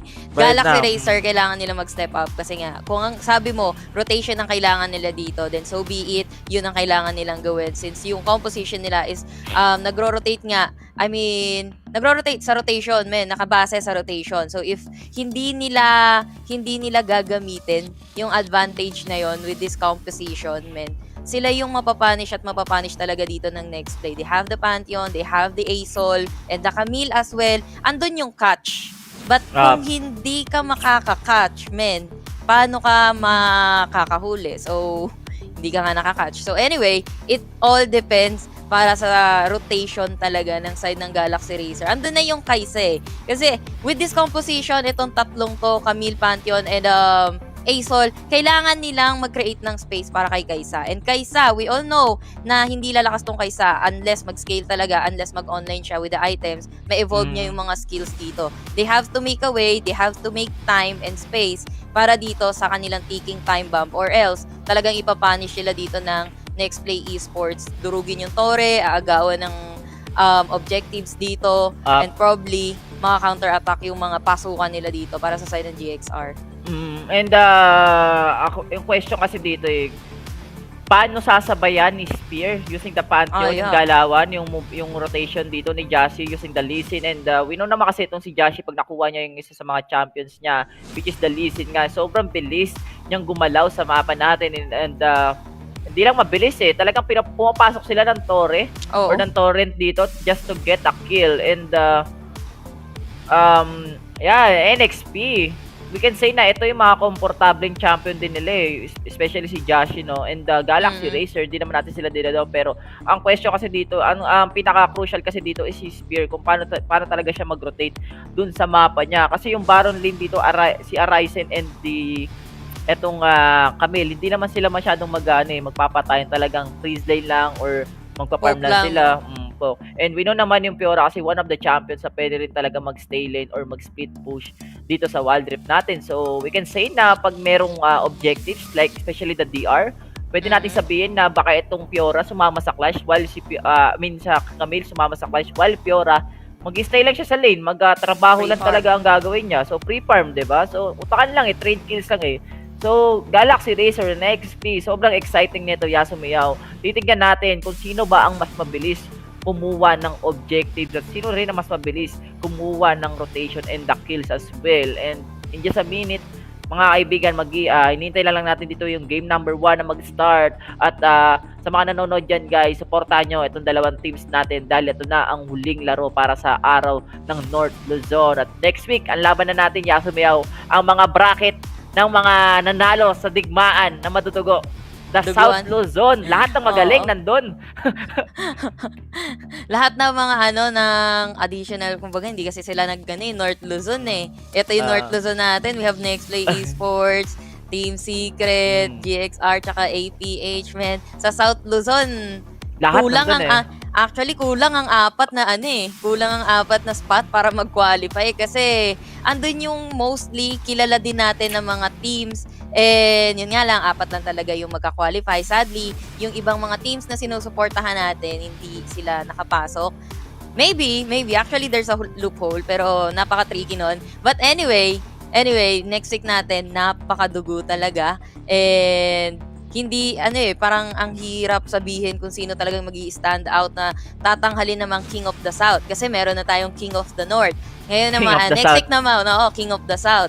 Pero malay mo, Emperor of the South, malay mo hindi King, di ba? Emperor. Ano ba mas mataas? Emperor o King? Parang halos parang parang Emperor kasi pag Emperor, pag King kasi isang isang parang isang city lang Hindi ko alam kung tama yung Emperor kasi parang isang bansa parang ganoon Parang ganoon. Parang ganoon, hindi ko alam guys. Basta palakasan Parang yun na yun, kalakasan na lang. It is what it is, man. Sa South talagang madugo yan. Pero this time, eto muna tayo, Galaxy Racer and Nexplay. Sabihin natin Galaxy Racer, lalaban na lang nila to for the 50k. Kung sakaling matatalo nila dito ang Nexplay, that's a 50k GCP na pwede nilang makuha or pwedeng magdagdag na pang stars, bro, yung sa Nexplay Esports dito, man. Pagtapos ng series na to, man, pwede tayo VGC, bro. Charot na. But anyway, pwedeng madagdagan dito ng 50k GCP yung side ng Nexplay Esports kung matatalo nila dito yung GXR. Yep, and with the score kanina nakita natin 400,000 Team Secret. Sobrang taas noon. While NXP, kung di ako nagkakamali, 300 lang, pero mukhang magsisimula na ang laban natin, mga kaibigan. This is gonna be the laning mula dito sa both teams natin between NXP versus the Galaxy Racer. JC, sa may bandang gitna, kalaban niya si Chule. And kung mapapansin natin dito, yung composition ng both teams natin, kayo na ang bahala humusga kung sino ang lamang at sino ang dihado dito. At isa lang masasabi ko, gamit na gamit ang Aurelion Soul sa Galaxy Racer. Literal na Galaxy, Talagang parang mascot na nila to si Azol Yeah. Kasi andun na sa pangalan nila, men. So kung Galaxy pangalan nyo, Galaxy din ang kanilang champion dito. Azol lang kasagutan. Pero medyo maiba tayo, parang Bertie. Without the names of the players or the teams aside, sa match-up ng middle lane, sinong mas lamang? Azol or Ziggs? Azol, lamang ang Azol dito because of the Celestial expansion niya. And mas mabilis din siyang mag-clear waves. Ang problema kasi dito kay Ziggs, kailangan niyang gumamit ng mana para mag-clear wave. Si Azol kasi di mo kailangan gumamit ng mana.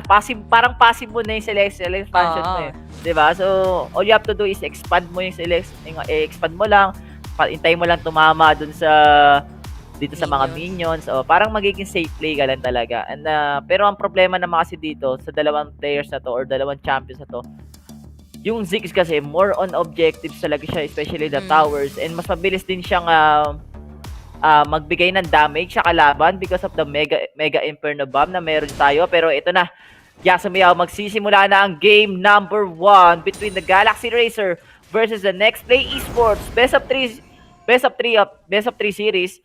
And tignan natin kung sino ba ang mananalo. Tignan mo, si GXR Pau, hindi siya gumagalaw sa base.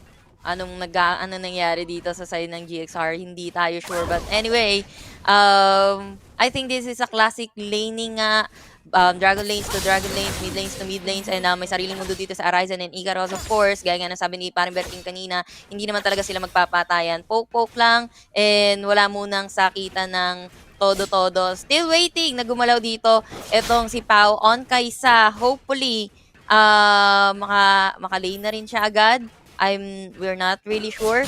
But then again, kapag nagpatuloy pa to, talagang raragasa si Uzi dito. Oh, the show must goes on to eh. Hindi ko alam kung the show must goes on, pero GXR Pau, ito yung problema nila, pero look at the stun and JC.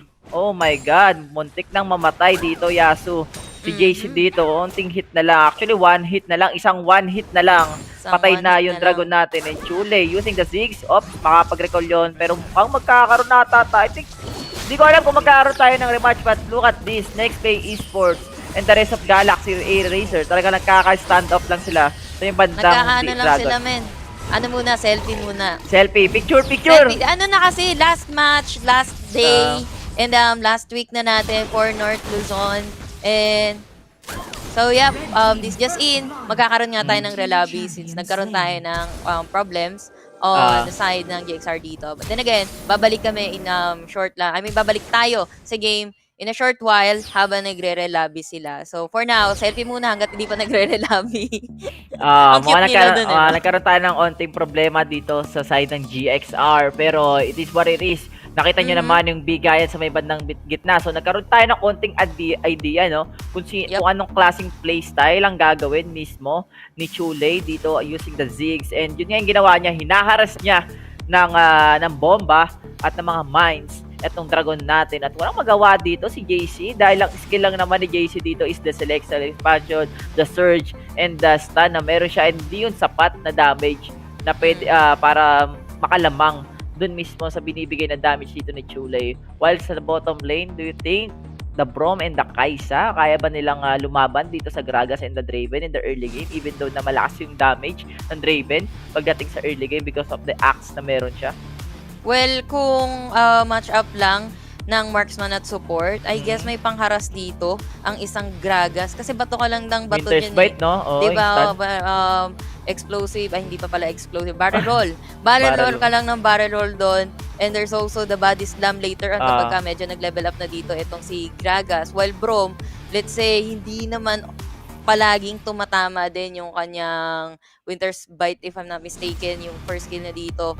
And kailangan mo pa mag-stack para makapag-stun as a Brom. And also, Kaysa din naman, like we said earlier, hindi ganun kalakas yung damage niya. Unlike neto ni Draven, na kapag nasalo mo yung shuriken mo, talagang masakit yung damage dito ni Draven. Umpisa pa lang ng game natin. Pero same pick, same line up lang yung gagamitin natin mamaya pag relabi natin. We just have to wait for them.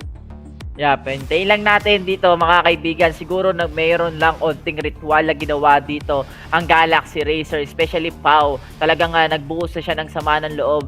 Nagdasala siya na sana makakuha sila ng 2-0 series between the NXP. But we know this team, Yasu, hindi basta-basta to magpapatalo. Ito yung team na may pride eh, like Team Secret, you know? Ba't kayo papatalo? Alam mo, gusto nga namin nakaupo kami sa trono kaso pinalayas kami ng Team Secret eh. Kahapon, pero kailangan namin umangat ulit para ka naglaro ng yung kalimutan ko yung games, pero yun na yun, para ka nalaglag sa hagdan tapos mag-i-start ka ulit.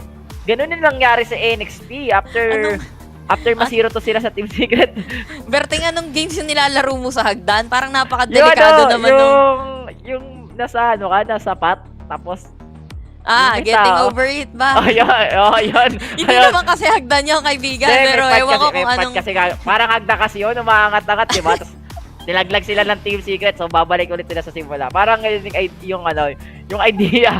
Pero, Yasumiyaw, ikaw ba? Galaxy Racer, NXP, kanina pa natin pinag-uusapan to at kanina rin tawa ka ng tawa. Itong dalawang teams, hindi ko na alam ang mangyayari. Hindi ko na rin alam ang sasabihin ko dahil ang tagal ng game number 1 natin. Hinihintay lang talaga natin kung paano gameplay ang gagawin nitong Galaxy Racer and the NXP. And ang gusto kong tutuan dito is the jungle, no? The jungle rotation or yung rivalry nito ni Jashi and the Spear. Dahil ano to parang laban ng Spartan at ng mga monghe. 'Di ba? Oo, tama ka dyan, men.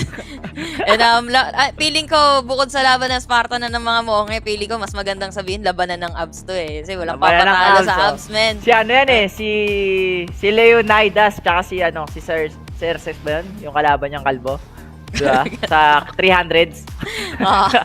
Ganyan din buhok dun Ganyan sila din no? Oo, sila din. Sila well, din it is what it is, men. Sino mananalo dito sa dalawang to? Ang monghe ba o ang Spartan dito? Kung sino alin ang mas masakit? Ang spear ba ng Spartan o ang abs nito ni Joshi? Or ang sipa? But anyway, eto nga, it depends on the rotation. Pero kidding aside, mas honestly, mas mabilis mag-rotate ang Lee Sin. Mas mabilis siya mag-clear ng camps. And as well as, mas effective siya even wala pa siyang, let's say, level 5 dito or Dragon's Rage, wala pa siyang ultimate, comparing sa isang Pantheon na, yes, andun yung protect niya, may shield dito si Pantheon, and meron siyang poke with stun, but in terms of effectiveness, feeling ko mas precise yung pagpasok dito ng isang Lee Sin comparing sa isang Pantheon. Yup, and Pantheon din talaga, makunap din talaga yung isang Pantheon sobrang on point din talaga yung stance niya dahil clickable siya sa champion unlike Lee Sin na kailangan pa ng onting swag na moves using the Sonic Wave or the Safeguard then or a flash, then gamitin mo yung Dragon Rage mo to alley-oop para dun sa mga teammates mo. And dayong pwedeng gawin sa Lee Sin Ito yung freestyle freestyle play freestyle champion to And we know naman yung gumagamit dito sa Lee Sin na to is hindi na rin bago. Veteran na, and actually we can consider the number 1 Lee Sin player as of now dito sa Wild Rift is si Joshi, and ibang klase rin maglaro tong taong to. Parang hindi siya, parang yung daliri niya 10. PH ba or kahit sa ibang lugar? Joshi number 1. Hindi ko alam pero nasa ranking sila ng ng ibang mundo Basta nasa top ranking tong si Joshi, also Arizen tsaka si Arise, no? And we can say na talagang etong mga champion na to is master level na talaga, master tier yung galaw nila dito, and alam nila yung kapasidad nitong champion. And for the side of Galaxy Racer, hindi natin sila masyadong nakikita na gumamit ng ibang champion. Most likely, ito talaga yung mga komportableng champion sila, especially JC using the Aurelion Soul and Spear as well, na ginagamit niya yung Pantheon na sa jungle. Pero, we know naman na yung Pantheon jungle, hindi siya yung champion na malakas mag-inflict ng damage. More on kunat factor, more on rotation siya. Compare mo sa Lee Sin na merong masakit na damage dahil sa Sonic Wave, dahil din dito sa Dragon Rage na meron siya.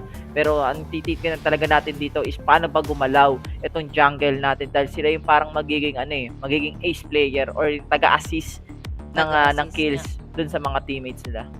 Yep, indeed. And aside from jungle, sa tingin mo, mas effective kaya itong Pantheon to take the Baron lane? Or, kasi may nakakampi ako, support Pantheon yung pinipick niya, and hindi siya effective, man. But anyway, hindi pa kasi ako so far nakakita ng Pantheon on the off lane or the Baron lane. And hindi ko pa din masabi kung gaano kalakas ang isang Pantheon kapag nakapokus lang siya sa isang lane, tapos hindi siya nagro-rotate, talagang focus lang siya sa sarili niya.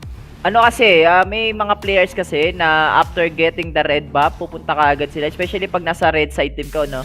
Pag kinuha mo yung red buff, inuna mo yung red buff, tapos level 2, pupunta ka agad dun sa isang lane, especially the Baron lane. Yun yung usually tinatawag nating cheese strat Parang cheese strat. Parang inaaraw-araw mo, kina-corner yung kalaban na lang sa mabaog na talaga. Pero in this kind of lineup kasi ng Nexplay Esports, hindi mo pwedeng gawin yon, especially with the Fiora, dahil papari niya lang yun May pang-counter yung Fiora pagdating sa mga stun, sa mga may mga block damage din siya. So mahirap gamitin yung cheese strat unless walang spell yung player na yon. And with that kind of strategy, feeling ko mas papabor yon kay Joshi using the Lee Sin, dahil with the composition nila of Draven and the Gragas dito sa Dragon lane natin, and ang dali rin talagang i-punish ng Braum. And tatandaan nyo guys, kanina ko sinasabi to, pag Draven kayo, sobrang sarap atakihin ng isang Braum kahit akala mo kasi pag Braum ka, pag naka-shield ka, kaya mong sustain yung damage. Pero hindi. Bumabaon. May mapapansin mo yun na pag parang ang sakit pa rin kahit may reduced damage na. Kasi yung Draven kasi, yun yung pinaka-damage niya, yung first skill niya, yung spinning axis niya Talagang mapapaaray ka talaga sa isang Draven, and what's more, early pa lang. Medyo talagang ouchie ka na sa isang Draven dito. Parang masyado tayo naglilin talaga sa composition, na masolid yung composition dito ng Nexplay. We can't really deny since sa pangalan pa lang Nexplay, this is Nexplay na maglalaro, and this is GXR. Nakita natin ng 3 beses na pangatlo na paghaharap na nila to, and so far hindi pa nga kasi talaga nananalo. Even 1 games itong GXR against Nexplay Esports, and so far ina-expect pa rin natin talaga na yung GXR makapalag ng sobra-sobra up until the end against Nexplay Esports. But we'll see later on. We're still waiting actually. Gaya nga ng sabi namin kanina, same lineup, and kailangan lang talaga mag-relobby. But GXR, kasi nung unang araw ng pagharap, nung unang first time ng pagharap ng dalawang to is GXR, medyo sabi natin malakas sila early game, and then early game siguro mga 5 minutes, ganon, even before the Dragon, nakakasabay sila. And then raragasan na yung Nexplay for the rest of the game. And then nung second time na nagharap sila, yung GXR tumagal sila ng, yung power spikes nila, yung lakas nila tumagal ng almost half of the game, or almost hanggang dulo na nakapag-push sila dito ng turrets. Hindi nga lang, I think hindi sila pinayad makapag-push ng inhibitor turret, pero at least intact pa yung mga turrets nila.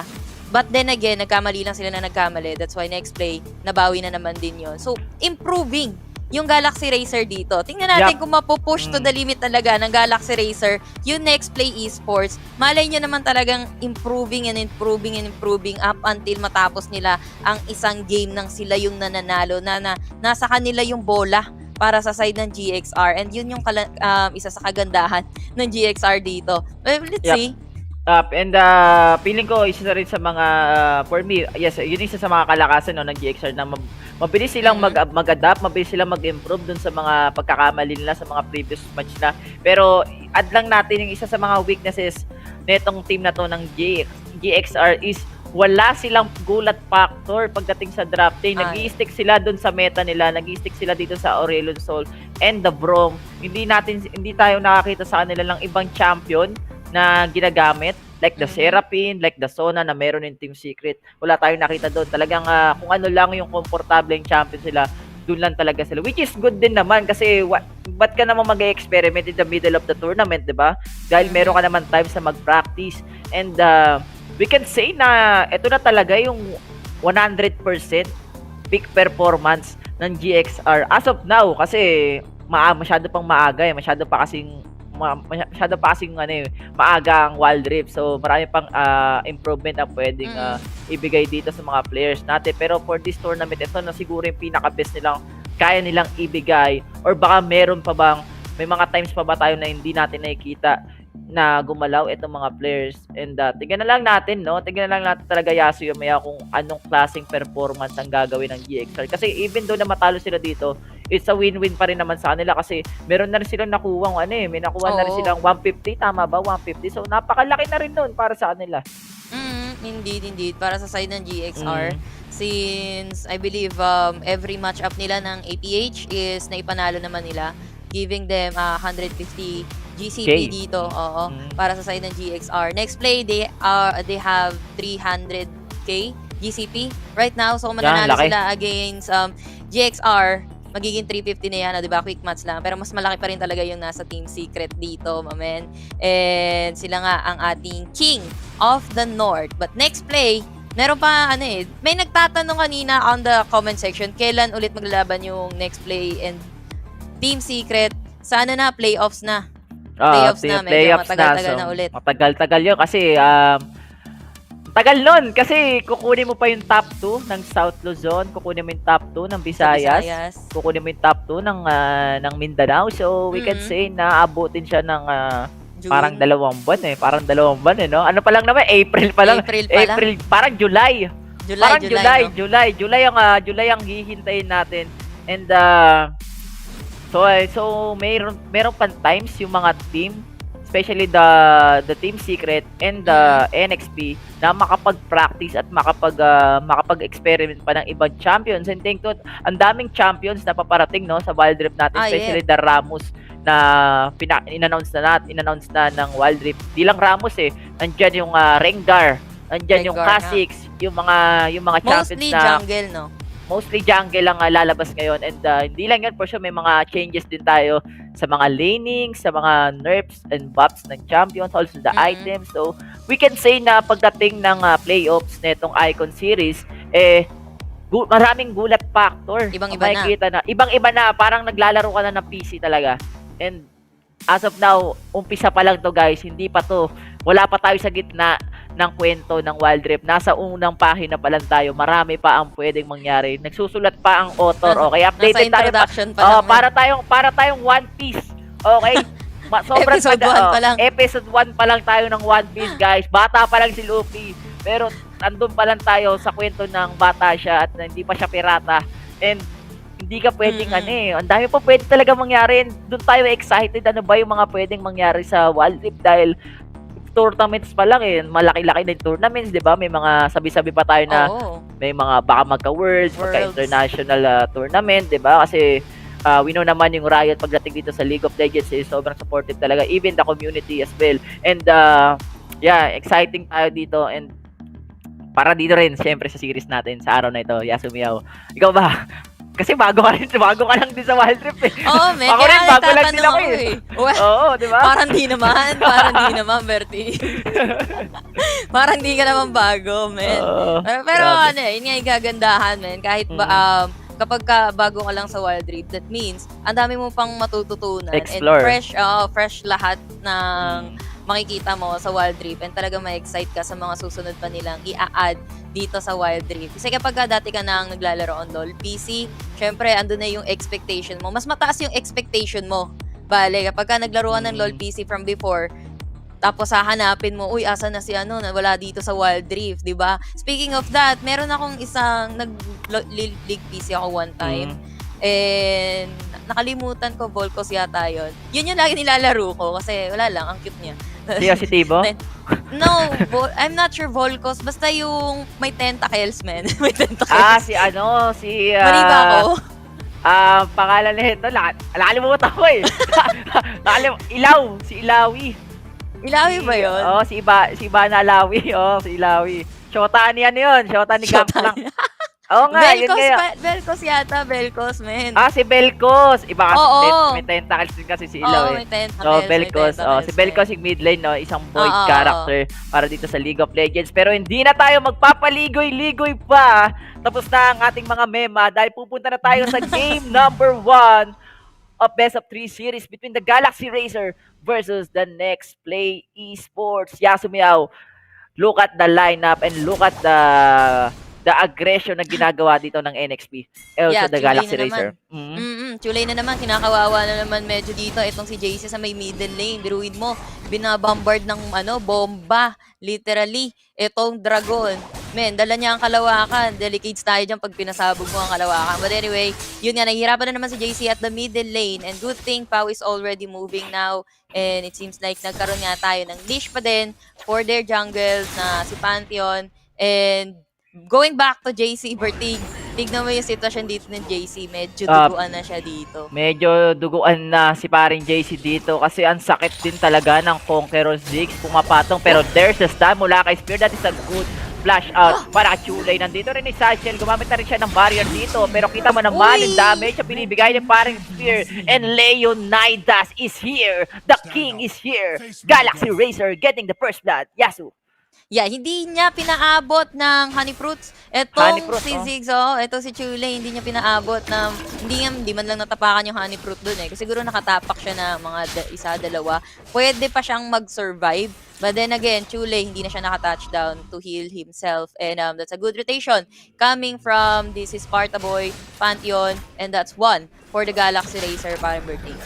Yes, and Ganda yun, ang galing rin talaga ni Spear. Favorite niya yun na naghihintay sa gilid, pero there you go, the Scattler makukuha mismo ng Galaxy Racer, but Disaster with the flash out dahil hindi niya na nakuha yung objectives dito sa may bandang Riverside natin. Yasumiao, as of now, NXP, medyo napipressure sila ng Galaxy Racer dito. Yeah, then again, Galaxy Racer, sila yung nagtatry naman pressure against Nexplay Esports on the early game, and hopefully nga at ma-keep nila yung tempo na to. And Spear, actually, commended dito si Spear kasi pinipilit niya makapag-rotate, maging active sa mapa, and it seems like nagkakaroon tayo ng happening sa the bottom lane. Berting. Oh my god, tanggalan taba, Disaster! Literal na naging disaster doon ng Galaxy Racer. Eto na guys, yung sinasabi natin, ang ganti ng mga api para dito sa game number 1. And look at that, Ikaros using the Hex Ultimatum, pero nandito si Lago, Jashi, flash out si paring Arisen, pero sinipa rin dito ni Jashi, at mukhang mabubuhay pa si Ikaros doon with the Sasageo wire, and that is a map out para sa kanya, pero hindi pa tapos ang laban natin, Yasumiao, because Disaster gusto pa ng round 2 using the barrel roll sa may bandang baba. Yes, indeed. Gusto nga pa talaga ng round 2 and going for the harassment lang talaga yung binabato dito ni Gragas at the bottom lane. Medyo nahuli yata ang the party. Etong si kaibigan JC at the top lane, may dala-dala siyang kalawakan kaso wala na doon. Etong si paring Jashi and kadadating lang ulit ni Arisen. So far, hindi naman din nagkakalayo yung net worth natin. Konting kembot lang with the 2K advantage coming from the side ng GXR, or kulang-kulang 2K yung kanilang advantage dito sa side ng GXR since early pa naman, and Dragon is about to spawn in less than a minute. Kailangan na nilang mag-prepare para dito, which is ginawa na ng GXR yon yung kanilang Dragon lane, nakapag TP out na, nakabalik na din, and pumuposition na nga dito yung the rest of the GXR preparing for this Dragon fight. Ocean Drake to, Ocean Drake. Ocean Drake, yes. Kanta to, kanta ang gusto ng Galaxy Racer dito. The Ocean Drake. Mga kaibigan, and look at the movements, no? Yasumiao ng ibang miyembro ng NXP. Gusto nilang i-cheese etong si JC, pero the stun mula dito kay ating Spear with the Dragon Rage for Jashi. Whirling of Death, pero hindi tatama. Yung may kasama pang Mega Inferno Bomb para dito kay Chule, and they will get the kill. And mukhang simulan na nila Yasumiao etong DR natin. Yeah, this is going to be a free Dragon para sa side ng Nexplay Esports. Absent etong si Leonie. Etong si Pantheon pala. Ikaw kasi. Absent etong si Pantheon doon sa may pit natin. But at the top lane, parang Berting. Naku po, gumamit pa siya ng barrier niya. Arisen, muntik na mamatay. But Icarus, ladies and gentlemen, with the Hex Ultimatum doon. Pero look at draw with the Glacial Fissure dito. Mga kaibigan, ito na yung shield ni paring Brom. Pero masyado ata siyang malalim dito. At hindi niya mapapatay mismo yung dalawang miyembro ng Nexplay Esports. Pero hindi pa rin tapos ang laban natin ni Spear. Binato niya ng Spear si Chulay dito. Pakatamang pangalan lang, pero nandito na rin ibang miyembro ng Galaxy Racer, especially si JC, yung ating dragon na may kasamang Galaxy. Hindi na niya maaabutan yung dalawa pa dito at the top lane, makakapag-TP out na sila. And in the early game, ayaw mo talagang mag-dive into the tower. Yun nga lang, napabayaan nila yung bottom turret nila dito. Wala magagawa dun si Pao kundi manood na lang kung paano bumagsak yung kanyang tore. And wala din kasi siyang protection dun Wala si Bro, mag-isa lang siya. Suntok sa ban kung sakaling mapatay niya yung dalawa na nasa bottom lane this early in the match natin. And kaysa just keeping it safe, para kay Pau dito, farming, waiting, being patient, para magkaroon sila ng ticking time bomb nga. Pagdating ng late game, saka palang papalo-palo kapag ka nag-online na dito yung power netong Kaysa para sa side ng Galaxy Racer. Yup, and Chule dito, mga kaibigan, draw with the flash. And that is a good satchel mula dito kay Chule para hindi ma-proc yung passive dito ng Brom, or hindi siya ma-stun. Pero as of now, no, Yasumiao, we have 13 seconds bago lumabas mismo yung ating Herald, while the NXP, they will go for the Baron din. And as of now, gusto nilang basagin. Ikaros will go in, pero masyado malayo. Hex Ultimatum dito, mga kaibigan. Huling-huli si Uzay, pero look at explosive gas mula dito kay Disaster with the flash in mula kay Uzay. Patay ang Ikaros, patay ang Ibon, pero yung body slamming dito, mama, at mukhang makakapatay pa rin ang dalawang miyembro, ang Galaxy Racer, while the mid lane, Chule versus Draw, there's a lot of bombs, at mukhang mamamatay siya. There go the flash in mula kay Pau, and the Satchel as well, pero tatama dito yung seeker niya, at mapapatay rin dito yung ating Ziggs, and that is a trade for the side of Galaxy Racer. Also the NXP, Yasumiao, ano yung nangyari doon? Yeah, pero hindi pa tapos. Kita, Berting. Hindi pa tapos, naku po. Hindi na naman tumama yung stand dito. Pero OJ, priit na priit dito. Ang Draven na malaki ang ulo. Nandito na rin yung ibang miyembro ng Galaxy Razer. Mga kaibigan, patay mismo yung Draven. Pero kita mo naman yung follow-up ng ibang miyembro ng NXP. Pure Eye nandito na. Pero kita mo na rin yung damage na binibigay mismo ng ibang miyembro ng Galaxy Razer. So mapapatay pa yung tatlong miyembro. And Icarus and JC, they want to get Joshi. Pero nandito na yung best friend niyan si Chule para protektahan etong mongheng bulag at ang ganda na nangyari doon. Yasumiyaw, hindi pa rin tapos ang laban natin sa Sage. Yung Attack on Titan ay nandito. Mega for the bomb. Yulay will fall down ba? Yes, he will fall down at hindi niya mapapatay yon. Si yung ating Aurelion Sol. Oh my God, swirling na balikan. Muntikan na. Ako nabalikan yan, men. Yatarp Chiwap yun. Pero anyway, ang haba ng teamfight natin at meron pa, Berting. Grabe naman, ay magpapigil pero Herald ay makukuha mismo ng Galaxy. Nanakaw ba? I think tingnan natin kung nanakaw yun. Pero tas, mga kaibigan, Glacial Fissure mula dito kay Bro, mamamatay mismo dito si Joshi. Pero priit dito yung ibang miyembro ng Galaxy Razer. Eto na ang Dragon na may kasamang ay meron. Pero kita mo naman yung ginagawa mismo ng ibang miyembro ng Galaxy Razer. At yung ating Chulay na may kasamang granada, binabato-bato pa. At wala na rin buhay mismo yung ibang miyembro ng Galaxy Razer. And Galaxy Razer, mas secure nila yung Herald dito. Yasumiyaw, hindi pa rin tapos ang laban natin. Look at the damage. Mega Inferno Bomb. Chule will get the kill. Wala nang buhay dito si JC. At makukuha pa nila yung mid lane torrent. Just like that, 8 minutes, wala nang first tower ang Galaxy Razer. Kaya nga, parang Berting, feeling ko kalahati ng 8 minutes na yon naubos sa kaka-team fight ng bawat team natin, Galaxy and Nexplay Esports. I think hindi naman nanakaw. I guess yung referral dito sa side ng Galaxy Racer, sila yata yung nag-umpisa since si Joshi is nagre-respo siya doon kay Chule. Ayan, up na naman yung Dragon natin. Ang dami nangyari, but sila mang pa rin dito yung Galaxy Racer in terms of the kill at mukhang dadagdagan pa nila yan dahil kailangan nilang i-stop yung Dragon na ginagawa dito ng side ng Nexplay Esports. Parang Berting. Yap, wala silang magawa dito, no? Nakapwesto na rin talaga yung NXP and look at that. Masyadong aggressive ang ginagawa mismo ng NXP dito. Yasumiyaw, they get a lot of first tower dito sa side ng Galaxy Racer. Yep. So we can say na yung jungle ng Galaxy Racer dito is open na, no? For the side of NXP. And as of now, Galaxy Racer, alam nilang open na yung mga jungle nila. So ang ginagawa nila dito, kinukuha na kagad nila lang mas maaga para walang makuwang XP, gold as well. Etong miyembro ng NXP. Yeah, indeed. Lamang man sa kill dito yung side ng GXR, pero mas lamang sa net worth yung NXP dito. Kasi nga, ubos na yung first tier turret na ng side ng GXR and Nexplay Esports. Even though nga nawala sa kanila yung Reef Herald, napaka-fair na trade sa kanila. Actually, win-win trade para sa kanila yon yung mga nakuha nila doon. Kasi at the middle lane, the middle fight, walang choice din yung GXR but to fight. Kasi it's either mawalan talaga sila ng tore or mabawasan sila furthermore. But then again, they played it kinda safe. Gusto naman nilang protektahan yung tore, pero this is a Ziggs na pinag-uusapan natin. Ang lakas ng turret push niya, especially kapag mababa na yung HP ng turret with the satchel lang. And now the Baron is up. And I don't think this is going to be an early Baron para sa side ng Nexplay. Nakikita yata nila dito. Ito si Disaster. Checking lang ng mga nagche-check sa kanila. Pero ang early nito, parang Berting, anong sasabi mo? Yep, masyado pang early pa sa Bird. And speaking of Arising, speaking of Fiora, no, ito na yung ginagawa ni Fiora Yasumiyaw. Talagang nag-stay lane siya sa isang lane para makabasag ng second tower. So, in-expect talaga natin na magkakaroon lagi ng 4v5 clash Pero ang ginagawa dito ni JC, siya yung may pinakakailangan sa clash, pero siya mismo yung nagde-depth doon mismo sa bandang baba ng ating mapa. At mukhang Galaxy Racer, they want to get the first tower here at the Dragon lane or the Baron lane. While the rest of NXP, Yasumiyaw, talagang nagre-reset sila. Kinukuha na nila yung mga items na gusto nila dahil anytime pwede na sila mag-BR.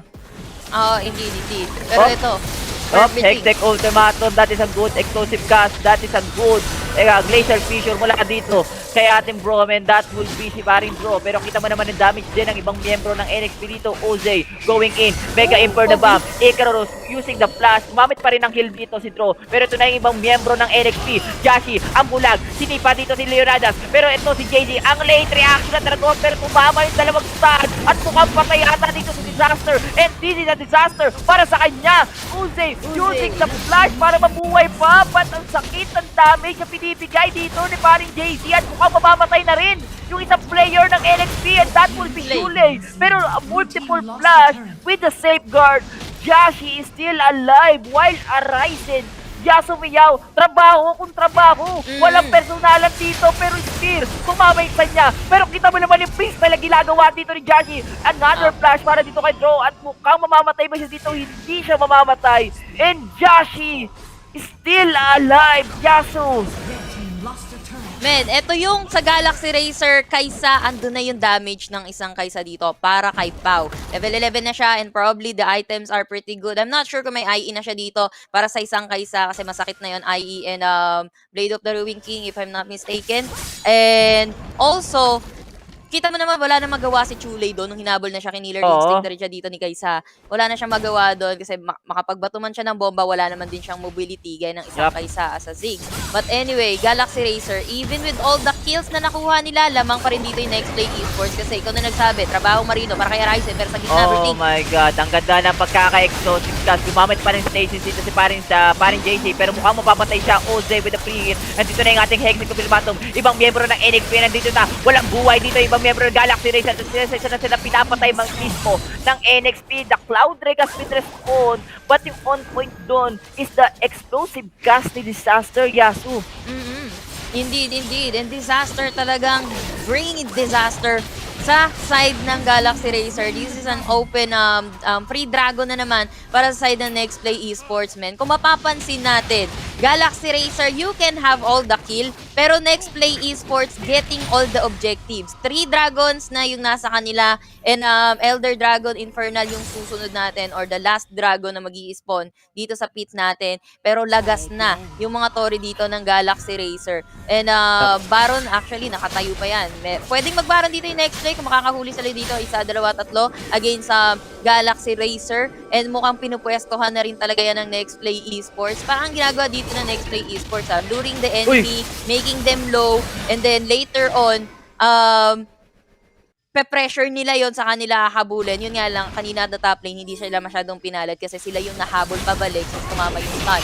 Oh my god, huli yata si Chuley dito pero flash mula kay Chuley. Nag-flash na rin dito si Ikaros pero mukhang mapapatay siya dito ng ibang miyembro ng NXP. Eto na ang Dragon na may kasamang Galaxy, makakaibigan, huli ang dalawa pero kita mo naman yung pinipit mo na ginagawa ni paring Pau. Pau with a low HP, gumamit ng killer instinct pero siya ang mamapatay dito, hindi siya ang killer, siya ang mamapatay pero kita mo naman yung NXP dito mga kaibigan. Tatlo na lang, dalawa na lang ang natitira dito sa side ng Galaxy Racer. What? NXP with the follow-up. Yasumiyaw, ang bilis ng pangyayari doon. Yeah, hindi sila nabawasan dito. There's no casualty pero Berting. Oh no, may party pa. Parang mayonnaise lang. Ladies and gentlemen, OZ trying to get this dragon and that's how you train your dragon. Patay dito si JC at yun yung ating official Team A. Brought to you by Oppo Reno 5. NXP, ladies and gentlemen, getting the 3rd tower dito mismo sa mid lane. Actually, maasim yon para sa side ng GXR. Sila na yung low health, sila pa yung nagmaasim. And then again, kumpleto yung HP dito ng side ng Nexplay Esports. Bawas na sila ng isang member na which is etong si Disaster. I was thinking na baka mag-rotate sila on the Baron o baka reset muna din. Pwedeng mag-Baron. Kaso nga lang, GXR, pa-spawn na dito. Etong si Spartan Boy, Xpear, and also andito pa rin naman si Pau. Pabuhay na dito. In the rest ng Galaxy Racer, hindi sila magbabaron as for now. I think they might want to go for another push. Nabasag na, nabutas na yung middle dito ng GXR. GXR though, they have to hold on. Uy, grabe naman yung knockout na yun. I think nanakaw yun. Grabe yung nanakaw ng Sonic Wave, hindi man lang gumamit ng smite. Oo, men. Sinipa lang eh. Kinami-hami lang ng very, very light. Uy, sa akin yan ah. Okay, thank you. Ganun lang eh. Parang nag-glitch ka para sa kalaban mo and look at this. The advantage mula dito sa side ng NXP at ibang miyembro ngayon ng Galaxy Racer. Gigil na gigil. Heto na si Ikaros sa Sageo with the Hextech Ultimatum. Walang buhay dito si Paring Jashi. Nagpop na yung kayang GA while the rest of NXP ay malayo sa kanila. Facial feature. Talagang sure na sure para mapatay mismo si Jashi na makulit. At ito yung Galaxy. Ganti ng api, Yasu.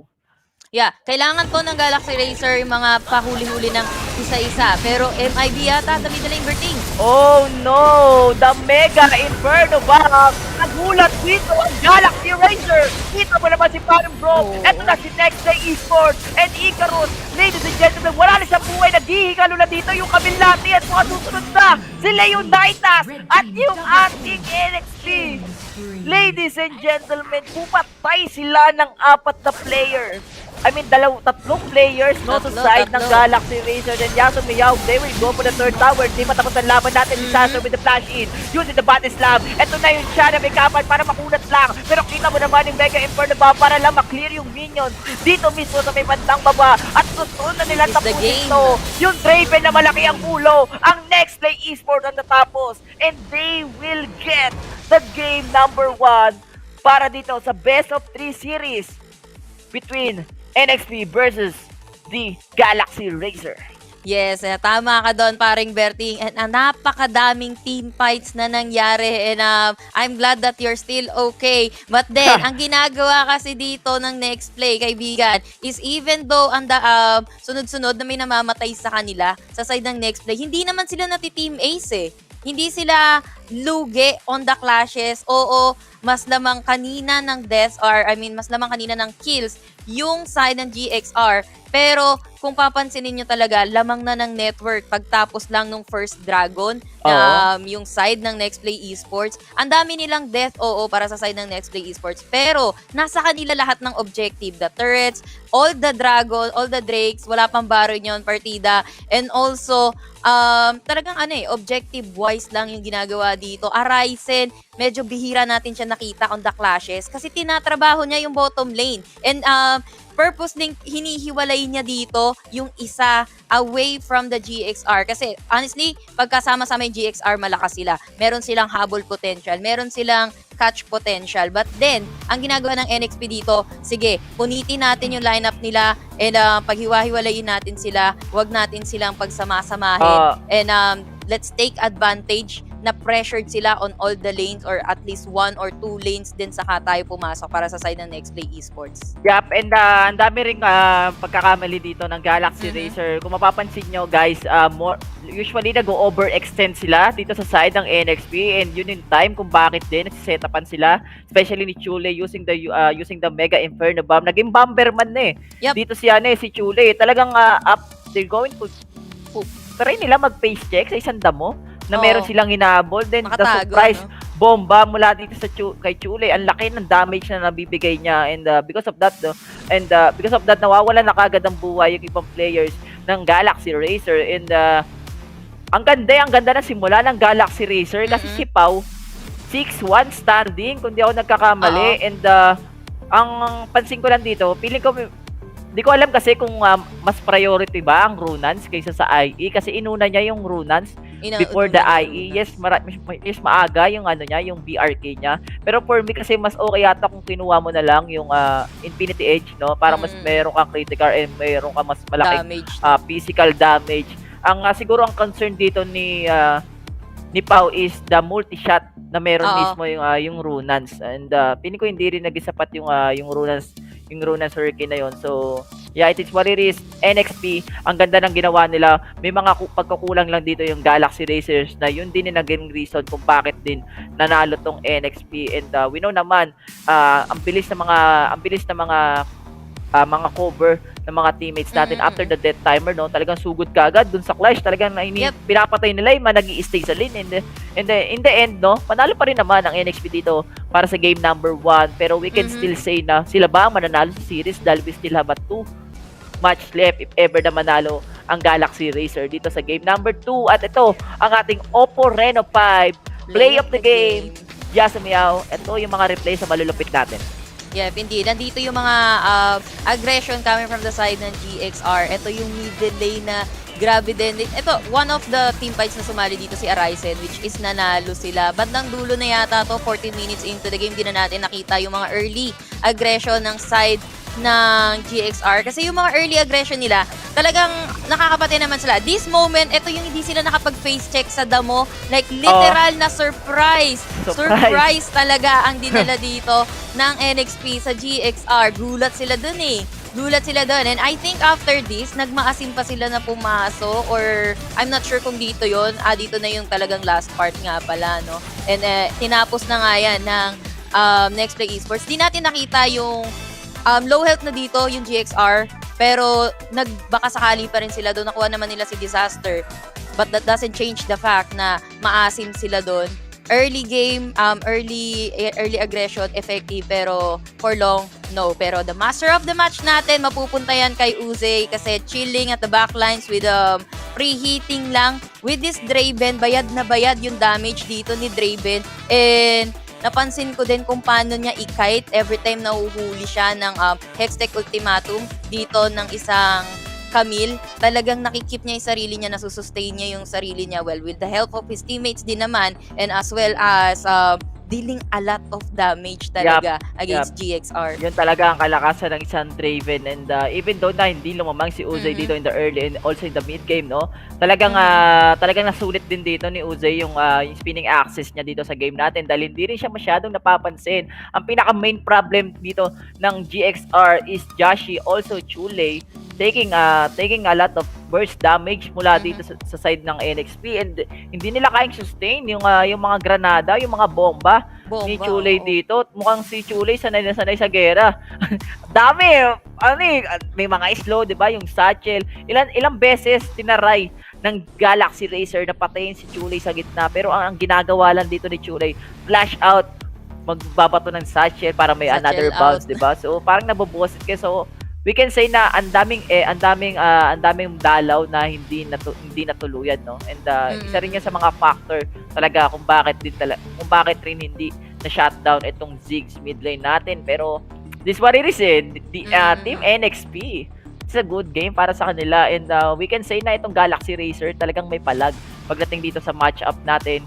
Parang same situation dito nung previous match nila, 'di ba? Kasi lamang din dito yung Galaxy Racer in the early game, but in the late game dun sila nagkukulang dahil siguro may mga times siguro na komportable sila na nag-overextend sila and yun din yung reason kung bakit din nakakabawi yung NXP and we don't know kung ano reason doon pero it is what it is. NXP getting the game number 1 between Galaxy Racer and best of 3 series to mga kaibigan.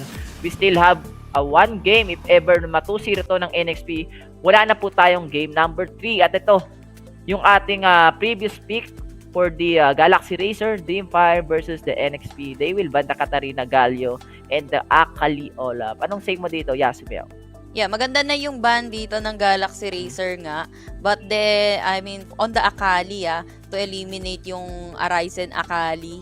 Pero, mas pinili nilang iban si Olaf dito kumpara sa isang Lee Sin which is gamay na gamay ng side ng Nexplay Esports. And, yun na nga, sabihin natin, kahit iba nila dito si Olaf, talagang, or even Oriana, kasi ang dami talagang pwedeng i-pick dito ng Nexplay Esports. Ang dami mong iisipin na possible na iban against Nexplay Esports, pero it all comes down to 2. And wala kang magagawa doon kasi dalawa lang talaga yung ibaba natin. Sabihin natin ba natin dito itong Lee Sin or even Oriana, Chule, andyan yung Ziggs, pwede din maggragas itong si Chule, but then again si Disaster yung naggragas, and yes, andito pa din naman si Shin Sao, if I'm not mistaken, Nexplay yata yung gumamit nun. Sila sila din. So ang daming pwedeng i-picks pa rin talaga ng Nexplay Esports, and to the point na ang hirap i-mind games. Pwede mo nakawin yung mga champions nila, pero up to what extent, 'di ba? Kasi hindi naman kayo lahat first 5 picks 'di ba? Kung kayo lang yung first 5 picks, man, sure, why not? Eliminate nyo lahat ng champions dito ng side ng Nexplay Esports para makakita tayo ng bago. But then, ang hirap i-mind games ng Nexplay. I can't truly say na may better mid lane, may better jungle. Kasi it is what it is, man. Feeling ko talaga, not to exaggerate things, pero Joshi on Lee Sin is the better jungle kahit kanino mo itapat etong si Joshi.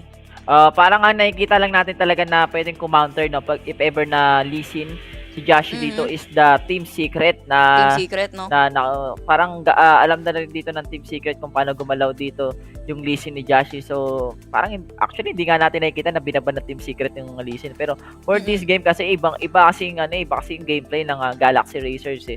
Malakas sila in the early game, also in the mid game, pero pagdating ng late game, doon sila bumibitaw sa advantage nila. And may times din talaga na nag-overextend sila. Siguro in the game number 2, kailangan nilang iwasan yung overextend even though na alam nila lamang sila. Unless na talagang alam na kayang-kaya nila Mm-mm. yung clash kasi minsan may times kasi na humahabol sila na Kahit kakahabol nila, meron palang mga nag-aabang na players, especially si Chule kanina naghihintay lang doon sa dam mo, 'di ba? Then boom, Mega Inferno bomb, burst damage, and patay kaagad dito yung ibang players ng Galaxy Racers. And si Icarus din medyo malalim din talaga siya doon sa backline niya, even though na gumamit siya ng Hextech Ultimatum. Walang mabilis naman na follow up for the side of Galaxy Racers because of the positioning na meron sila. Masyado silang malayo dito, and with this kind of lineup, kailangan medyo magkakadikit-dikit kayo. Kailangan after the Hextech Ultimatum, ibuhos Sama-sama. nyo lahat ng skills. And never nating nakita yun, especially kay JC na laging wrong timing pagdating sa mga... Medyo huli siya, no? Laging huli. Parang siya, huli na siya, late pa siya. Parang Huli na gano'n. late. Oo, parang gano'n Kung mga ngayon yung klase mo, bukas ka pa nag-attendance, no? Ayos ba yun? Kumbaga sa school, papasok ka, alas 6, 6:01 ka nakapasok, ay sarado na yung gate. Eksaktong 6, sarado na yung gate, di ba? So, ganun lagi si JC. So, may times talaga na kailangan talaga dito ng Galaxy Racer na kausapin muna yung isa't isa bago mag-decision. Kasi yung comms nila, kailangan nila baguhin yan. Kasi okay sana kung sobrang sync nila For sure, mananalo sila doon sa game. Alam mo, parang Berting, parang meron akong theory dyan Ano Kasi theory hindi ko mo? sure kung Theory. naglalaro sila kasama-sama or via Discord. Alam mo kasi sa Discord medyo may delay. So baka yun, sa comms nila, kaya nade-delay ng call, men. Medyo nade-delay dito. Ito si paring JC kasi may konting delay sa Discord. Pasok May ganun ba? Medyo may delay yun ng konti, men. Pag Sa latency ng Discord, kung mapapansin mo, paminsan-minsan. Ako. Pero kidding aside, Galaxy Racer dito, kailangan nila improve yung comms and having the ASOL, kailangan nyo sabay kayo. Pag Hextech, dapat as close as possible na agad yung Star Surge. Oo. And also, kailangan kasi talaga on their composition, sama-sama sila Kaso nga lang, yun nga, Nexplay being so smart, talagang pinipunit nila dito yung pagka-solid na sama-samang composition ng side ng GXR. Talagang trabahong marino ang ginagawa nila. Tsaka yung itemization din ni JC, hindi ko rin trip yun yung ROA first item, then you will go for the relay stop na merong slow. Pili ko mas okay, yes, okay din yung ROA, pero mas okay yata kung mag-stick ka sa isang Infinity or we can say Liandris pa rin talaga kahit sabi mong na-nerf, kasi may DPS pa rin naman kahit papaano. Ang concern kasi ni JC dito is palakihin yung HP niya or mas tumagal siya doon mismo sa laban natin, which is lagi niyang binibuild. Kung mapapansin nyo guys, sa lahat ng laro ng Galaxy Racers na merong ASOL, si JC, hindi nagpapalit yung items. Ganun pa rin, parang okay, Rowa, sumunod Rylai, susunod yan Leandris. Ganon, promise. I-check nyo, ganon, hindi siya yung player na hindi siya bumabase doon sa kalaban kasi may mga players kasi na okay, ito kalaban natin. Try natin mag-iba ng items para mas pabor. Siya kasi kung ano yung nakalock, yun na yun Diba? Parang it's now or never. Parang hindi ka na pwedeng umatras, yun na yung nalagay mo. Pero hindi na natin papalapas ito. The game number 2, mga kaibigan, for the Galaxy Racer versus the Nexplay Esports. Galaxy will ban the Akali, and Nexplay Esports, I think it's gonna be a same ban para sa kanila. Galio pa rin naman. Galio, yeah. Maganda din naman kasi yung Galio. Kasi last time na nag-Pantheon, Galio, Katarina, yun yung lineup nila nung tinalo ng GXR, yung APH, I think second time na nagkaharap sila or first time na nagkaharap sila, these two, and napakalakas nga ng composition na yon ng GXR at nire-respect ban. Talagang OLAP pa rin talaga yung ban nila, So mas mas ayaw nilang kaharapin yung OLAP dito at masabihin natin kaya nilang kaharapin nga ba yung easy ni Joshi, kasi honestly hindi nila na complete shutdown talaga yung Lee ni Joshi. And what's more, si Joshi pa nga yung nagnakaw nung isang buff, that blue buff na tinrabaho. Ikaw ang nagsaing, si Joshi ang kumain. But then again, Galaxy Racer magagragas dito. Hindi nila inuna, yun nga, ban nga kasi yung kami dito. Pero Katarina is out in the open. Sa tingin mo, pipiliin yan ng Galaxy Racer? I think pipick nila yan Katarina, pilik na ngayon Katarina. I think Kaisa is still open naman, pero Fiora will be picked to counter the another Baron lane na meron tayo. So we can say this gonna be a Baron, a Gragas, no? So in this kind of composition, lamang dito yung Fiora pagdating sa Gragas because of the damage, also the black damage na meron mismo yung isang Fiora. And we can say na si Ikaros baka mapilitan siyang mag-burst Gragas dito. Hindi ko alam kung mag-electrify ba siya or aftershock or undying. Pero Yasumiya, kung mapapansin mo, Brom and Kaisa again para sa side ng Galaxy Racer. At ang sagot naman dito ng Nexplay Esports is the Pantheon and Draven from Uze.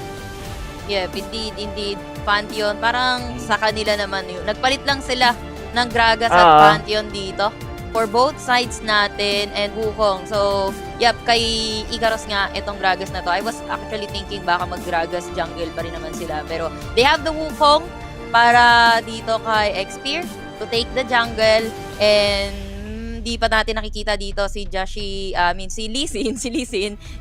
Wala pa tayong nakikitang jungler dito on the side ng Nexplay, o baka nga sila din yung mag-jungle Pantheon. Actually, hindi na sila maglilisin dito kasi ang kailangan na lang nilang champion dito is for disaster.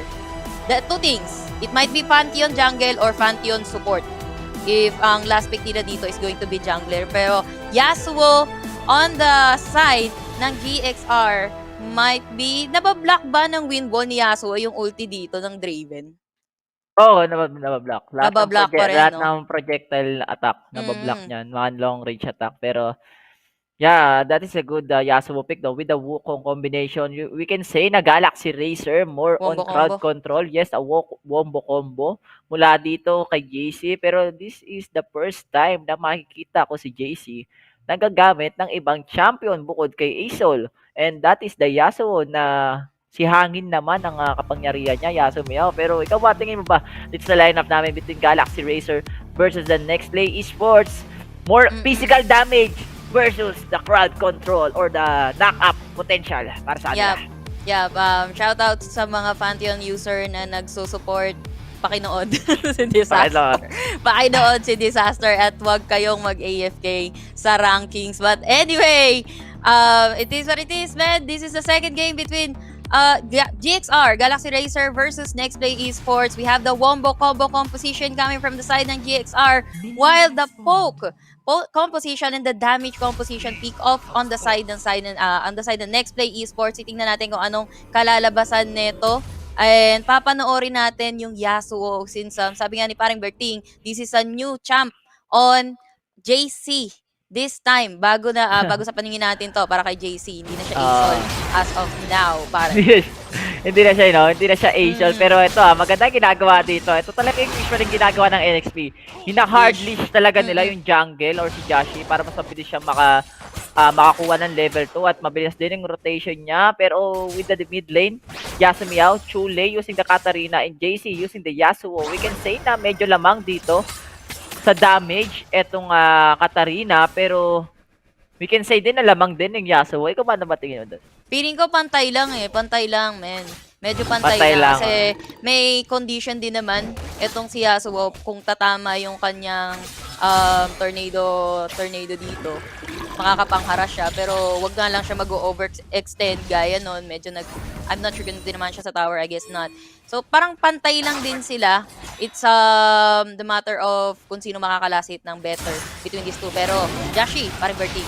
Oh, look at that. Ang sakit ng damage after getting the red and buff, pero hindi tumama yung Sonic Wave dito ni Jashi to secure the kill sa mid lane natin. While the bottom lane, ito na yung nakikita nating advantage mismo ng isang Draven pagdating sa physical damage. Pero ito rin Pantheon support is a good champion din or a good pick din kahit paano kasi automatic yung stun niya. And Jashi will go for the Scattler River sa top lane at makukuha nila yon, and they will go for the bottom lane as well. So we can say na lamang dito ang NXP Yasuo dahil nakuha nila yung main objective sila in just 1 minute. Pero speaking of objective, look at the stun, look at the damage. Chule will go in, parang Naruto lang, tamang big lang dito sa mga dagger niya using the blasting cone para makatalon pa at buhay dito si Chule ng ganun lang. First blood mula dito sa NXP. Medyo napalayo nga din dun yung blast cone ni Chule, no? Parang tumakas nga siya, but then nung nag-blast cone siya parang medyo bumalik. Pero still, on the safe distance nung nasa mid lane, And I think XP dito, ganda naman sana na yung habol niya kaso nga lang wala din talaga siya naabutan. And sinurbol lang ng Nexplay Esports dito yung kill on that Yasuo kasi you don't want this champion na mag-snowball din. Kasi nga, at pagdating ng late game, talagang wombo combo, lilipad silang lahat, baka hindi na sila magising pa. Dumiretso na sila sa heaven with the cyclone and then followed by the last breath dito. That's why hindi nila pwedeng pabayaang kumain itong si Yasuo at the middle lane, parang Bertie. Grabe dito si Jashi, rewarding the 2 wards sa side ng Galaxy Racer. Napakalaking halaga nun para sa kanila. At ito na, nagkakapwestuhan, walang buhay dito si Draw, pero punang pumasok dito yung ating Wukong. Uze with the low HP, pinalo mismo ng ating Wukong, isang player dito from the side of Nexplay Esports. Pero kita mo naman yung damage na binibigay dito ni Jashi. Dragon Register, flash in mula kay Pau, umamatay rin dito si Jashi. Pero the set, Lotus, mula dito kay Chule, umikot-ikot na parang Sarah Heronimo. Pero kita mo naman yung damage na binibigay niya dito mula kay JC. And JC will fall down straight by. Hindi! Meron yan last breath, meron yan barrier, and he will get the kill. And Galaxy Racer. Yasumiyaw, ano yung nangyari doon? Ang nangyari doon, paring Berting, nagka-prioritizean sila ng mga marksman dito. Pero meanwhile, ayun, poke-poke lang at the top lane. May sarili mundo dito si Aryzen at si Ikaros. Pero mukhang papasukan ni Aryzen. Ito si Ikaros, low health na nga siya. 1v1 with the Great One. And napabagsak dito si Aryzen, man. Binangga ng chan, pero hindi pa tapos, paring Berting. Yup, kulang ata yung damage, explosive cast para dito kay Ikaros. Andito na rin si Jashi to the rescue. At mukhang mamamatay ba? No! Yes, he will die. Yes and no, he will die. Pero JC para doon sa rescue. Pero kita mo naman dito si paring Jashi using the flash and the sonic wave. Andito na rin dito yung ating Mangiki. Pero mapapatay pa rin naman si ating Chule and JC using the Yasuo. Sobrang momentum niya dito. At yung ibang membro ng Galaxy Racer, ayaw pa rin tumigil Yasuo. Gusto pang mag-great invade, but Jashi waiting sa opportunity na baka kunin nila. Ito na si Aryzen. Ladies and gentlemen, meron niyang blasting ko na kukunin. At mukhang mamba out yung ibang miyembro ng Galaxy Racer. Yes, walang ulti dito. Ito si Disaster, wala siyang Starfall. Kung meron lang, papasukan nila yan. But then again, Galaxy Racer, medyo babawasan dapat nila yung kanilang aggression.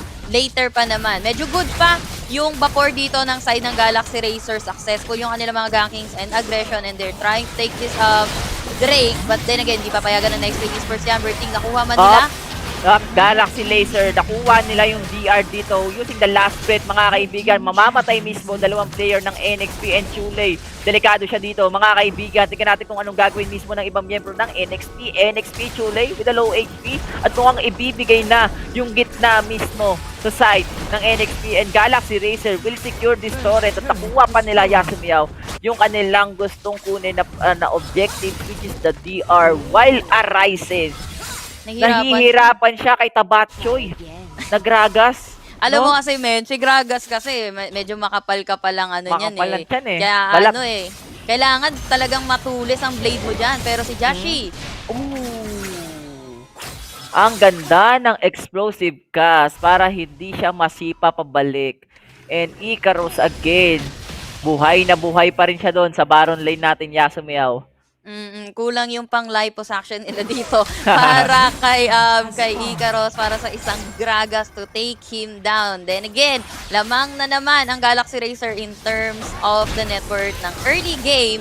And sila na nga yung nagte-take ng referral. Pero Jashi, on his listen, makukuha niya kayo. Hindi na. Ay, akala ko na nakawin niya eh. Hindi na siya papasok doon. It's already too late. Ang dami ng tropa ng Galaxy Racer doon. 4 yun. Sabay rotate at the top lane. They can get this turret in exchange nung nawala nilang turret at the bottom lane. Pero parang Berting.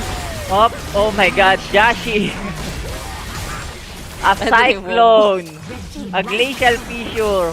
Last breath. Lahat binigay na kay Jashi. Nakuha dito yung tower, Yasumiyaw, and trade towers din dito sa may bandang mid lane. We can say na even though na namapatay si Jashi doon, meron namang kapalit ang nangyari. So walang silbi yung pagkaka-sacrifice niya. Pero ito, si Arising dito, mga kaibigan, mukhang corner siya dito. 5 kamote ang nangyayari sa kanya, mga kaibigan. Samantalang ibang miyembro ng NXT, talaga nasa top lane lang, nagbibigay lang ng oras etong si Arising, no?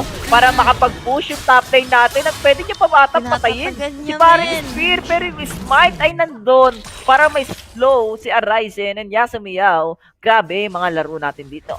Yeah, Nexplay Esports, sasabihin natin, uy, yun ang ginagawa ni Arising doon, men. Nagba-buy time siya. Nagba-buy time siya to get that turret para sa side ng NXP, mapabagsak yung first tier turret ng Galaxy Racer. We all know na kapag ka nababagsak na, yung mga first tier turret nyo, mas may access kayo sa jungle ng kalaban, mas liliit yung mapa ng kalaban nyo dito. Wherein, ganun na nga yung sitwasyon ng Galaxy Racer. Again, they have all the kills, they have the first dragon, pero next play dito, hindi ganun kalaki yung lamang in terms of the network ng side ng Galaxy Racer and unti-unti silang humahabol. So, hindi, yung mga sacrifice na ginagawa dito ng next play, hindi siya parang wala lang eh. Hindi siya wala lang. Kasi meron laging kapalit. So, medyo bayad lang and probably some of it sinasadya ng next play to buy time lang talaga and to get objectives against GXR. Yep, and feeling ko late game potential na lang talaga gagawin dito ng NXP. Naghihintay na lang sila ng oras na lumabas mismo yung Baron or yung mga other objectives na meron tayo. Kasi hindi naman sila ganun kalamang, hindi naman ganun malaki, hindi naman ganun masyado kalaki ang lamang ng Galaxy Racer. Lamang na sila sa gold lead siguro and also sa levels na meron tayo kasi almost all the players of Galaxy Racer is level 10 while the Nexplay Esports is level 9. Isa lang ang level 10 sa kanila which is si Chule. Pero kita mo naman yung harassment na ginagawa dito ni paring Spear sa side ng Galaxy Racers in just 3 seconds I guess lalabas na yung ating DR mga kaibigan at lalabas na nga Infernal. There you go, the body slam mula kay Icarus. Jashi with the Sonic Wave pero the cast para sa kanya and Arising will fall down just like that. Flash the body slam. Glacial Fissure na dito na walang killer instinct dito si Parin Pao pero kita mo naman yung damage na binibigyan niya. The micro movements, the movements mula dito kay Pao getting a 3-person for the side of NXP. Yasu. Paring Berting, Galaxy Racer, they are learning. Alam nila, Nexplay Esports, hindi talaga sila nag-position ng The Dragon kasi they are looking for an exchange ng turret kasi pwede pa silang mag-inhibitor doon, honestly eh.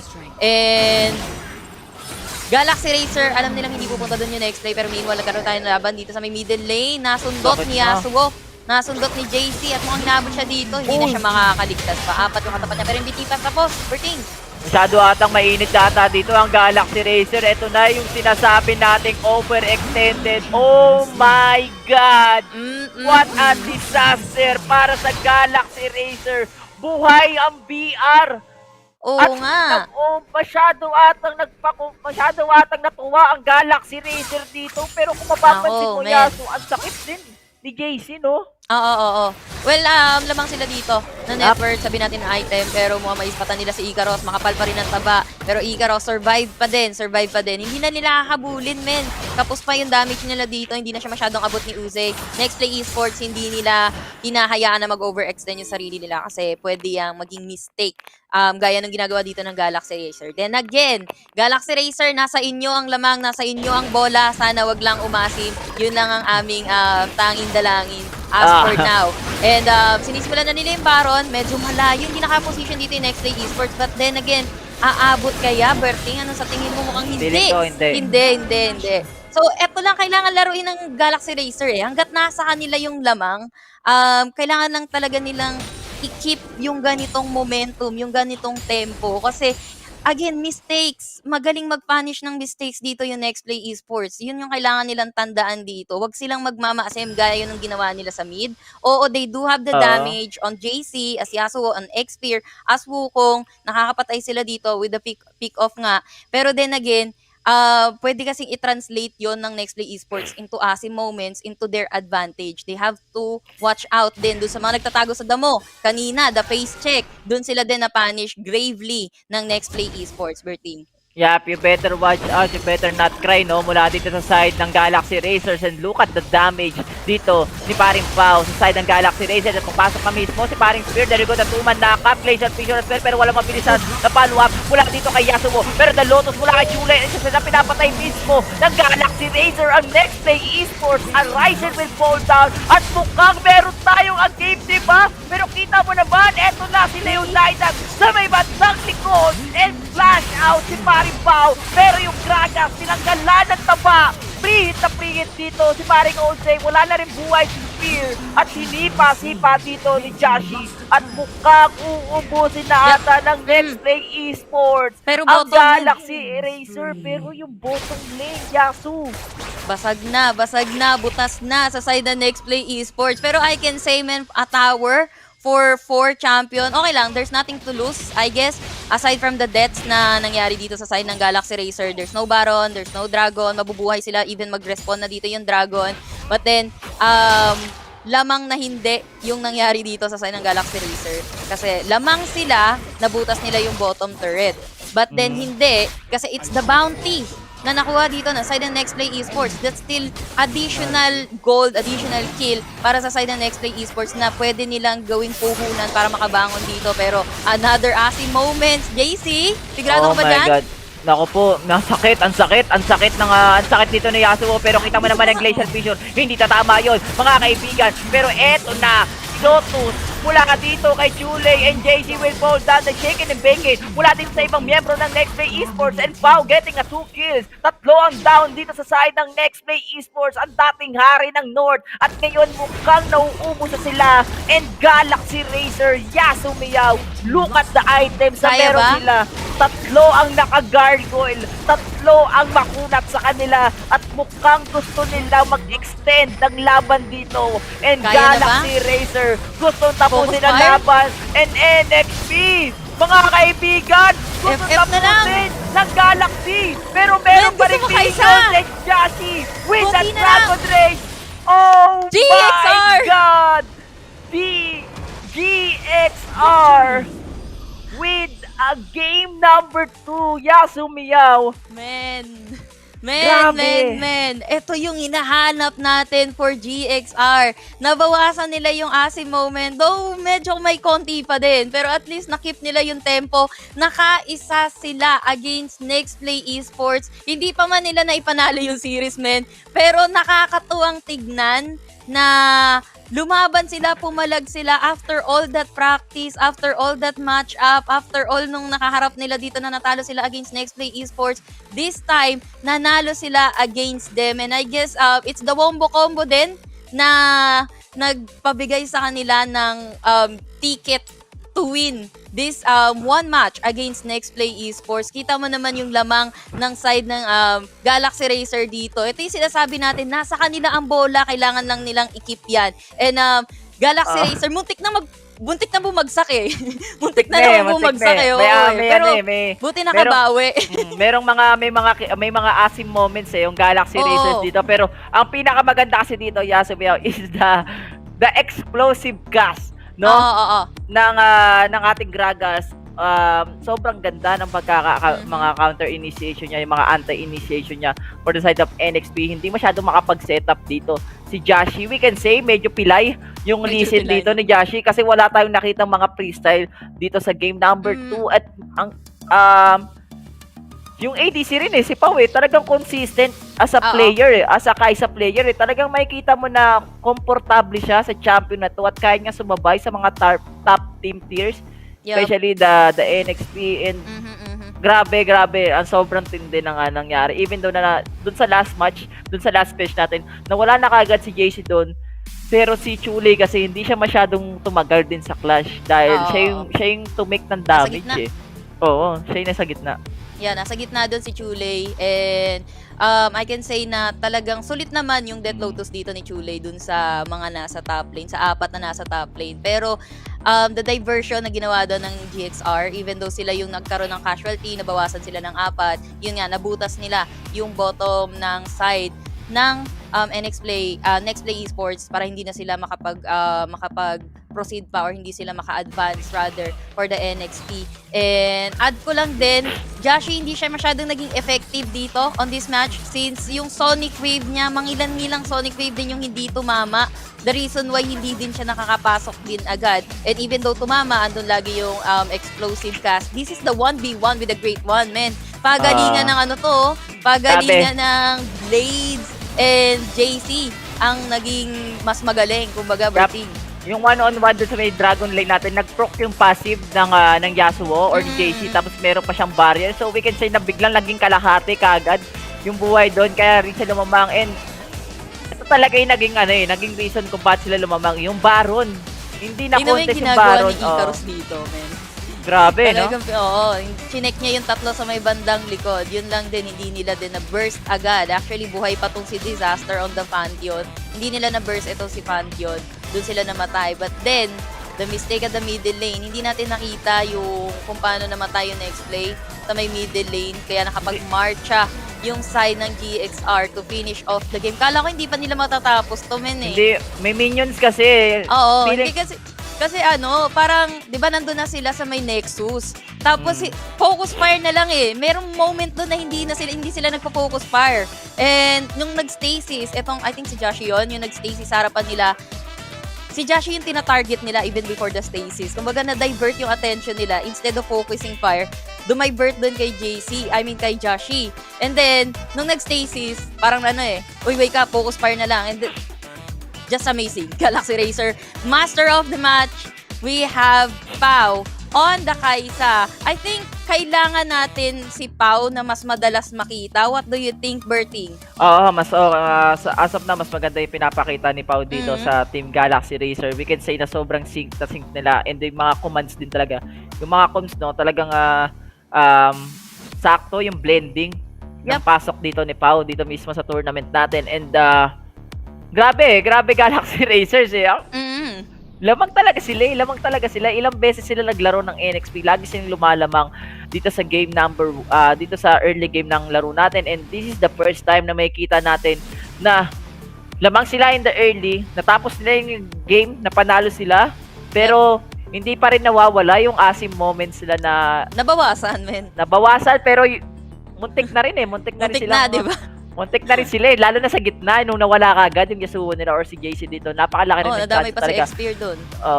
Ang ano kasi dito, Yasuo, is the item ng Galaxy Racers. Kanina, pinonpoint ko yung tatlong gargoyle dito sa side ng Galaxy Racer. Talaga nagpakunat sila.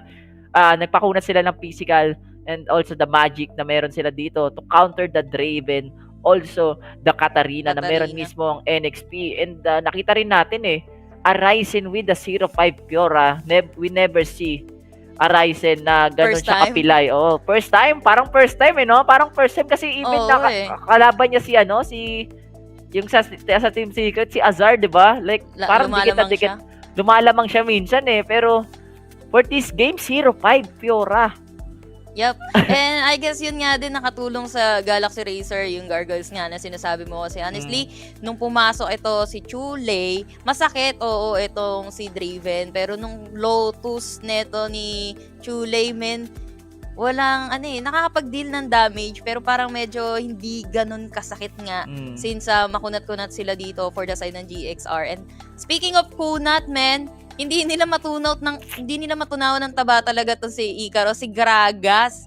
Grabe din si Gragas dito. Medyo may asim moments doon si Gragas, man, hinatid sa base yung Nexplay kanina sa may top. And yun yung medyo nag-alangkanin tayo kasi nga malalim na naman and maasim na naman. And you know, Galaxy Racer, medyo sakit nila yan. And naging effective naman so far, and so far, nanalo sila even though may mga asim moments. Yun lang talaga eh, asim moments, bawas sila ng asim parang moments. Parang doon sila nahuhuli.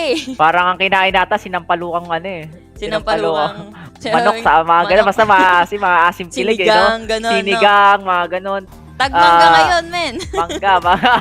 Pero, alam ko rin naman yung idea kasi minsan may moments talaga na parang feeling mo, kaya mo na eh. Pero nakita mo rin kasi talaga yung damage na binibigay ni JC dun sa kalaban. Pagka first kill Steel Sword, kalahati kagad kasi nagpo-proc yung static eh, na meron siya. And we know naman yung Yasuo, pag nakalapit, doon na lumalabas talaga yung potential ng isang Yasuo na more on critical damage talaga siya. And with the wombo combo rin, doon mismo sa composition ng Galaxy Racer, ang hirap din talaga umilag dahil meron silang Hextech Ultimatum, meron silang Glacial Fissure, they have the Cyclone ng Wukong. Tapos pag meron na knock-up doon, for sure, follow-up din ng Last Breath. So, ang hirap din ng position dito or ng sitwasyon ng NXP. Talagang unahan lang lagi. And even though Jashi, nahihirapan siyang mag-set dahil on point Yasuo Miao yung explosive cast dito ni Gragas.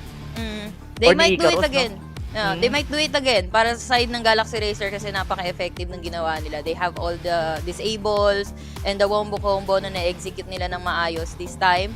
And naging very effective talaga yung Gragas pick against Arisen, men. Na hindi na, sabi ko sa'yo, sabi mo din kanina, hindi masyadong makapalag etong si Arisen. Egul pa siya. I think level 8 na etong si Icaros, going level 9, level 7 pa lang etong si Arisen. And even though Joshi was there, hindi nila napatay etong si Icaros. So, talagang free farming, I could say, ito si Icaros. Kaya tumaba siya. Not literally, pero sa gamit din. But anyway, expect a ban coming from the side ng Nexplay Esports dito. Pwede nilang iban si Gragas kasi bannable naman talaga yung champion na yan. Not only for the damage na binibigay ng Gragas but also the disruption from the explosive cast. So baka i-consider yon ng Nexplay Esports kasi if not, sa sobrang nag-work siya on GXR, baka piliin nila yan. But then Nexplay Esports, naisahan talaga sila ng GXR, men. Nagbiyahing langit. Ang daming, alam mo, nakita ko sa mga champion, ang daming biyahing langit ang nakita natin doon. Cyclone, sabay Last Breath. Even isang combo lang talaga ni Yasuo, men. Talagang ticket to heaven na eh. Yup, and si Chulay rin talaga, hindi rin masyado nasulit dito ni Chulay, no? Yung may mga times na laging nauuna pa na mamatay si Chulay dito sa side ng NXP. Isa rin yun sa mga naging factor din talaga kung bakit din lumamang itong Galaxy Racer. Kasi si Chulay yung isa sa mga pinakamalaking malaking damage na pwedeng i-contribute dun sa teamfight Pero with the knock-up of Wukong or ni Spear, talagang siya yung pinupuntirya niya. And maganda rin talaga yung rotation na ginagawa dito ni Spear kasi alam niya kung sino yung pwede niyang patayin. Pero mamaya natin pag-usapan yan, mga kaibigan, dahil pupunta na po kagad tayo dito sa game number 3, ang huling laro para sa North Luzon between the Nexplay Esports versus the Galaxy Racer. You know, I think sumakit yung ulo dito ni Arisen kay Gragas at the top lane, man. Kay Icaros. And considered as banned. Ito si Gragas, though makakalabas dito si Galio again, Katarina, and or not, kasi sila magbaban, GXR. Kasi nga naman, first pick dito yung side ng NXP. Galio is still out sa option natin, men. Kala ko lalabas na siya eh. Hindi pa rin talaga. Pero ban na din dito yung Fiora. Camille is up. And first pick lagi si Camille, no? Pero piling ko pipick na dito sila JC ng Brom and the Kaisa kasi mas priority nila yung nasa top performance pick kasi nasa pick kasi ng ng si Pau eh. So we can say na priority na ngayon dito ng Galaxy Racer yung champion dito ni Pau. While Nexplay Esports, mga kaibigan, open pa yung ating list ni Joshi. So I think they can still pick it. Or baka mag-zig sila. And speaking of zig, ayan na nga yung zig. Tapos, pipick na lang sila dito ng mga jungle or support muna. Tsaka na muna yung ADC. Kasi pag meron kang nakuha na si Kaise. So, we can say na baka mag-jana pa itong Nexplay Esports. Tapos, wala na silang ADC. More on strat na lang sila. No ADC line na, parang team secret pwede. Na to. Oo, pwede yun. Inaabangan ko dito kung mag-ASOL pa rin sila eh. Open na naman yung ASOL eh. Pero anyway, Katarina. This is going to be Katarina on the middle lane para kay JC. So again, new hero para kay JC. Hindi na ASOL. But anyway, they have the Kaisa. Add ko lang din sa nangyari kanina, men.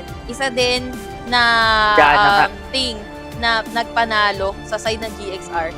Tahimik lang si Kaisa, men. Walang kumakanti sa kanya, walang gumagalaw sa kanya halos. And napabayaan sa kusina si Kaisa nun. But then again, this is the Wukong. Last pick para sa side ng GXR. Ayun, kala ko si Pau yung magkakatarina eh. Nagpapalit-palitan pa sila dito. Pero ano masasabi mo sa draft natin, Bertie? Ito na, more on wombo combo setup na naman sila dito, no? Katarina, Wukong, also the Braum. And Garin. may kunat factor din eh. Pinang-counter ng isang Galaxy Racer is the Garen to counter Ryzen Camille. And open pa yung Fiora, no, kung di ako nagkakamali kasi isa rin Fiora yun sa is mga ban pala, Mm-mm. sorry. Pero yeah, Garen is one of the champions sa pwede mo rin gamitin to counter the Camille pagdating sa mga normal damage. And we know naman, no, na yung Garen talaga is a single target champion. So, baka makakita tayo dito na talagang nilalak lang dito ni Garen or ni Icarus itong si Aryzen dito mismo sa Baron lane natin. And with this kind of lineup, Yasumiao, we can say Nexplay Esports, same strategy sila, more on rotation and objectives using the Ziggs. Tapos Ezreal din, tamang poke damage lang, tamang burst lang ang meron sila. While the Galaxy Racer, late game potential, they have the damage in the early game as well. More on crowd control. Pero, for me, piling ko lamang dito ang Galaxy Racer. Ikaw ba? Tingin mo? Yeah, wait. Tinitignan ko kasi yung ating layout. Medyo may mali yata. But anyway, in terms of the composition dito, yes, again, parang first game natin dito on the side of Nexplay na push strat or objective taking, pero GXR, tago-taguan. Walang nasa mid lane. Wala. And they're opting for a leash again para dito sa Olaf. Iniisip ko kung meron silang direct counter kay Olaf, which I see is wala so far. Physical. They have the Oo. physical damage They have yung the physical Kai'Sa, no? damage. Yun lang. Kasi Yun nga, wala gaano eh. Kasi hindi mo naman mapapalipad yan kapag naka-Ragnarok and also silence din, stun cyclone. So yun ang iniisip ko, how will they counter etong si Olaf since nawala din yung Gragas nila, and even though ando si ban kasi si Gragas din kanina. Hindi Lee Sin. I think this is the first, I'm not sure kung ito yung first time na open yung Lee Sin pero si Josh hindi siya nag-Lee Sin. Feeling ko na-trauma eh. Na-trauma. Na-trauma ata si Josh dito na baka mamaya ma-setup na naman tayo eh. Na-setupan siya kanina ng game number 2. Pero ito Yasumiao, in the mid lane, Ezreal dyan so we can say na more on pork. Puro poke lang to. Puro poke damage lang ang gagawin dito ni Oze hanggang sa makapag-farm siya ng mana mune niya or getting a lot of items. Pero sa may bandang baba natin, look at the damage Chule. But Galaxy Racer will get the first blood doon. And Nexplay Esports with the trade kill under the torrent. Parehas na burning mga spells nila. Pero Nexplay Esports ang mas maagang kukuha ng objectives dito. Same with the Galaxy Racer. After getting the Scuttler for sure, babalik sila sa mga laning nila. Yasumiao. Yeah, hindi. Dito na magkakaroon ng exchange on the lanes nga. Na umpisa lang nasa mid lane and then later on switch na agad kasi readying for the dragon na din to eh. For both sides natin. And one for one ang everything natin. Patay pa lang din naman. This time, Nexplay naman yung aggressive and they're looking forward na mapatay dito si Pau Bertie. There you go, pinasok na sa first tower.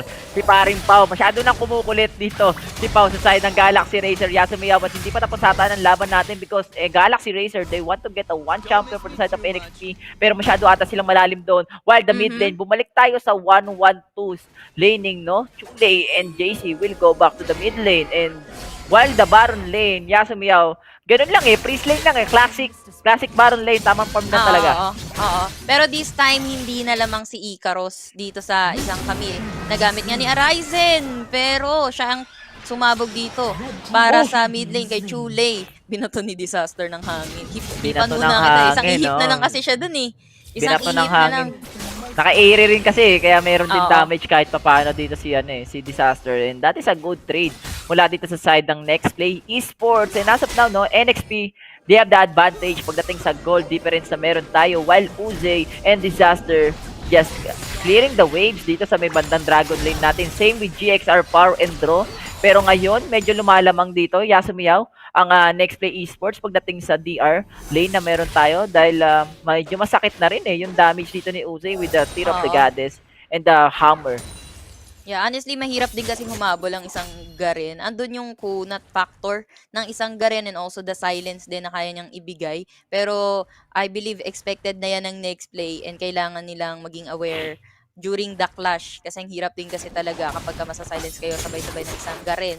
And you have to take advantage na hindi ganun kabilis makahabol si Garen kung ikukumpara natin sa mobility na meron ng isang Camille and also even the Olaf. They have to watch out doon sa mga gagawing aggression din ng side ng Nexplay dito kasi sila nagiging aggressive so far. Nabawasan yung aggression ng na Galaxy Racer ng early as of now.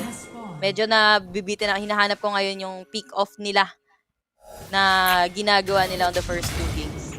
Yup, and di nila mahanap yung sinasabi mong pick up kasi ngayon nagiging maingat din, Yasu, itong players ng Galaxy Racer. And as of now, no, gusto na nilang simulan kaagad itong DR but alam nilang pupunta yung ibang miyembro ng NXP. So ang gagawin nila, i-reset nila itong Dragon para lalong mas madelay and look at the damage. The Ragnarok will be popped for the side of NXP. At kita mo naman yung damage na binibigay dito ng ibang miyembro ng NXP. Gumamit na ng true shot barrage. While draw, naghihintay lang siya dito sa damo. Nandito na rin ang galing sa may bandang gitna. Chule using the satchel para makapag-mamba out.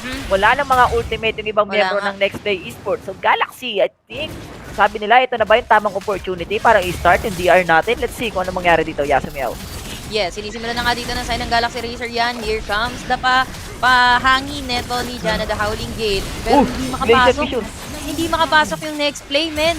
Napunta sa Galaxy Racer yan. Pero mukhang hindi na tayo magkakaroon pa ng further chase coming from the Nexplay Esports. They don't have anything aside from Jana Munson dito. Wala nang ulti si Joshi, wala nang Ragnarok, and wala na ding ulti yung mga side ng Nexplay. Pero Berting, naku, napakatindi naman nun. Masyado ka atang mainit, Diego. Arisen pumasok sa first tower and the true shot barrage mula kay Oze para lang hindi sila makapag-recall. While the mid lane dito, Yasumiao going for the objective, si paring Chule and yung Brom na mismo ang mag-ating magpa-farm. And there you go, Nexplay Esports will get the first blood tower. Yasumiao, ano yung nangyari sa may bandang baba natin? asim moments niya, ano yun? Asim Arise, moments. man. Siya lang kasi talaga yung may pampasok dun eh. And makapal pa yung buhay ng Torre. Madami din yung Galaxy Racer dun in terms of numbers. Pero Icarus dito, kaya niya kayang mag-survive against Arisen kasi pinapatsi-patsi lang siya dito ni Arisen eh. And Arisen, he doesn't have that great damage na pwedeng ibigay kay Icarus. Pero 1v1 with a great one na naman. Galaxy Racer, sila na yung unang nakaporma dito sa may Dragon. I mean sa Rift Herald at the top lane. And Scattler? Up, kinuha na dito yung Scattler, ladies and gentlemen. Ito na si Jashi, Ragnarok, Redemption, Mega Inferno Bomb. Sino makakakuha? Nexplay Esports ang makakakuha, no? Pero wala mablikat dito yung ating Katarina. Pero kita mo naman yung damage yung binibigay mismo ng ibang miyembro ng NXP. The Glacial Fissure is there, pero the flash out para kay Paritro. At eto na, si Arisen. Mga kaibigan, Hextech Ultimatum. Yung karakter ni Paritro na may kasamang pinto. Ano yung gagawin mo dito, Iyo? Sa Sagio para kay Arisen, killing one player for the side of Galaxy at susunod na si Icarus Zone at ubos yung tatlong miyembro ng Galaxy Racer at mukhang kukunin pa nila Yasumiao yung second tower sa Baron Lane. Yep, indeed. Galaxy Racer ang nagsaing, Nexplay ang kumain ng Rift Herald dito. Doon sa pitak mo, hindi pa tapos kasi mahuhuli pa dito ni Spear. Etong si Ziggs at yun nga lang, maling tarima na naman yung napasok niya doon. Wala siyang vision on the Tribush na tatlo pala yung nag-aabang sa kanya sa may bandang kanto, kaibigan. And also, Nexplay Esports still win-win on that team fight. Lamang sila, nakuha nila yung Rift Herald doon and na I'm not sure kung naubos nila. I guess hindi, yung side ng Galaxy Racer at the top lane. And comment ko lang din, yung ginawang satchel neto ni Chule kay Bro, men. Alam niyang pupunta sa damo eh. O, teka, saan ka pupunta? Balik ka muna, pare. Ganon. Pero anyway, Nexplay Esports, ang ganda ng sandwich din nila na ginawa. After that Rift Herald, sinandwich nila dito. Nowhere to run. Yung Katarina, talagang Hextech Ultimatum na talagang binato din ni Arisen. Walang takas na ang side ng Galaxy Racer doon. At sila pa nakakuha ng Herald doon, no? Take note doon, with the Moonstone of Disaster, na-delayed mismo yung ibang players ng Galaxy Racer na makalapit mismo doon sa Herald pit natin. And look at this, Jashi, Oze, and Disaster going for the first tower here at the Dragon Lane at walang magagawa yung ibang miyembro ng mga taga-Galaxy rito. Dahil ang gusto na lang gawin ay kunin yung mga objectives dito mismo sa mga jungle na meron tayo, while Arise and just farming the Raptors sa may bandang gitna. Mukhang magkakaroon tayo ng clash dito. Yasumiyaw, ito na yung ibang miyembro ng GXR. Ragnarok para dito kay Jashi, Glacial Fissure, yung Redemption, True Shot Barrage para dito kay S, pero yung walang masyadong follow-up para sa magkabilang grupo. Nagkabigayan lang ng mga skills, ng mga damage, pero walang mananalo doon. Yasumiyaw.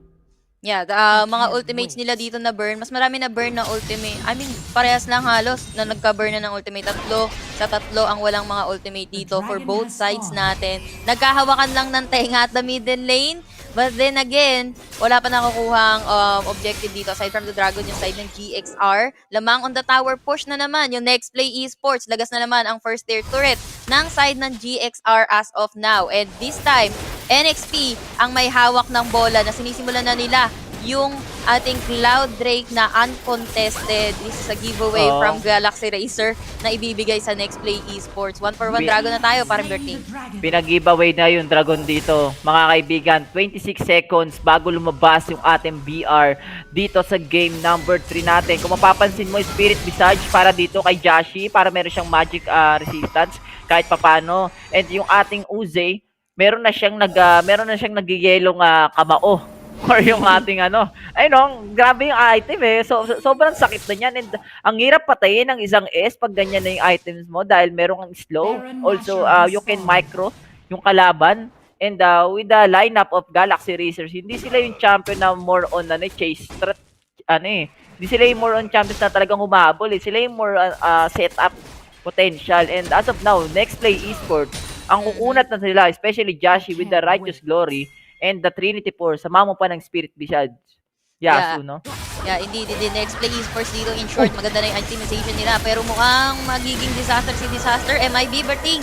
That is a good two-man knock para dito kay Spear, pero look at Tuesday, walang masyadong damage dito. Pero eto na si Ragnarok, mga kaibigan, mula kay Jashi, pinalako ng isa. Patay yata dito si Kong, patay dito ang Unggoy, pero Jashi with a low HP, napagamit pa ng flash, JC with a low HP as well, pero look at Tuesday, wala na siya pakialam, at si Paring Pao, ano ang mangyayari sa kanya, at mag-slide sa Pao dahil walang buhay.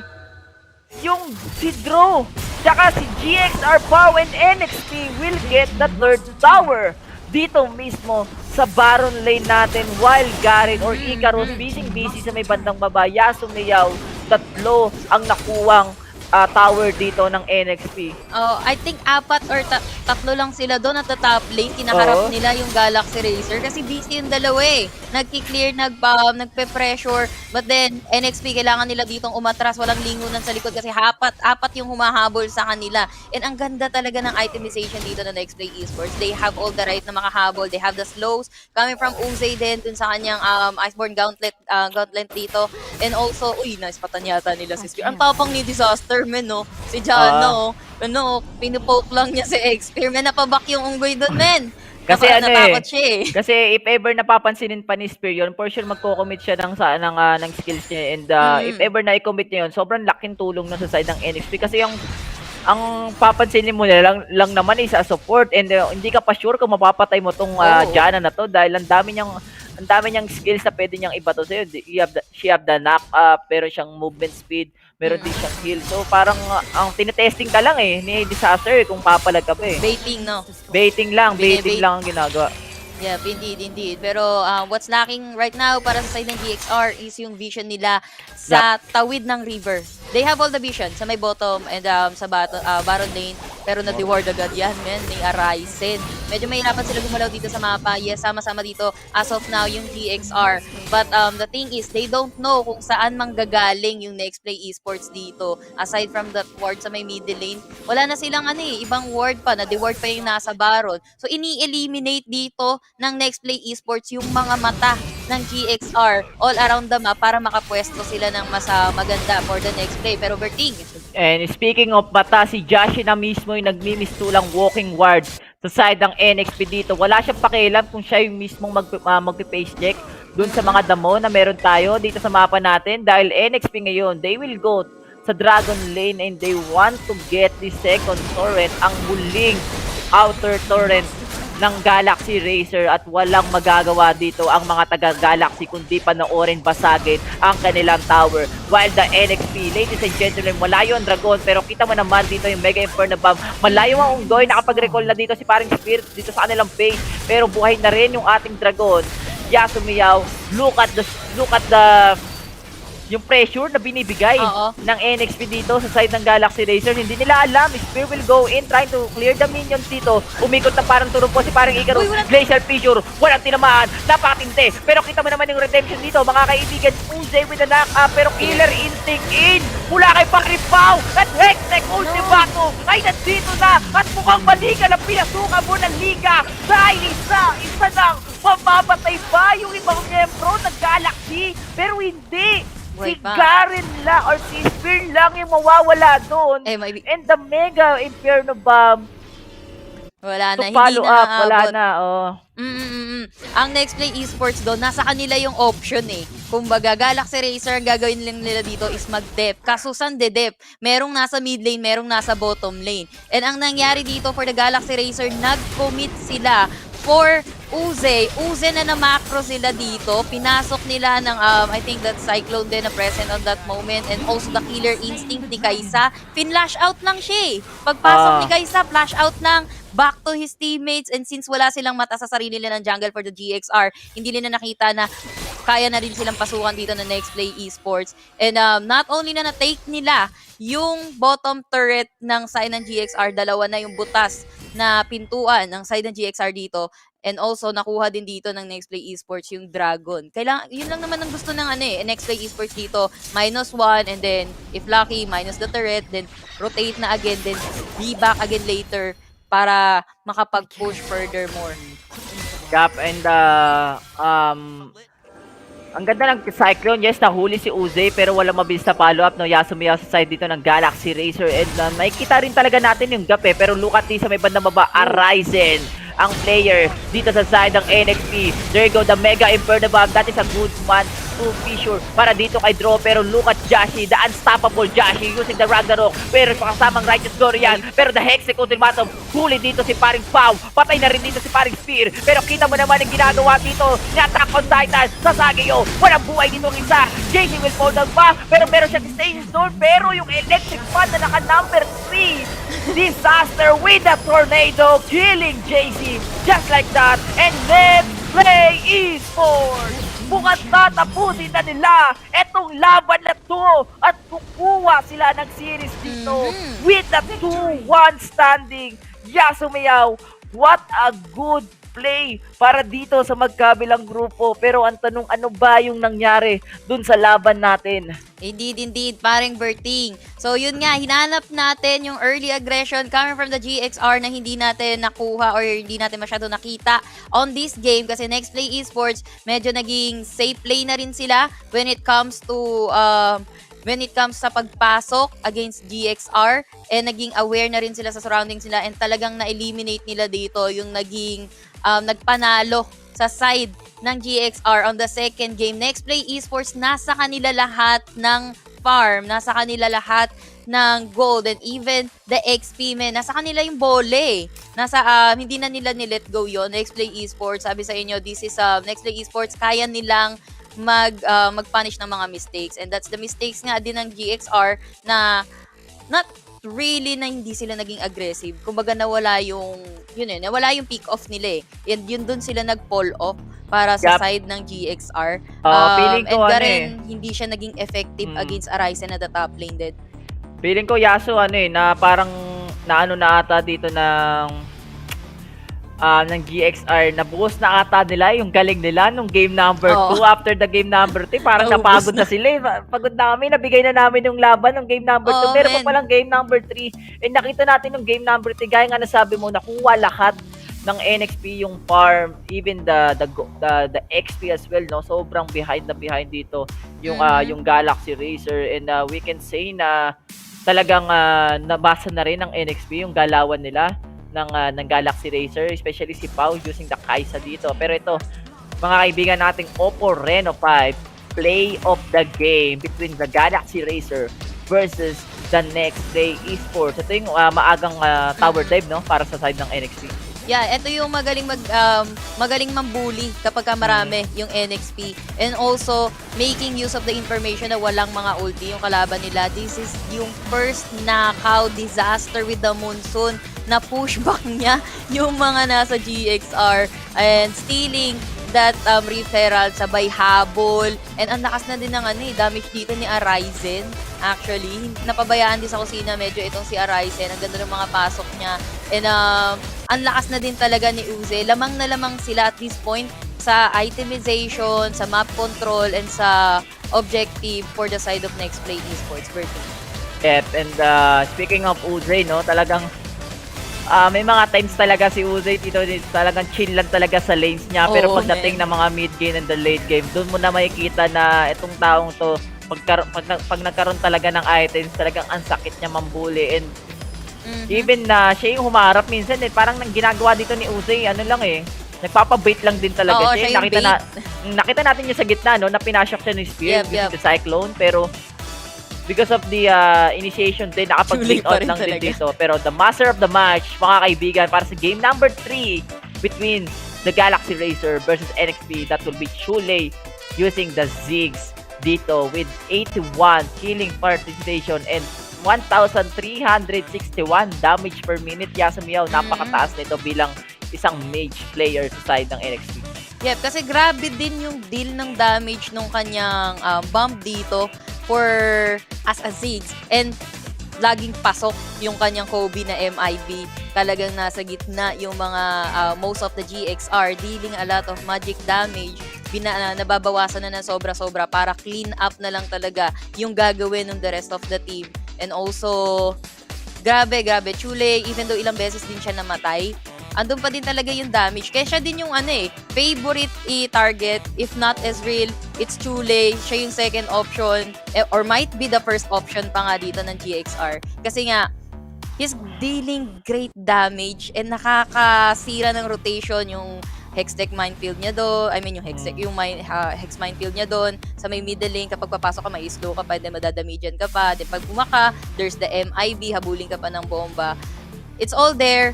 Talagang literal sasabog ka kay Chule, kaibigan. Yep, and buhay na buhay, no? Buhay na buhay yung mga fans. Yung mga fans club ng NXT dahil sitting pretty na rin sila dito sa second spot para dito sa North Luzon natin, Yasumiyaw, and they're just waiting mismo sa playoffs at mukhang maraming oras, maraming panahon ang iano dito ng NXP na mag-practice pa na or mag-grind. Same with the Team Secret and GGWP, syempre sa Galaxy Racers na pinakita nila hanggang sa huli lumalaban kami. And syempre hindi naman porket lumabang ka lagi ka nananalo dahil NXP ang mananalo doon with a 2-1 standing. Pero still, kudos para sa kanilang dalawa. Napakaganda ng laban, especially the game number 2. Akala natin panalo na yung NXP, pero nakita natin yung matinding performance ng Galaxy Racers doon. Sayang lang hindi nila nagawa ng game number 2, which is yung pinaka-crucial lang talaga, no? Oo, kasi Berting, sabi ko sa'yo, Nexplay, kung saan sila nagkamali, sila na nagsabi, kung saan sila nagkamali, inaaral nila yan. And then on the next game or next fight na kakaharapin nila, talagang ini-eliminate na nila kung saan sila nagkamali, kung saan yung may flow, kung saan sila nagkulang. Magaling silang mag-aral, kumbaga. Talaga na feeling ko nung second game, hindi pa nakalista sa notebook yung Ticket to Heaven, Hindi pa nakalista sa notebook si Pau, Ngayon lang lumabas si Pau And ngayon napag-aralan na nila ng 2 games. Na-download nila ng 2 games dito si Pau. But the next play, talagang pinatunayan nila na hindi sila ganong kadaling i-push over dito. Nakaisa man yung GXR, but still that is a really, really good fight na binigay sa atin ng GXR and also ng Nexplay para dito sa last series, last day and last week ng ating North Luzon, Southeast Asia Icon Series. Pero next week natin, mas madugo. South Luzon yan. And again, kami ang naging caster nyo. Kanina nandito si Gigi Spear. I am Yasumiyaw and this is Berting Magiting. Magbabalik kami on the panel. So, see you again.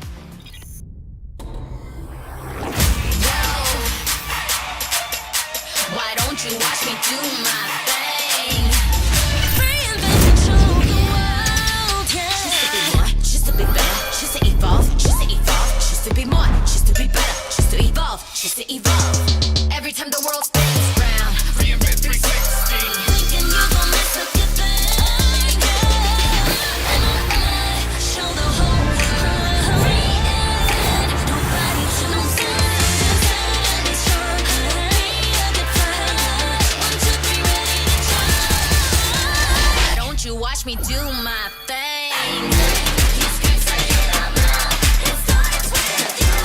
Take it to the next level with Globe's fiber, LTE advanced, and 5G mobile connection. Now you have the power to reinvent your world. Globe.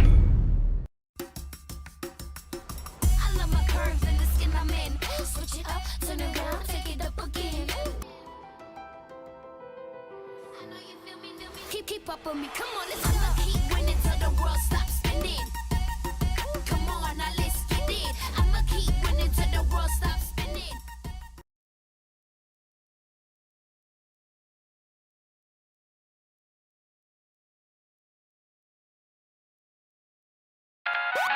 When you want to level up your entertainment, G-Pay your way and get the latest games and movies on Google Play using Globe Prepaid and Postpaid.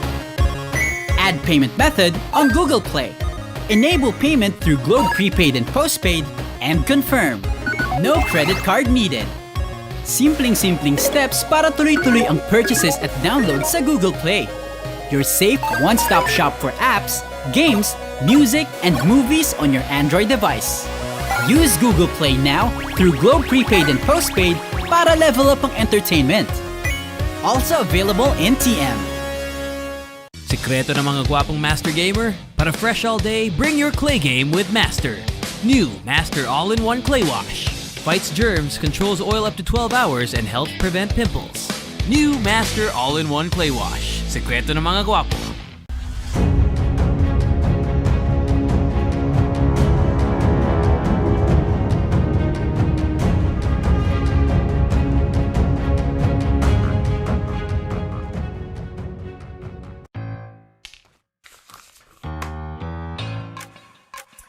Dear Mother, light of the home. Dad? Hey, baby! Greetings, Professor Rodolfo. May I be absolved from Math Club tomorrow. May Globe Virtual Hangouts kasi. Go and hang out from wherever you are. Just open the Globe One app, choose an event, and click join. Watch concerts online! Dance together! We can do quiz nights. Yo, let's go! If you allow me, I promise To make it up to you. And repay your kindness tenfold? Truly, your favorite child. I love you, Dad. Mimi. Please, babe. Thank you, sir. Enjoy your fave events with Globe Prepaid Virtual Hangouts. All together now.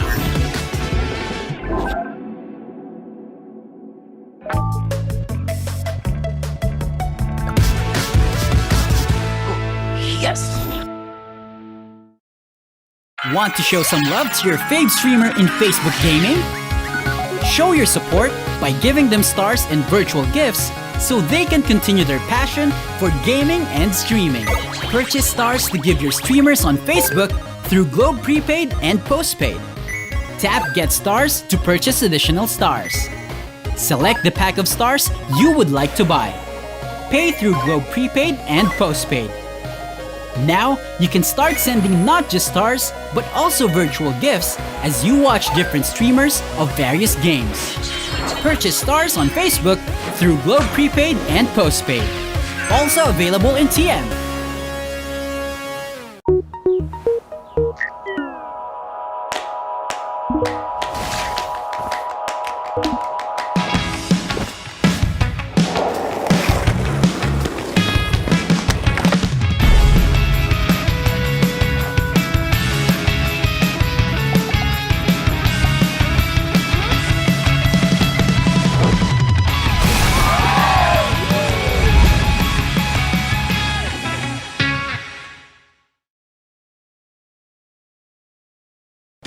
Play League of Legends Wild Rift with Globe. Oh no, our spot's closed? No prob. With Go 50, you can play anywhere. Wow!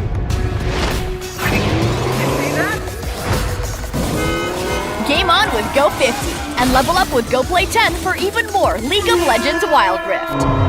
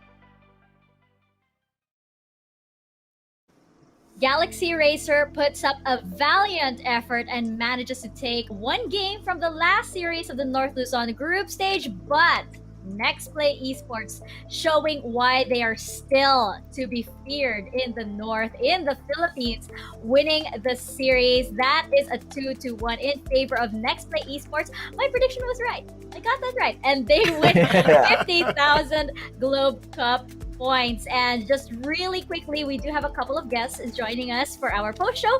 Yay! So let's really quickly get into our series highlights. Audelus, Osiris, I want to know your thoughts. Let's start with Osiris. Okay, so as for game one, it was really good for Galaxy Racer to know that Nexplay kind of have a sloppy early game. But I really love how Nexplay switches things up. You got the Chisin, which is what we really love here. You got the Ziggs and then Draven. So it shows a lot that they wanted to play as early as they can. They denied a lot of plays from Pantheon and Aurelian Souls. I really love Nexplay on game one, that they adjusted, that they wanted to take head on Galaxy Racer, and they were successful. That's right. Yeah. And go ahead, Audelus. Well, for game number 2, I really have to do a quick shout out to the coach of Lion Nation, because of his previous drafts, drafting Katarina and drafting Pantheon, forcing Nexplay to respect this piece, right? We saw that the Pantheon was flexed onto the support. I know that it is still viable, but it's not really the comfort of Disaster. When we talk about Disaster, he has really, he wants that brawl, the sturdy, PL support that we all know and love, or just go for the Janna. The aggressive supports like the Pantheon, I don't think it's the right fit for him at the moment, right? He can still improve, and I'm 100% sure that he will show that come playoffs time. But yeah, that was game number 2 in a nutshell. The draft was in favor of Galaxy Racer. The respect was shown, but the Yasuo will come. This is the second time that we saw a Yasuo, and it was done beautifully this time around by GXR. And I do have to commend how very careful Galaxy Racer was as well, even up until the very last minute. And can we just talk about how well How did in that game? That was wonderful. And as you mentioned earlier, Audelus, first time pro taking a game off of Nexplay Esports. What a debut, right? And just really quickly, over to game 3. Osiris, what are your thoughts on this? Good play from Nexplay on shutting down Tao. It has been this guy who's running the Kaisa online again and again, and also putting back the Uzi on Ezreal instead of the Draven. That doesn't really work well. So Disaster and Uzi on their comfort mix. Just Chi with the flexibility going on Olaf. Really good that Nexplay is fitting or adapting. Yeah, even after the 2 solo kills from he was able to turn things around, running away with the MVP. But really, what I think is what's different here is NXP played their game. NXP Uzi is known to be a very good S player. Alright, so let's let go of the Draven. We don't need that to win. Let's stick with our comfort. And that really was the series. 2-1 in favor of NXP. Still, props to GXR. Yeah. Indeed, and congratulations, of course, to Nexplay Esports. But you know what? We can kind of just tell them ourselves, because joining us for our post show, we have with us Just Chi of the Jungle, Just Chisin of Nexplay Esports himself. Just Chi, welcome to the show. Thank you so much, and hello to the rest of Nexplay Esports. Hello, congratulations to you guys. Hello, waving to all of you. So, just to start things off, I just want to bring up Just Chisin. Do you approve of the nickname? do you like the nickname Just Chisin? Okay lang po. I think that's an approval. I think that's a proof that he is indeed Just Chisin himself. Audelus, what about you? Do you have any questions for Justy? Oh, okay. Well, we saw how back and forth the Team Secret versus Nexplay was, right? I dropped off a series against, but it wasn't really a very convincing series win as of yet. Remember, your record with them is still not dead, right? You won the series against them during the preseason. But I want to fast forward to South Luzon, which is where your original rivals are from, right? Omega Esports. Just to be on the spicy side, who do you think will be advancing in the 4-way race in South Luzon? Liab tsaka Sunsparks po. Kasi sa Sunsparks po, yung ano po, nung pre-season si Icon, parang natalo po kasi nila yung Execration, gano'n, yung Bren RRQ. Tapos sa Liab naman po, yung mga tournament po nung last month, natatalo po nila yung Omega.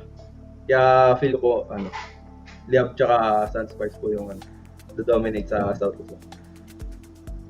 Wow. Very, very interesting. All right, Just G, we will keep our eyes set on those two teams thanks to you. And Osiris, what about you? Just Chi or Chi-Sen, how does it feel that you are doing the draft and also playing? How do you do that? Medyo mahirap po, pero okay naman po. Kasi parang pag nananalo po, parang worth it. Kasi po, para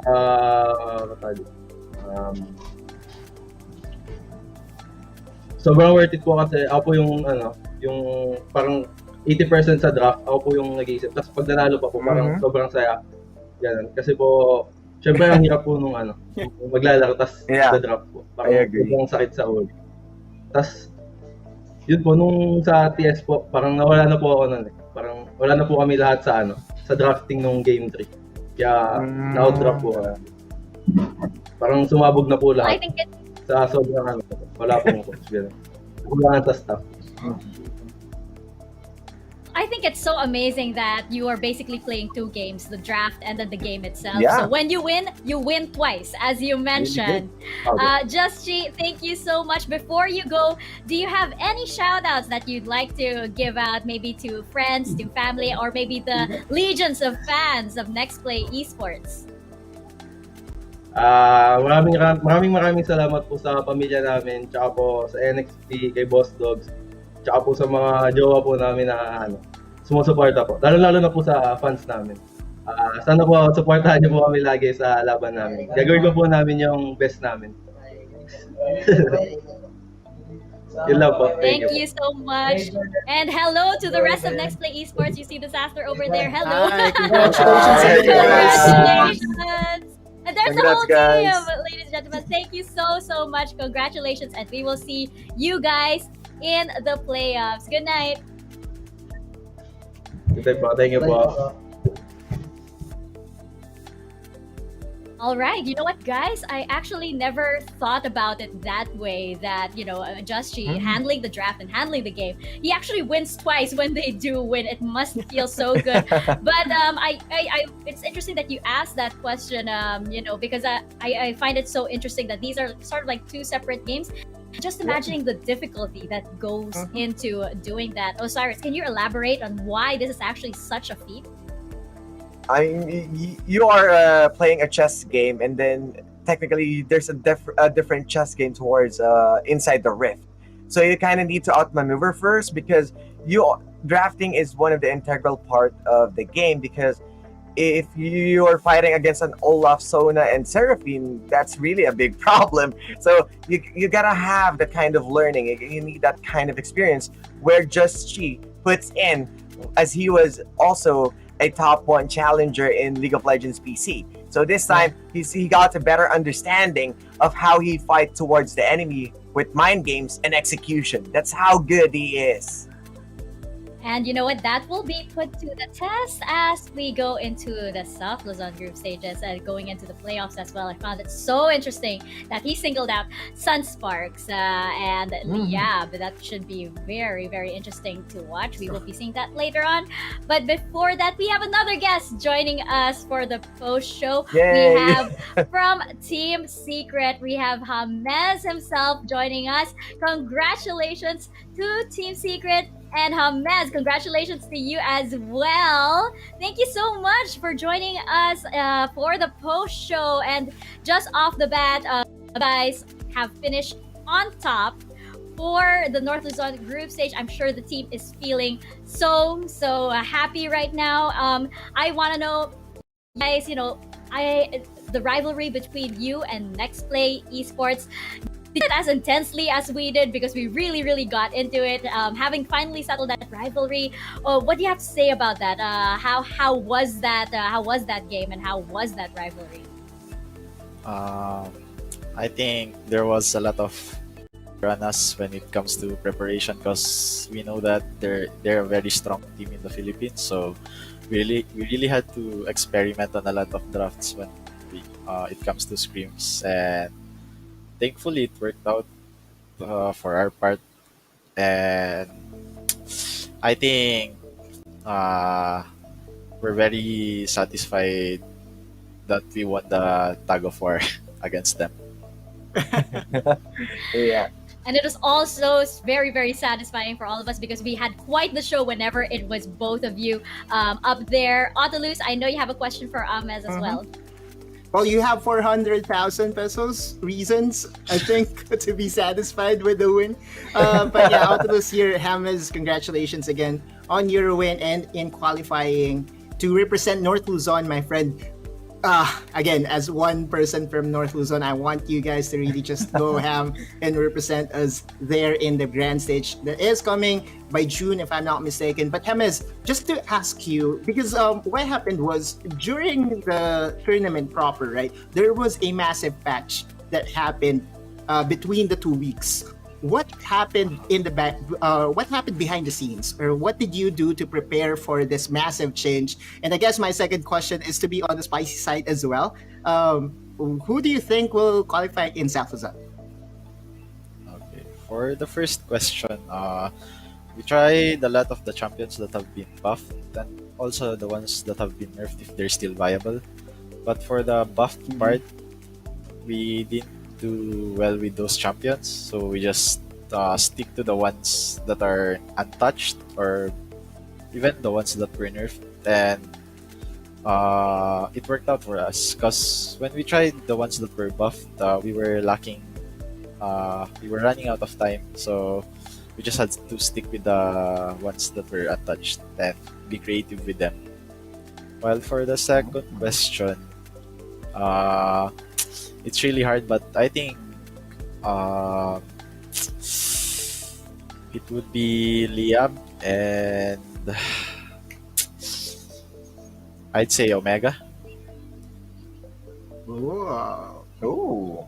Yes. Okay, that is 2 out of 2 for Leah, by the way. We'll Yeah, discuss 2 that out a of 2 little for bit Liab. later. Such respect from these two teams from North Luzon for Liab. So definitely a team to look out for in the South Luzon group stage. All right, Osiris, what about you?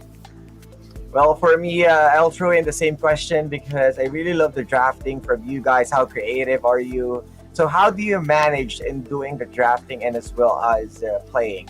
Who's calling the shots? So how do you manage to put in what you want to play? Yeah, go. So for the part, sorry, I got excited. It's really it's really easy to draft around my team because every single player on my team has like an ocean pool, as they say. So it's very easy to experiment around them, and like the synergy between each player is just like on point whenever we try to experiment onto something. And it's just not me who's bringing up the ideas, but each member of the team also tries to help me with the ideas. So that's why I think our team strength is being really creative and having a lot of ideas, and we make them work together. Wow. That is, that is something. And I do love that you said that there's an ocean pool of champions for each of the players. That only means there's a infinite level of possibilities for Team Secret as they go into the playoffs. Ahmed, congratulations once again. Before you go, do you have any shout outs that you'd like to give maybe to all of the supporters of Team Secret from around the world, or to your personal supporters as well?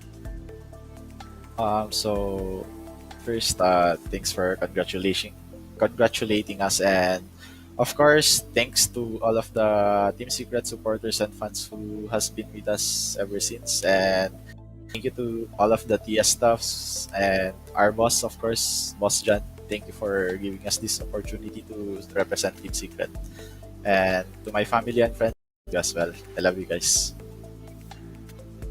Thank you so much, Hamis. Thank you. Congratulations once again to Congrats. Team Secret.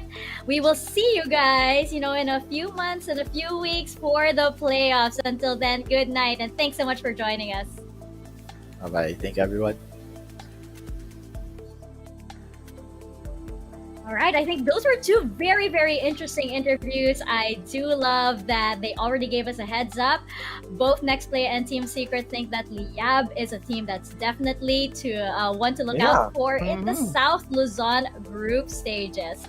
But of course, let's just check out how everything looks from a bird's eye view with our standings, our Globe Cup standings, and as expected, I would say Team Secret is on top with 400,000 Globe Cup 100,000 points. reasons. Yes, 400,000 reasons. That sounds like a song. I will not attempt to sing it right now. And we have 350,000 for Nexplay Esports, 150,000 with Galaxy Razor and Ashen PH with a lot of experience, I guess, behind them, carrying over, maybe over to the fall season. But of course, I love that you brought up South Luzon group stages, Audaluz, because I am really, really excited. As you mentioned, we have Execration, Sunsparks, Liab, and Omega to look forward to. This is I think that this is a group of death over here for the CI Icon series of the season. And just your thoughts so far, like everything that's happened so far in the North Luzon group stages. Audaluz, let's start with you. Oh, okay. Well, for North Luzon, I kind of want to have a lighter side or lighter spin on it. I kind of want to reward as well the best organization with the best memes, right? And Team Secret run away with things with the best memes out there, even banking on our reference here in the panel that they are the kings in the North, right? And when we talk about South Luzon, there are also teams in there that has very good spicy memes generated for their squad. So really looking forward, not just in the battle in the rift, but also the battle of the memes. I know. I actually love this little meme battle that happens outside. And Omega, I'm looking at you guys. I know you have a lot up your sleeve. Osiris, what about you? What are your thoughts overall in the North Luzon group stage? Just want to make this quick. This is one of the spicy groups, of course, because we have the story of the underdog. We have someone who's exposing the cracks of a top one, which is not included on preseason. I'm looking at you, Galaxy Racer. You did a good job, especially Action PH, as someone that everyone's rooting for. So you get that fans and underdog story. And then here comes the Tyrant. You have here the Team Secret and NXP as like the Eren Yeager or the Titans Among Us. Oh no! That's destroying the competition. And next week, there will be more Titans coming. Oh yes indeed, there will be more. And you know what, just to wrap that all up, I am waiting. I don't know why nobody has done this yet. I'm waiting for the Just Cheesin meme. I'm waiting for the Cheesin. Just somebody put a face on a Leeson already. Yeah. I'm sure that will be up really, really soon. He approved it. Yeah. It has his stamp of approval. He is indeed Cheesin. But you know what, just congratulating all of our winners, Team Secret and Nexplay Esports for the North Luzon group stage. We also have to congratulate a few more winners for today. We do have the winners of our wild course, of course. And this is the winners for our 380 wild course. Osiris, do you want to take over this? Yeah, sure. Let me go ahead and do that for you. For the winners of 380 wild course, that's Moji Vital, Vern Christian, TJ Dax, at Duane Ambrosio. Congratulations, guys. You get a good discount for something that you might find in the shop. And we do have the major prize of 1,650 wild course. We have 10 winners for this. Thank you guys for sharing the stream, of course. Everybody over here. Lorraine Kisob, Kuri Suchan, Ju Okon, Sin Siok. You sound like a Wild Rift champion yourself. Good sir. Geraldo Morris, Ram, Christopher Daradal. Who else do we have, Otlus? We have Luis, Dayan, Hermosilia, Nikki John, Kenneth Gutierrez, Tony Tuazon, and Kyle Navarro. Guys, if you have been mentioned or if you see your names here, please message the page of PPGL so that you can claim it very, very fast. And to those that haven't won anything yet in the raffle, similar to Autolus, Osiris, and Mika, don't worry because you can get hold of Wild Course right away by just going into Coda Shop, coding up using your Globe SIM. And of course, speaking of Globe, yes, we're sad because we don't have a wild course like you guys do. They are, of course, one of our many sponsors, and we just like to thank all of them for making this possible because we had so much fun in the North Luzon group stages. Thank you to PPGL, the largest multi-game esports league in the country, for bringing the Icon series here. Thank you so much to our event organizers, Mineski, and to Globe. And of course, our official mobile partner, Wanna Play Like Hamez, Wanna Play Like Just Experience gaming at full speed with Oppo A94 with its Helio P95 chipset, 6.43 inches, Full HD Plus AMOLED screen display, 4310 mAh, and a 30-watt VOOC flash charge, 4.0 victories. And ranking up will be easy. Live life at a full speed with all new Oppo A94. Get yours now for only 13,999. At syempre, hindi rin mawawala ang sekreto ng mga gwapo. Kahit buong araw na naglalaro, hindi mo kang na GG. Fresh pa rin at para fresh all day, bring your clay game with new Master All-in-One Clay Face Wash that cleans 99.9% of germs, controls oil to 12 hours, and helps prevent pimples. All-in-one, bring your clay game with Master, sekreto ng mga gwapo. There it is. There it is. There it is. The show, the North Luzon group stages, might be over for today. But you know what? Let's still hang out. We can still hang out virtually via Globe Virtual Hangouts. Go Esports brings events and programs like no other, starting with an apprenticeship program led by the pros, like what you guys have just seen over the past 2 weeks, stream takeovers, and local and international tournaments. Just download the Globe One app, click on the Virtual Hangouts tab to get updated, and get hashtag OL together now on the latest happenings on Globe Virtual Hangouts. And that about wraps up our North Luzon group stages. Team Secret, Nexplay Esports will advance to the playoffs at the end of the summer season. We will be back next week with the South Luzon group stages with Execration, Omega Esports, Liab, and Sun Sparks. What a group, you guys. I cannot wait. I think we all definitely cannot wait. I know. Are you guys ready to fight? Are you guys ready to get, it's going to get really, really sweaty. I'm ready for the memes. Ready for the memes, ready for the Titans to come out, the Titans of South Luzon. In the meantime, Mika Fabs with Odlus and Osiris over here on the panel, and on behalf of the whole production, thank you so much for watching. We will see you guys next week.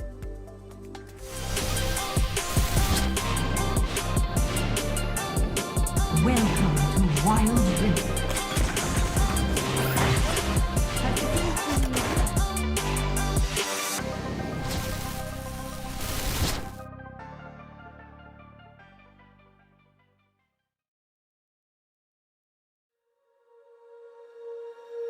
When you feel it's hopeless, when you think that you lost